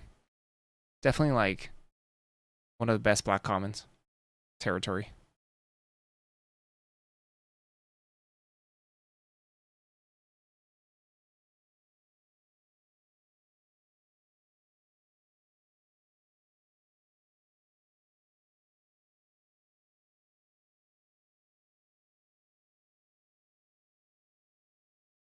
Conditional removal.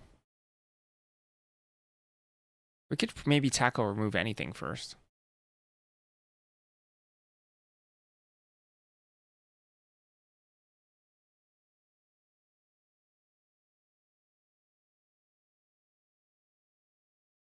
Expensive dorky remove anything.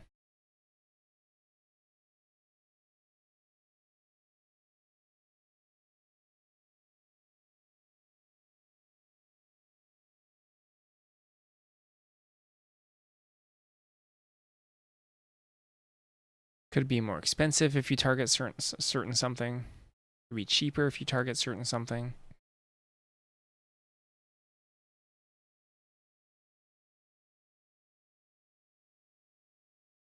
It's surveil if you target something cheap, like the one from OTJ.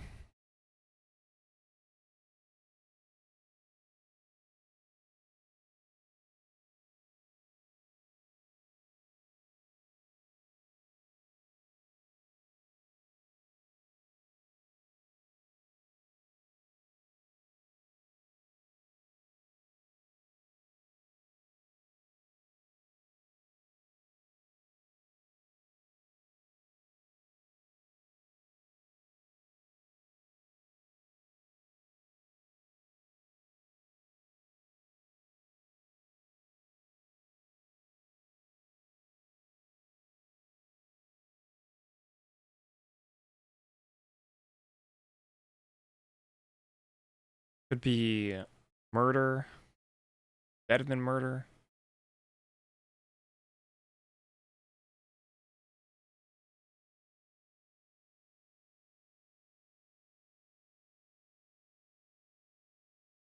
What do we need? What do we need here?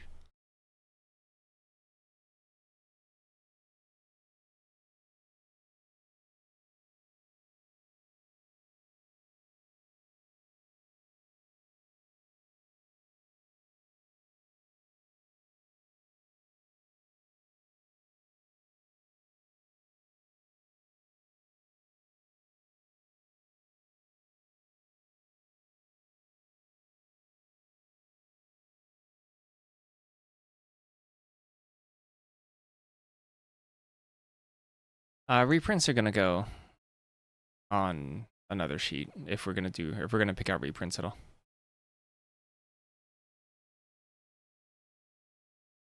Bacon to pie is a nice space though. This one's not gonna have to do with food because we actually filled up our food slots for black at common and uncommon.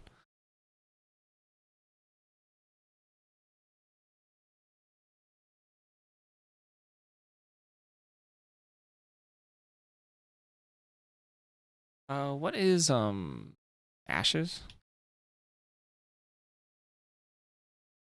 The ashes card? Consuming ashes? Mana value 3 or less. Yeah, we gotta put bartered cow in.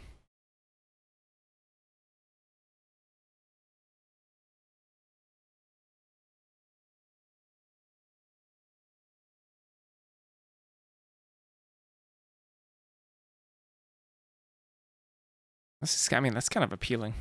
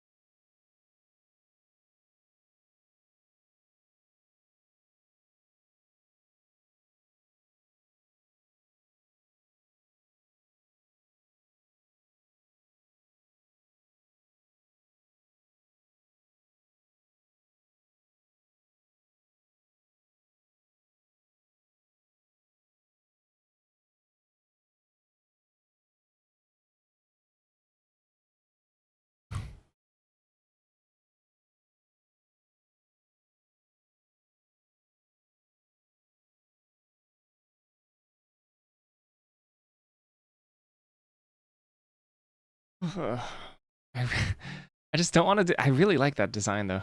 I just don't want to do this exact same thing.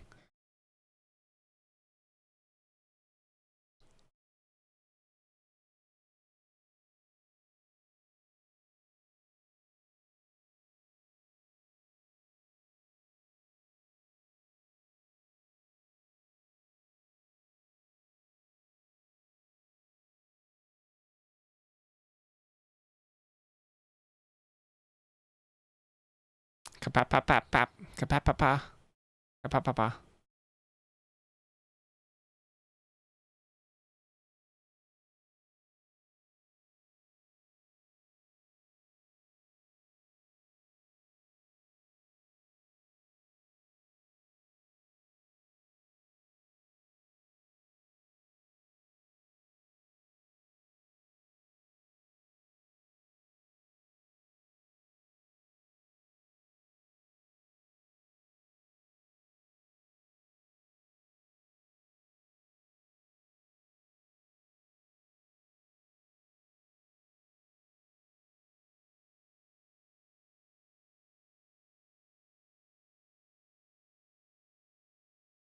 Snake egg.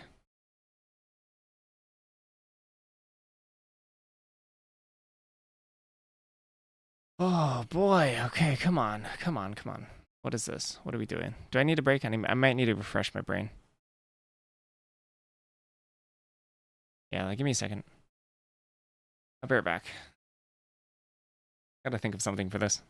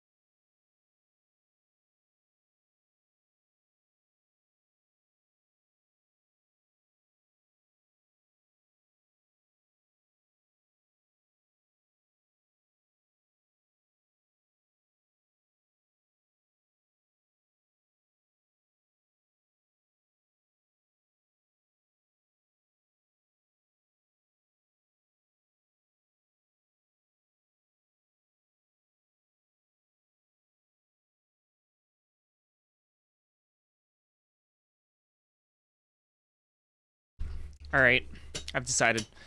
Yeah, we're just gonna do the same thing. I just needed a little bit of. I'm just gonna do consuming ashes.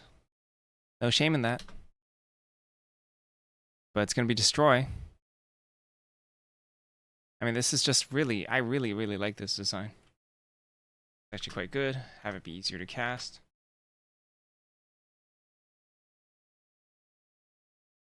Blacks remove anything, remove conditional. I kind of want to get this improvise.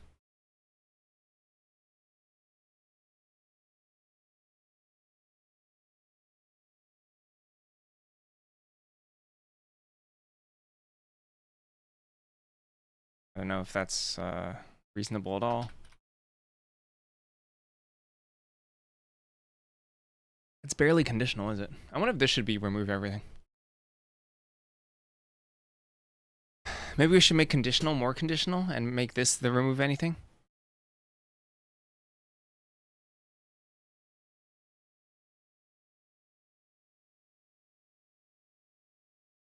This is still pretty clunky, though. Maybe both can exist. Maybe both should exist. Maybe this one exiles. I don't know.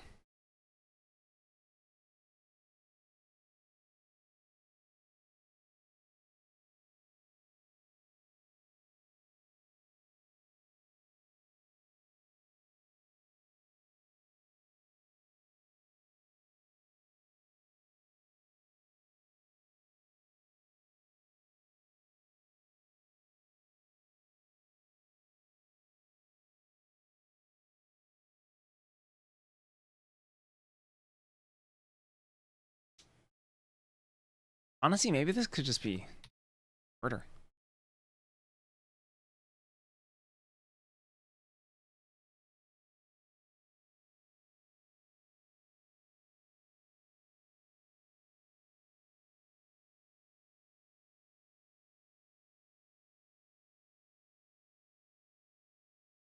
Just we're pushing murder these days.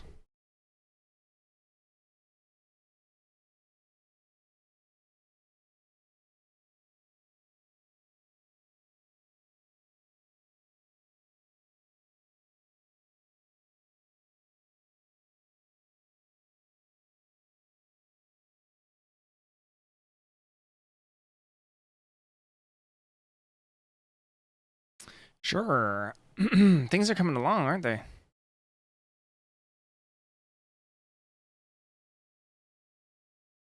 It's a learn 4-drop.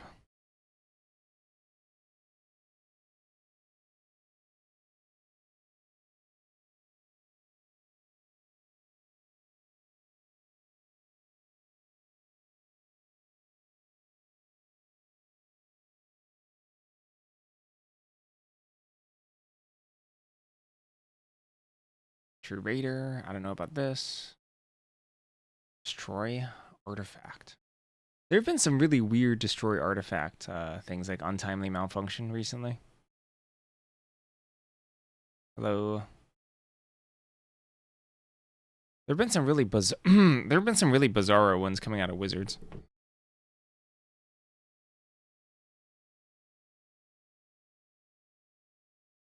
Oh, I forgot to put in the title.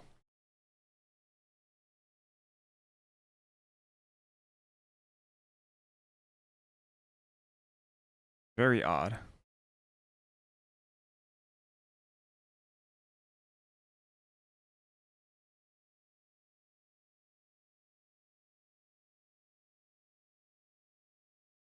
So there's like a braid. Suplex is new.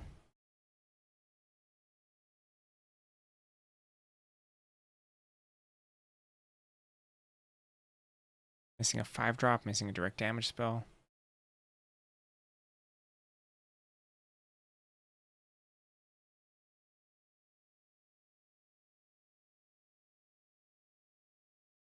Yeah, I don't love conditional removal, black conditional removal.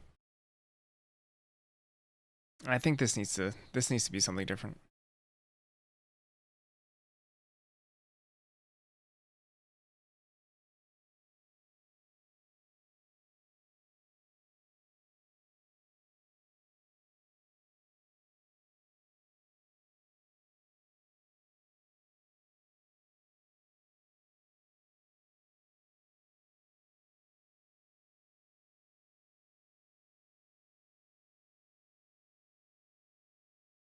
Okay, so I'm getting a little distracted here. I know we're supposed to be working on rares.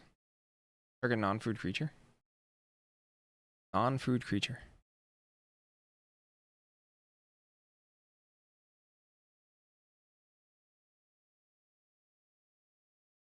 Or something like that dragon kill spell that costs more.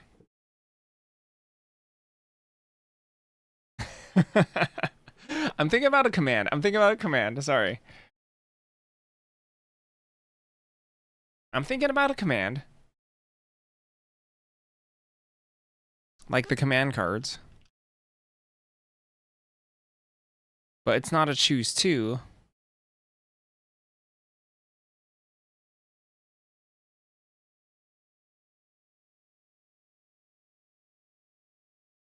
It's your opponent chooses one and then you choose one.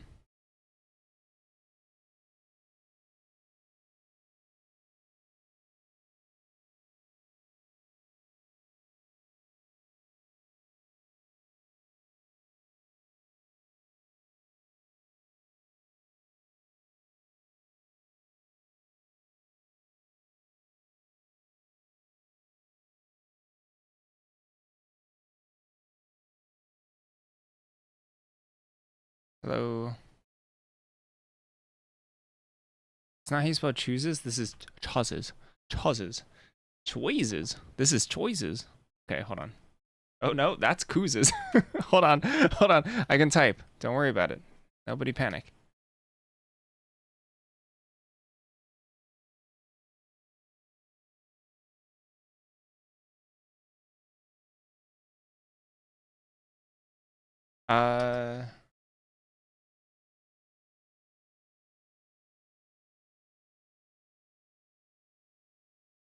You choose targets.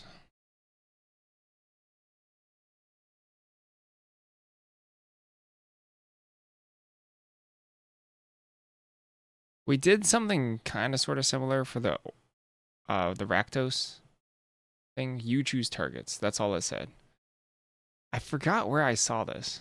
Some card says you choose targets. I think it was an uncard, but I'm taking it anyway. We're stealing it anyway.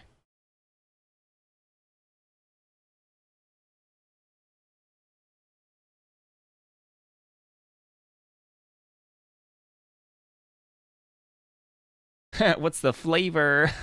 Oh, sorry. I couldn't help myself.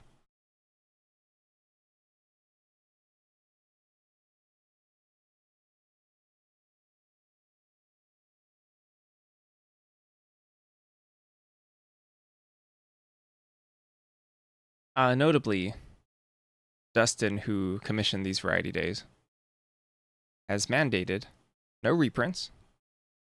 It's a total of 32 gods. Yeah, to 32 gods. What else? Elders and babies.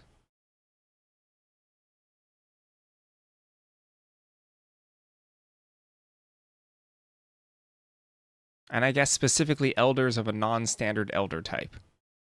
So like not dragons, not demons, not angels. Yeah, there's a lot of gods. there's a lot of gods.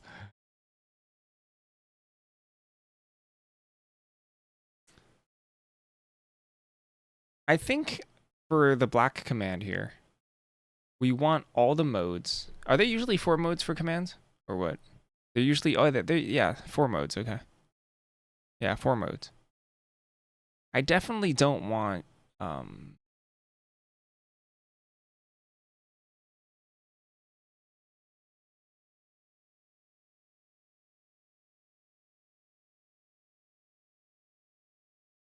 do I want modes that could be really bad for you?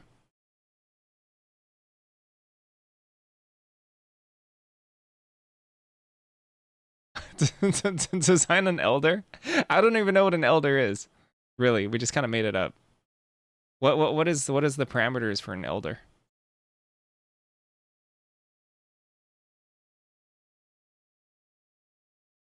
Maybe we do want it to be that it can really mess you up. Just old? Okay, just old. Great. Thumbs up. We got it.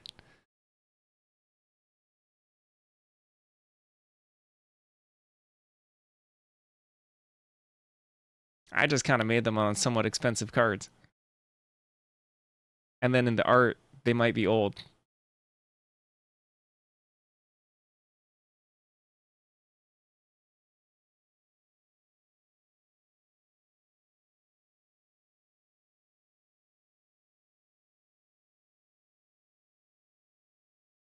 Hello.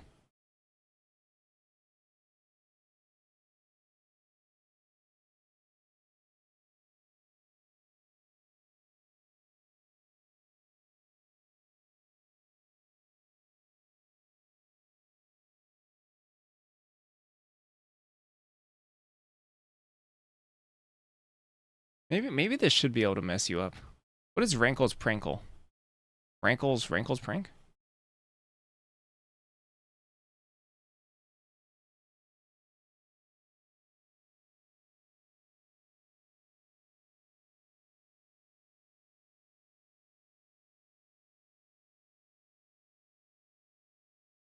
I still want most of them to be like pretty good for you.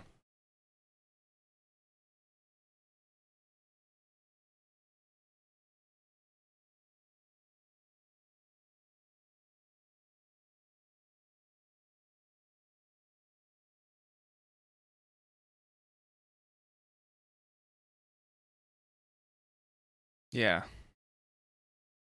Yeah, cause none of these can really mess you up, which is nice.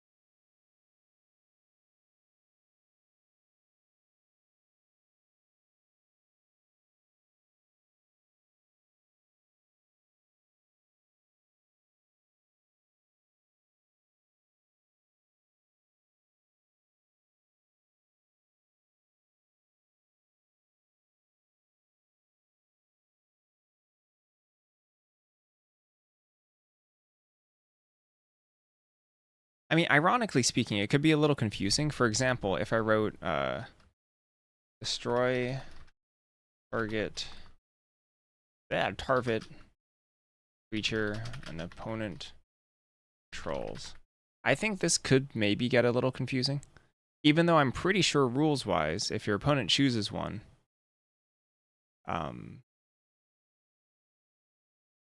it's definitely they can't target any of your stuff. I mean, like, you know, you can't legally target your stuff. Even though I can see how that could get a little confusing. Even though I'm pretty sure this prevents your own stuff from being destroyed.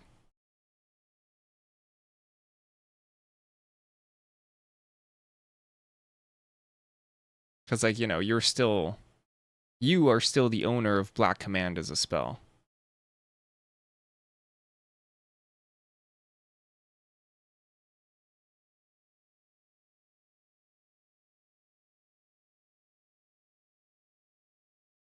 It's true, it is a rare.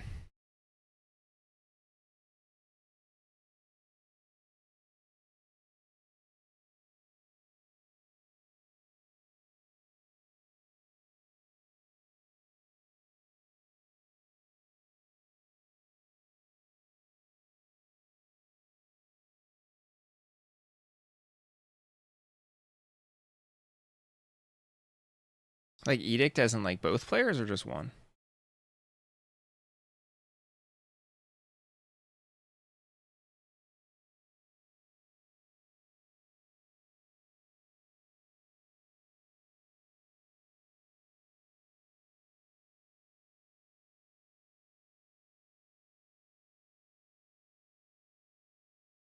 It could also just say no targets. We could just have no targets for any of these.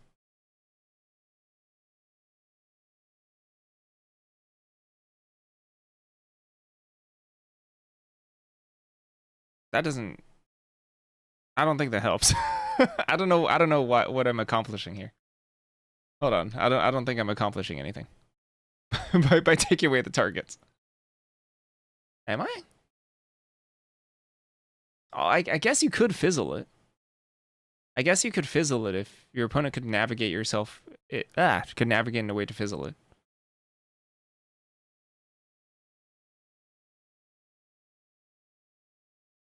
Now these would both be your effects.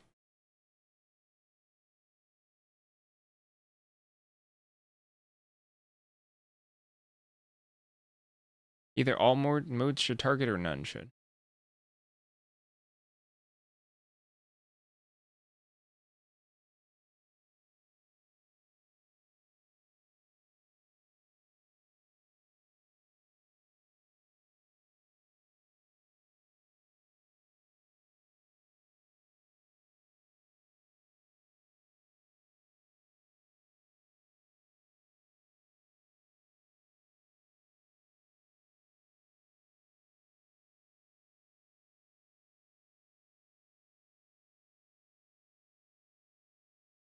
I mean, it could also just be an edict sacrifice too.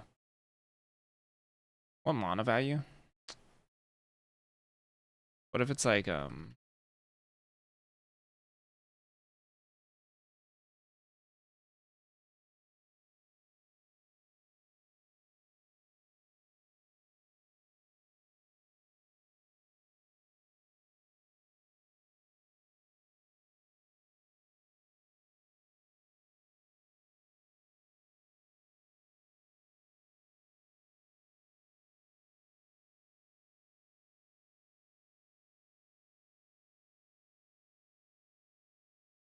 I guess this could be actually quite strong. Cuz like the half Punisher effect is actually really powerful. Tutor effect. Oh, and then they'll just find out eventually that you have no gods in your deck. It could be. I kind of don't even hate that.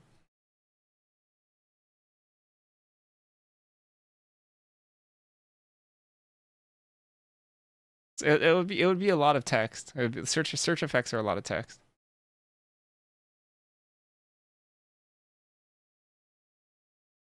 Is there anything that lets your opponent choose in like actual Magic?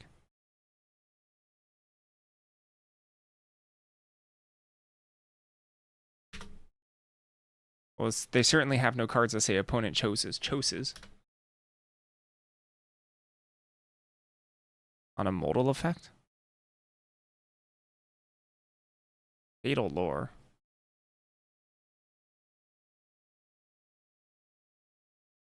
An opponent chooses one. You draw 3 cards. You destroy up to 2 target player that player controls. Ah, but it's not split.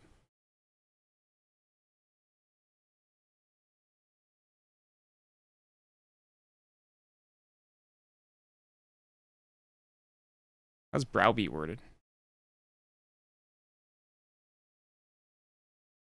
Oh. Fatal Lore is a good one. An opponent chooses one, then you choose one. You surveil 2, then draw a card. I suppose they circumvent it by you destroy. An opponent controls. Well, that's only if. I really want you to be able to choose one. But it's secretly?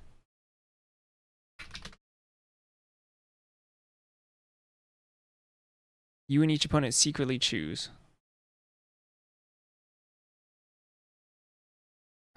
But then it's just an activated ability, so it's very clear who has the activated ability.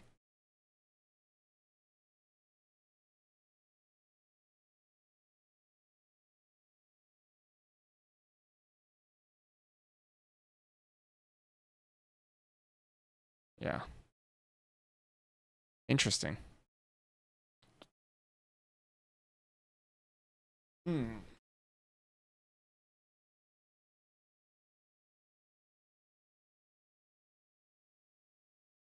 I mean, it could be done in reminder text. Like reminder text can be anything. You choose. Like it could just say like you own all the effects.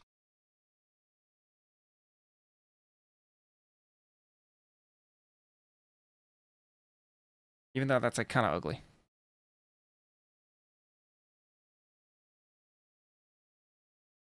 What kind of reminder text would that be? You get all the effects. You do all the effects.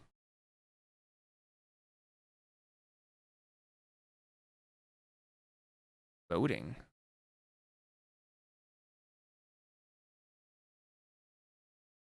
All right, what's a vote card?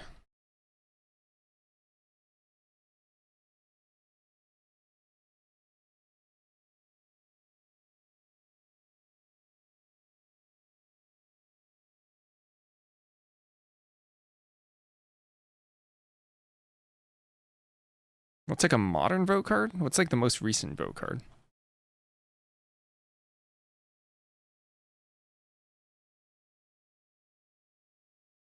Oh, still templated the same way.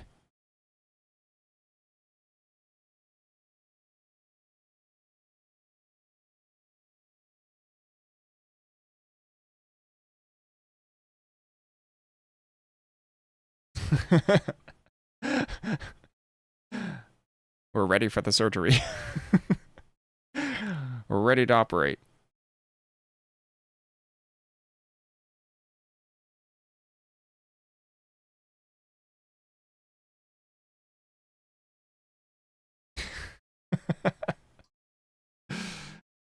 Oh boy.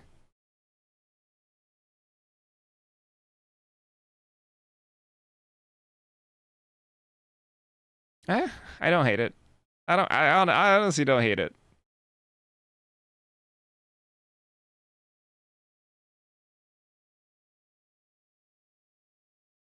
Okay, anyway, how about we get these modes and then we can figure out how to make it clearer. So there's a suggestion, value, removal, graveyard something.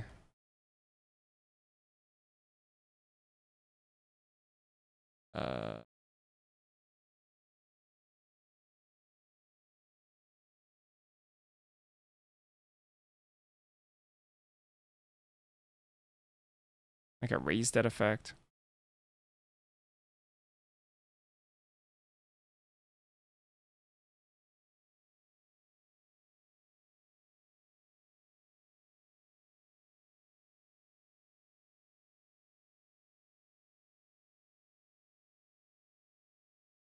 And this might just be an edict.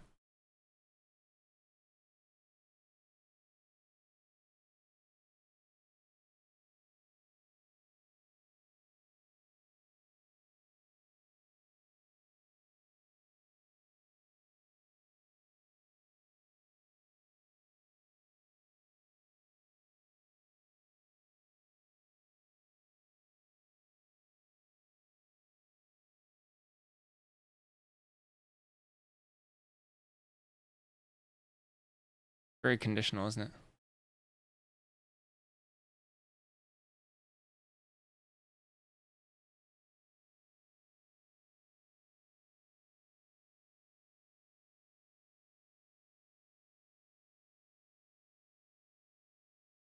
Maybe we can make it. You know what? Maybe we can like make it quite strong. And maybe it should be more expensive. Like each opponent sacrifices 2 creatures, lose 2 life, draw 2 cards. Gain 20 life. Yeah, maybe it's like a life swing of 10 or something. You know?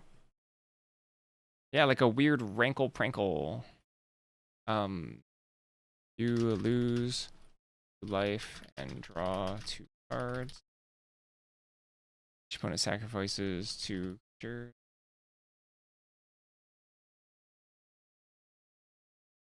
Not sure about this one. Gix's command. Oh yeah, Gix's command.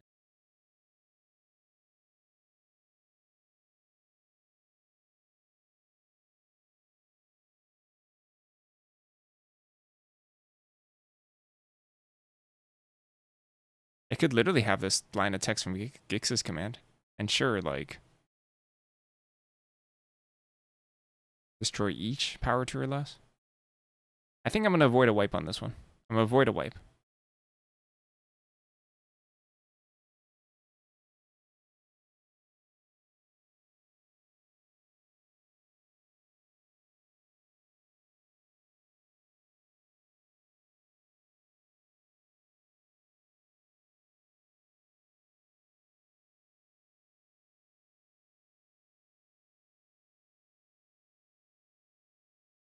Oh, it's not gonna be 3 mana. We're gonna make this more expensive.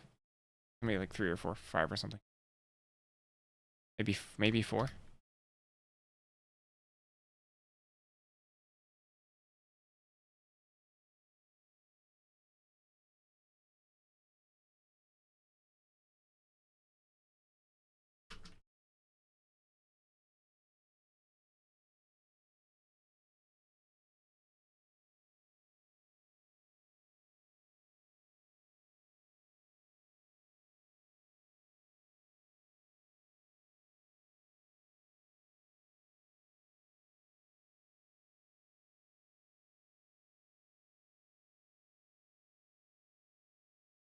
The last mode.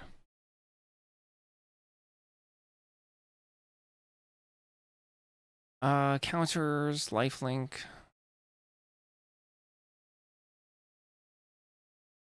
So definitely navigating into a position where like this is actually all the modes are good for you is certainly something.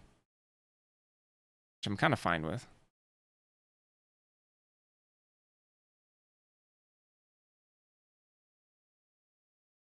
I wonder if Raise Dead is too close to draw cards.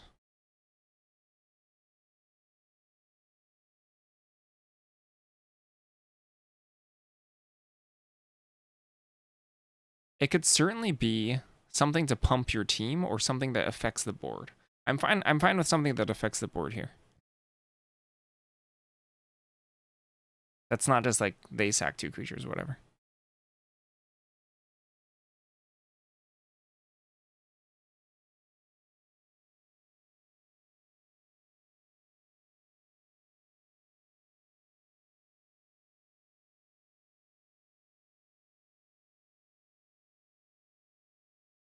I think I'm gonna avoid a board wipe on this.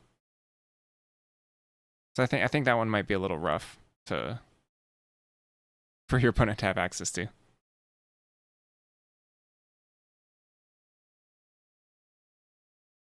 Unless you're talking like a whale type effect that the opponent's cards get it.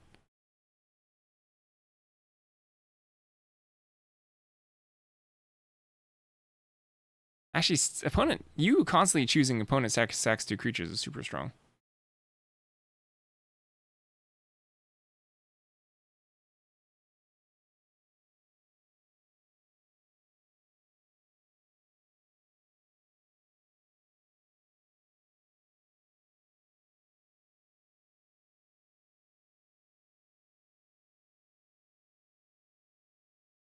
Maybe we can make 2 zombies. 2 zombies. Yeah, you would do them in written order, yeah. No, this is not going to be a cycle.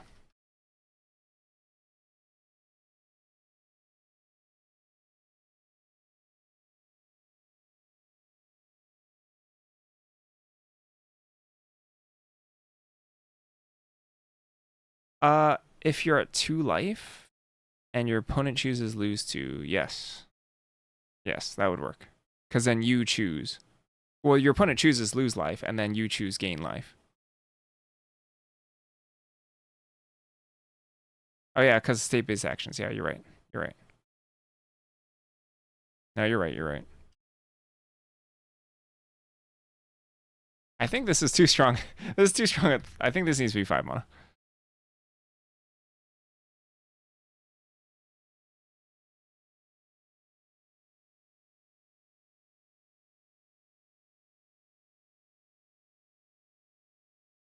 Yeah, 5 is a lot, yeah.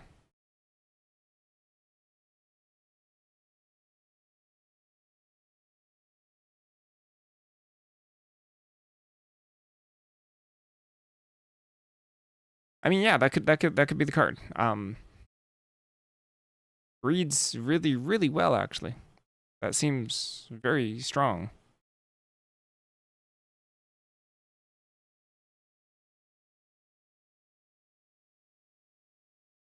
I mean, because like in basically every imaginable situation,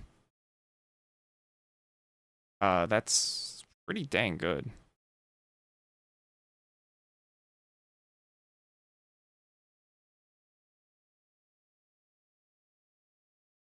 Like if the life totals aren't a huge deal, even then, your life 5 life swing is pretty good.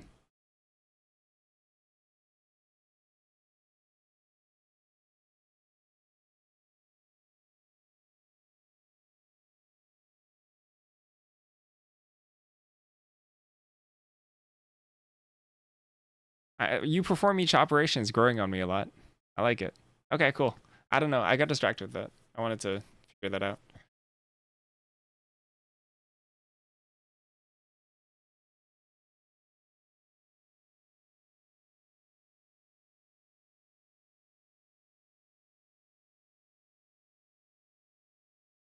And we'll see if it's overtuned or whatever. Okay, where were we?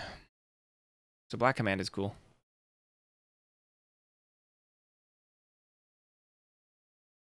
Having an opponent choose first is stronger than vice versa. Yes. Should we swap it? Should have you choose first? I mean, that matters a lot, actually. We could have it you choose first, then opponent. Because this card is already really, really strong.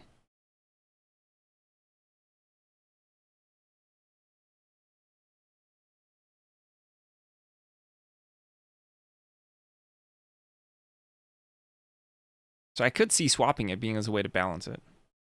You choose one, then an opponent chooses one.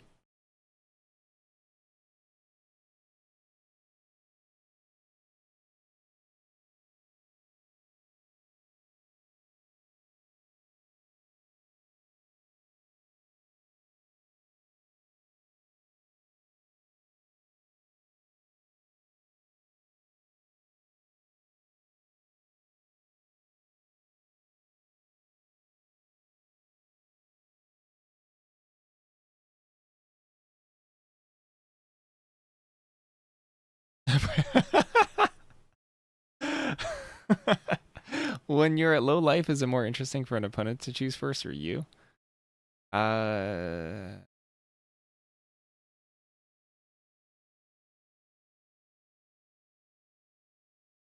huh. Pretty much all of these modes, except for the last one, help you stabilize.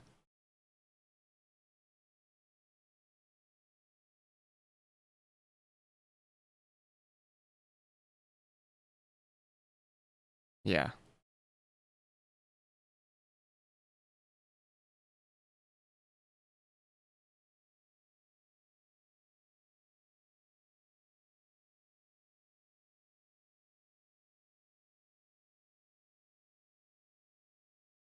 Okay. We'll leave it. See how it goes. You know, you can always change them later when it turns out not so great.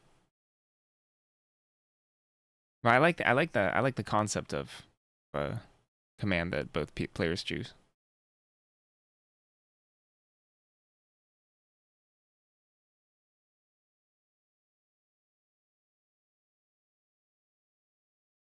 We were knocking out some red commons. Oops.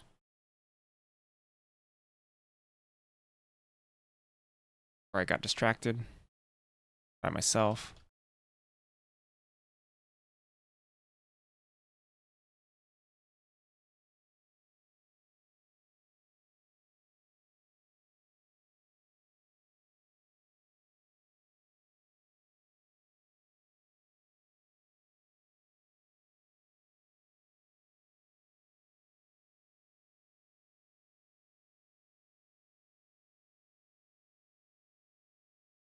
More of a collaborative effort than a command.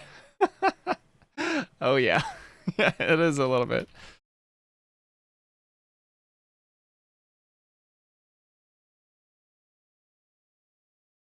This one might just be mirrored, honestly.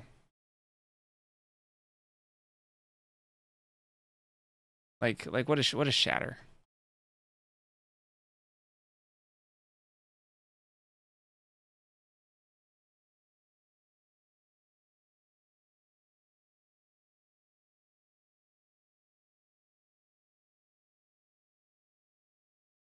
I guess we already have a shatter lesson. Where's the impulse? We already do have a shatter lesson. Should just this card just be anything? This is from the design skeleton, but we don't need to follow those. I understand the artifacts are kind of like a big thing in this set. We don't like need this. We could like, you know, braid it up or something.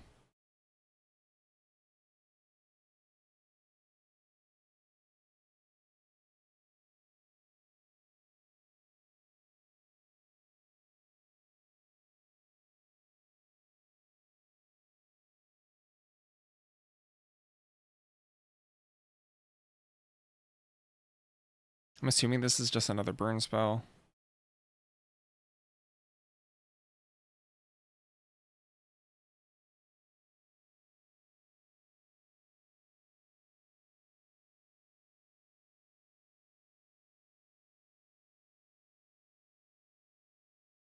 If we're gonna have something that destroys artifacts, we probably want it to be a modal effect.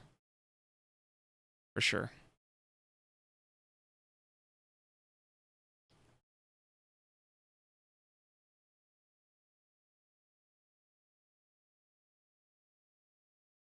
Like a miniature sweeper, but that's probably would rather be uncommon.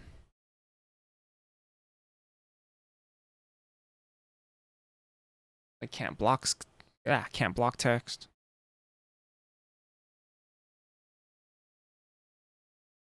Each color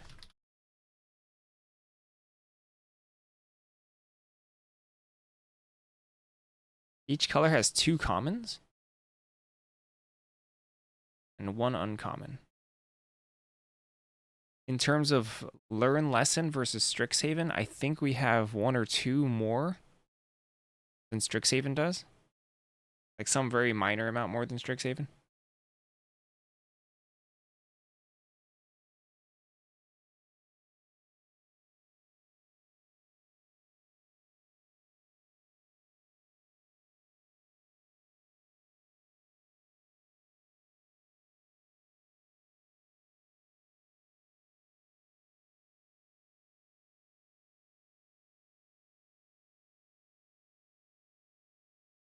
I have to use the restroom though. Hold on. I'll be right back. I'll be back.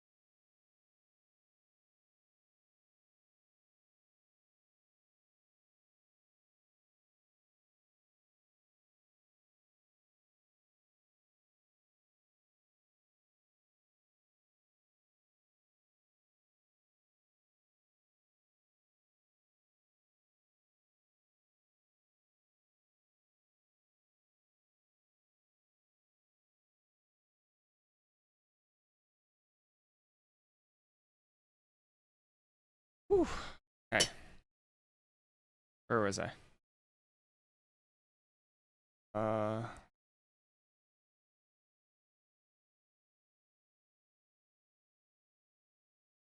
If I don't have a great idea for it, I think we should just move on.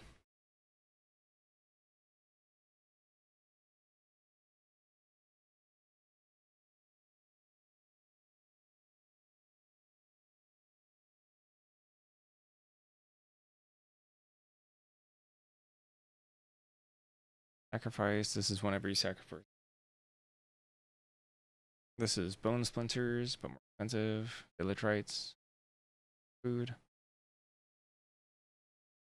Attacking itself. This is a sacrifice permanent payoff. There's Fleshbag Marauder. Sack of food.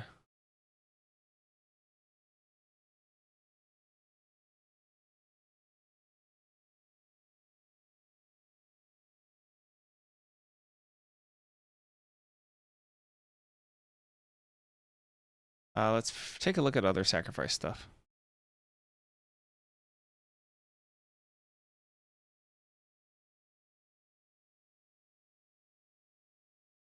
Common or uncommon.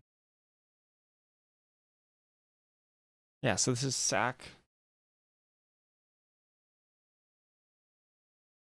This is sack. Unblockable. Sack, make a 1/1. Whenever you sack, add a counter on it.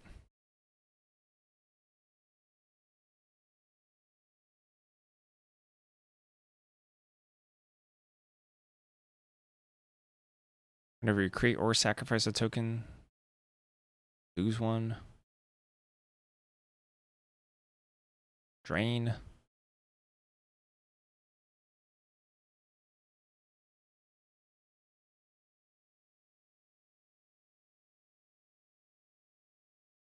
Okay.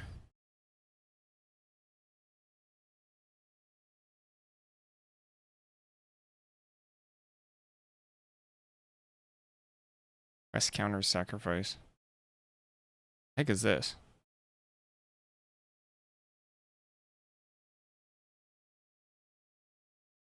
Whoa. That's a fish citizen. All right. All right, fish citizen. You do your thing.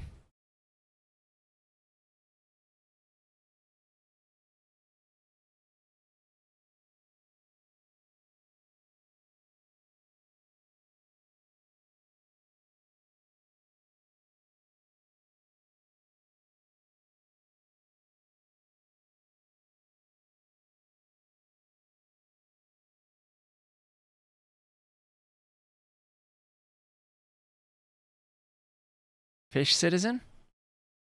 Hello, Isaiah. Hope you're doing well.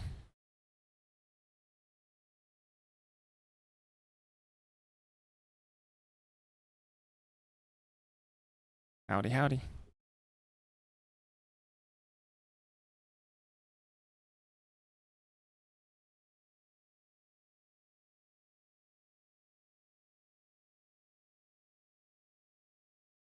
What does Blister Gremlin do?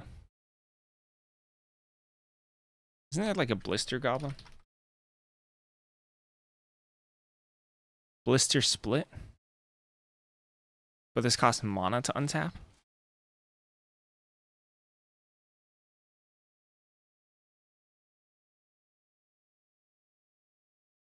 Wonder if that was fine.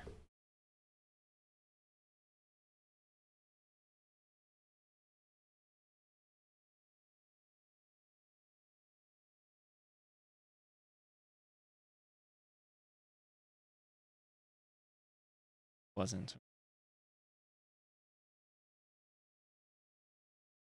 But free would be too much.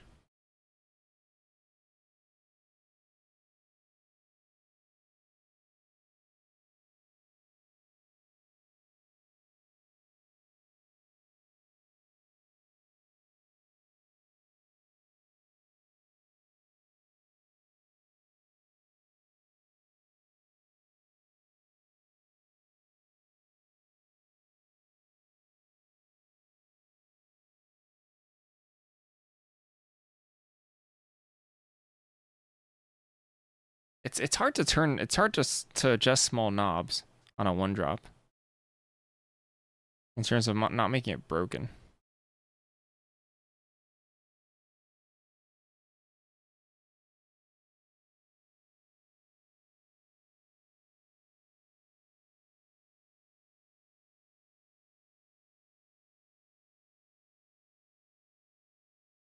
In Evolving Wilds, no.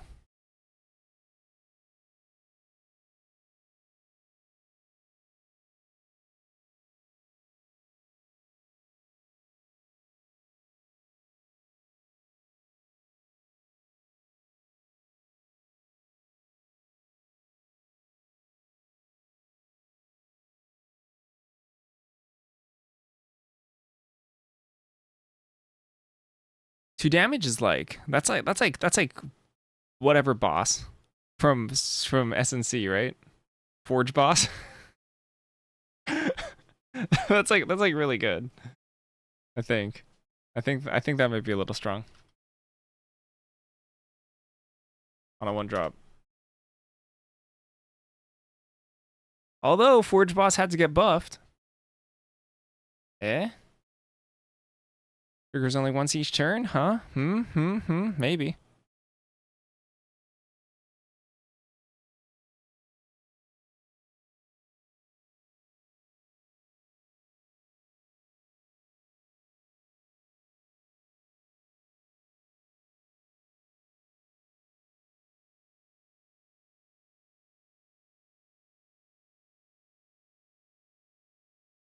Let's see. Okay.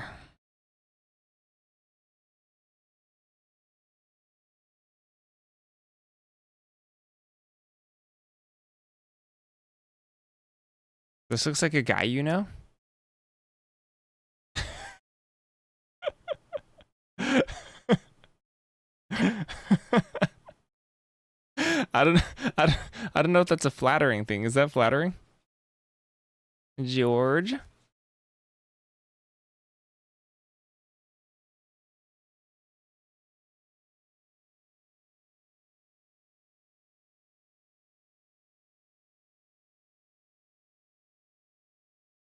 Oh no. Are you saying it's George Forgeman? No, I think you're being serious. You're not making a joke, right? This is not the long con, is it?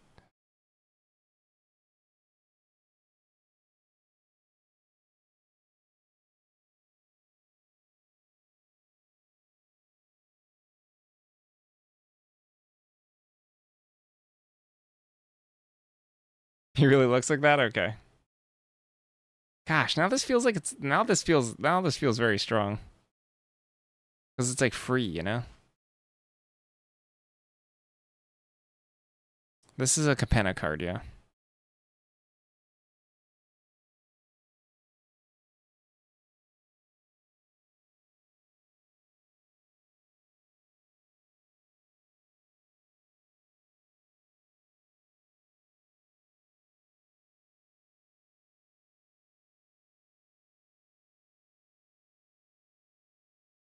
Now this is really strong for one drop.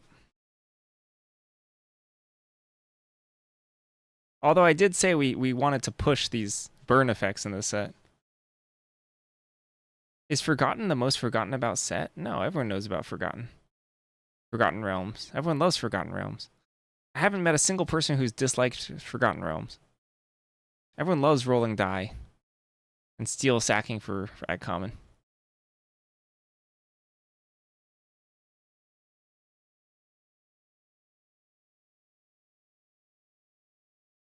What about Lackey?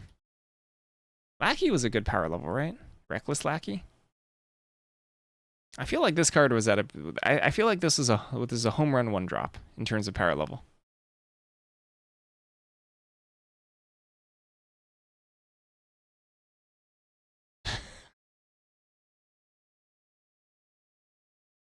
Second time you sack each turn, deal 3.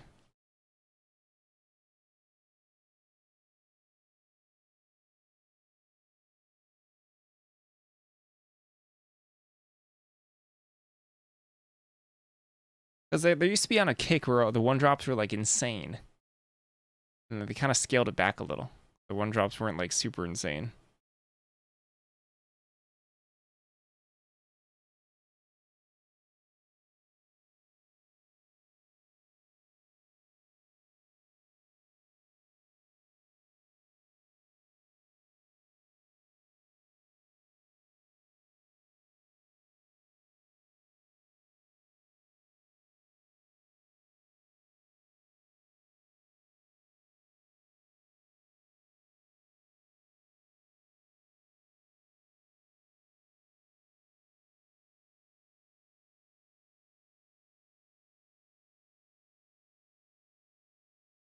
If I get stuck on something, I should just move on.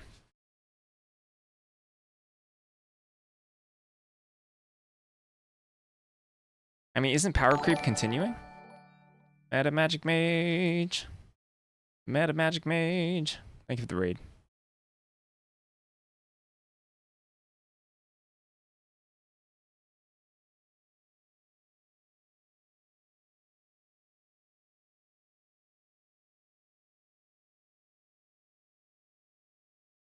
Sup, Grixis leader. Wow, there's so much. There's so much. We haven't done anything. Howdy. Greetings. Aloha. Time to start panicking. There's a food hydra we haven't even made. We haven't even made food hydra. I don't even know what it's supposed to do. I'm logging off into like 10 minutes, unfortunately.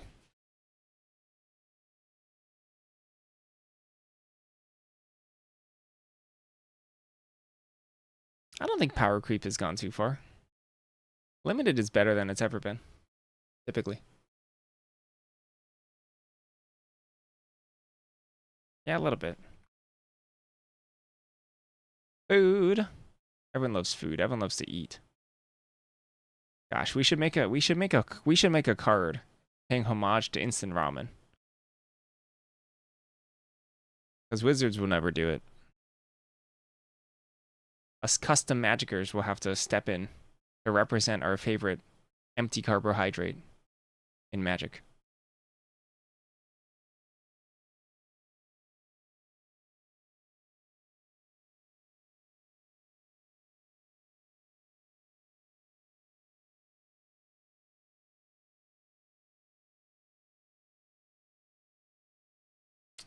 Honestly, the food puns are where I get all my ideas.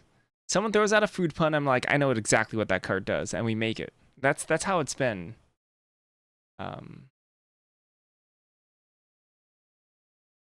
That's how it's been, you know? Instant ramen might make Phantom Train work. Instant ramen.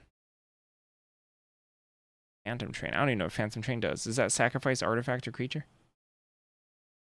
What's the stats on Phantom Train?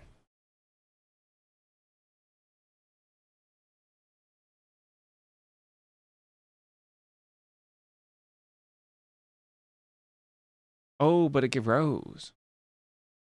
Oh. Oh. Oh, this is like an incredibly expensive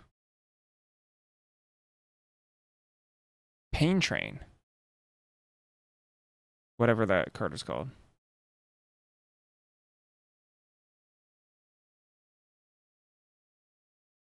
Lemonade. All right, lemonade. What is lemonade? Pizza delivery.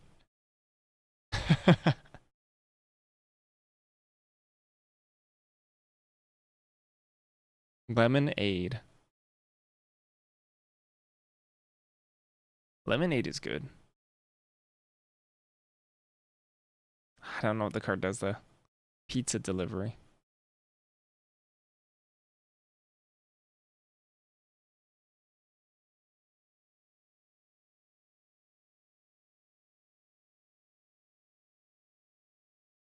Maybe we're just adding juice today. Maybe we're just adding gas today. I mean, I got 2 more days of this. Tomorrow and the day after.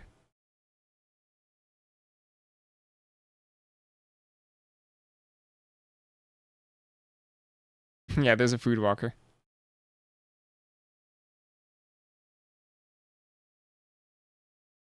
Moderates itself too. Doesn't stay unblockable forever.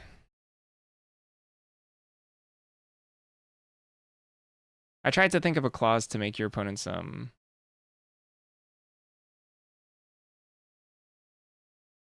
not be able to sack mid-combat, but there's just no effect like that in green. I think I'd have to make it Selesnya. Yummy yum foods.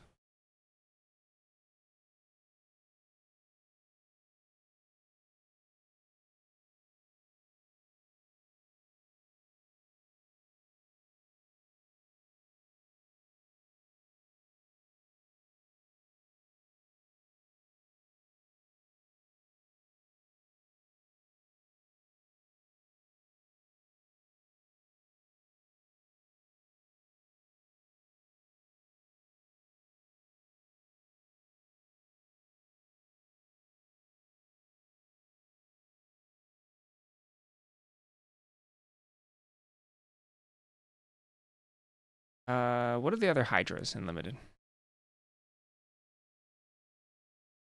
We're in Magic. Maybe we can just make a Hydra as our last hurrah today. Oh! Cascade, cascade, cascade, cascade!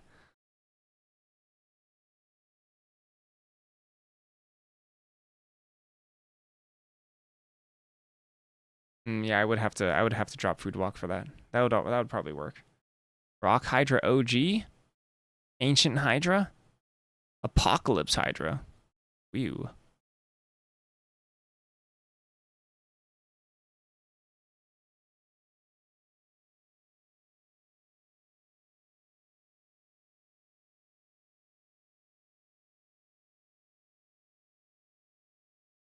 Dehydration. Oh my.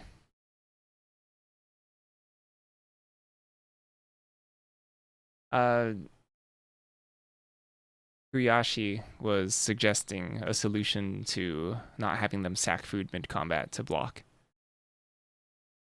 Which would be to maybe get rid of the Food Walk name. But overall, I like Food Walk. I think it's funny. Yeah. I like Dehydration.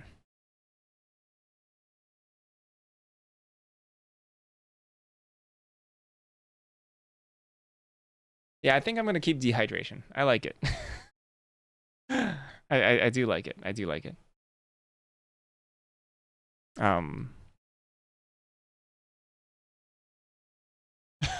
Big Dill. Oh my gosh, we need a Big Dill. Wow. There needs to be Big Dill here. That's great.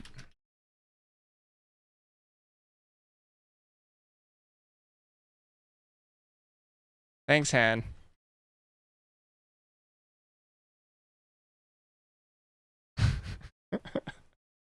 I don't know what Big Dill does, but there's gonna be a Big Dill. Maybe this should be a rare. It could be. The story about Big Dill is that this is really early on in my streaming, like 3 years ago, when I was certainly not a big deal. I think I raided someone with like 20 people, and then someone from that chat who didn't come with my raid, but someone who was already in that stream was saying, "Whoa, it's Scotty. He's a big deal," and that's always stuck with me. So now it's gonna be Big Deal.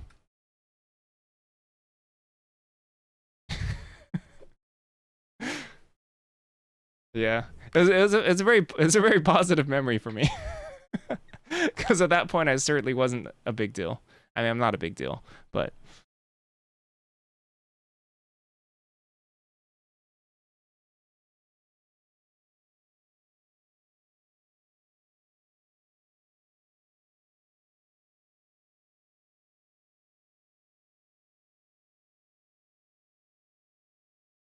where was I? Oh, I was doing the Hydra, Food Hydra.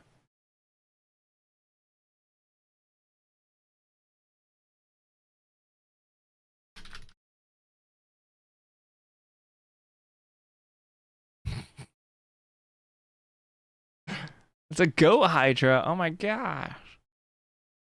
I should have just copied this text.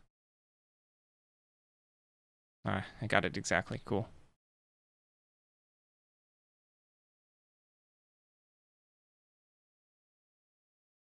We had a stream of collecting worms after the rain in Hawaii to make a worm farm, and then they all died.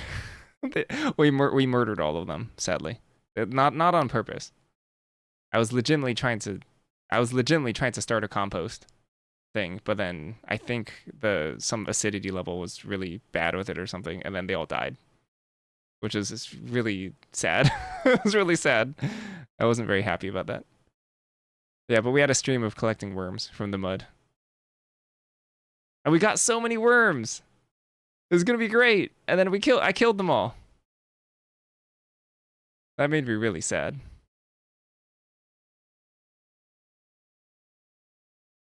That was my first attempt at making a composter.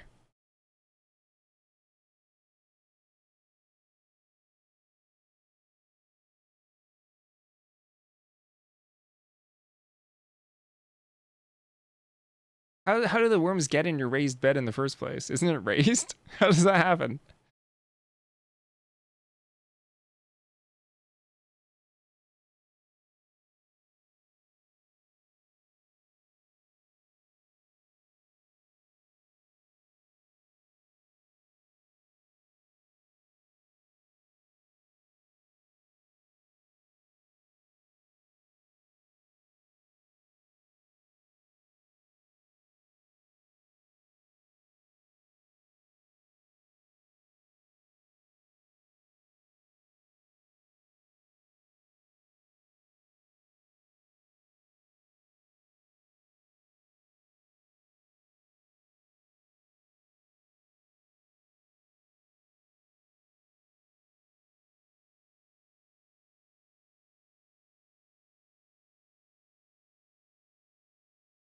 Well, dang, monarch caterpillars. That's great.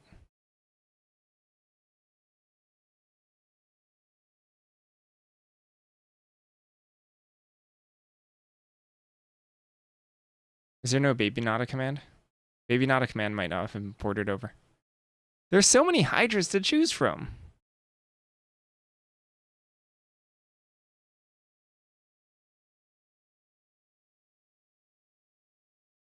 There's so many hydras.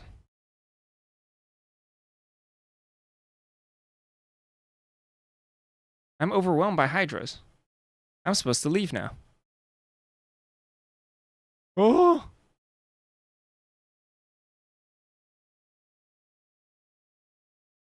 I don't have a great idea for the hydra. I think we have to put a pin in this. I should probably leave. I gotta cook some food.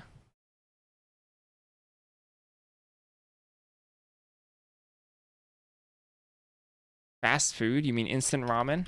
Everyone's most beloved card. Genesis's most beloved card.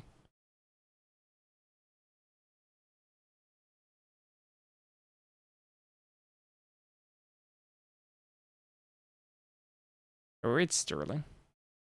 We can raid Ironthorn Knight. Raid Ironthorn Knight. Livid's online too. Haven't talked to that guy in forever. Woo! Alright, I'm raiding Ironthorn Knight, playing Hollow Knight. I haven't seen any of the fan art. That's good though. Bye-bye. I'm back tomorrow, same time. Goodbye.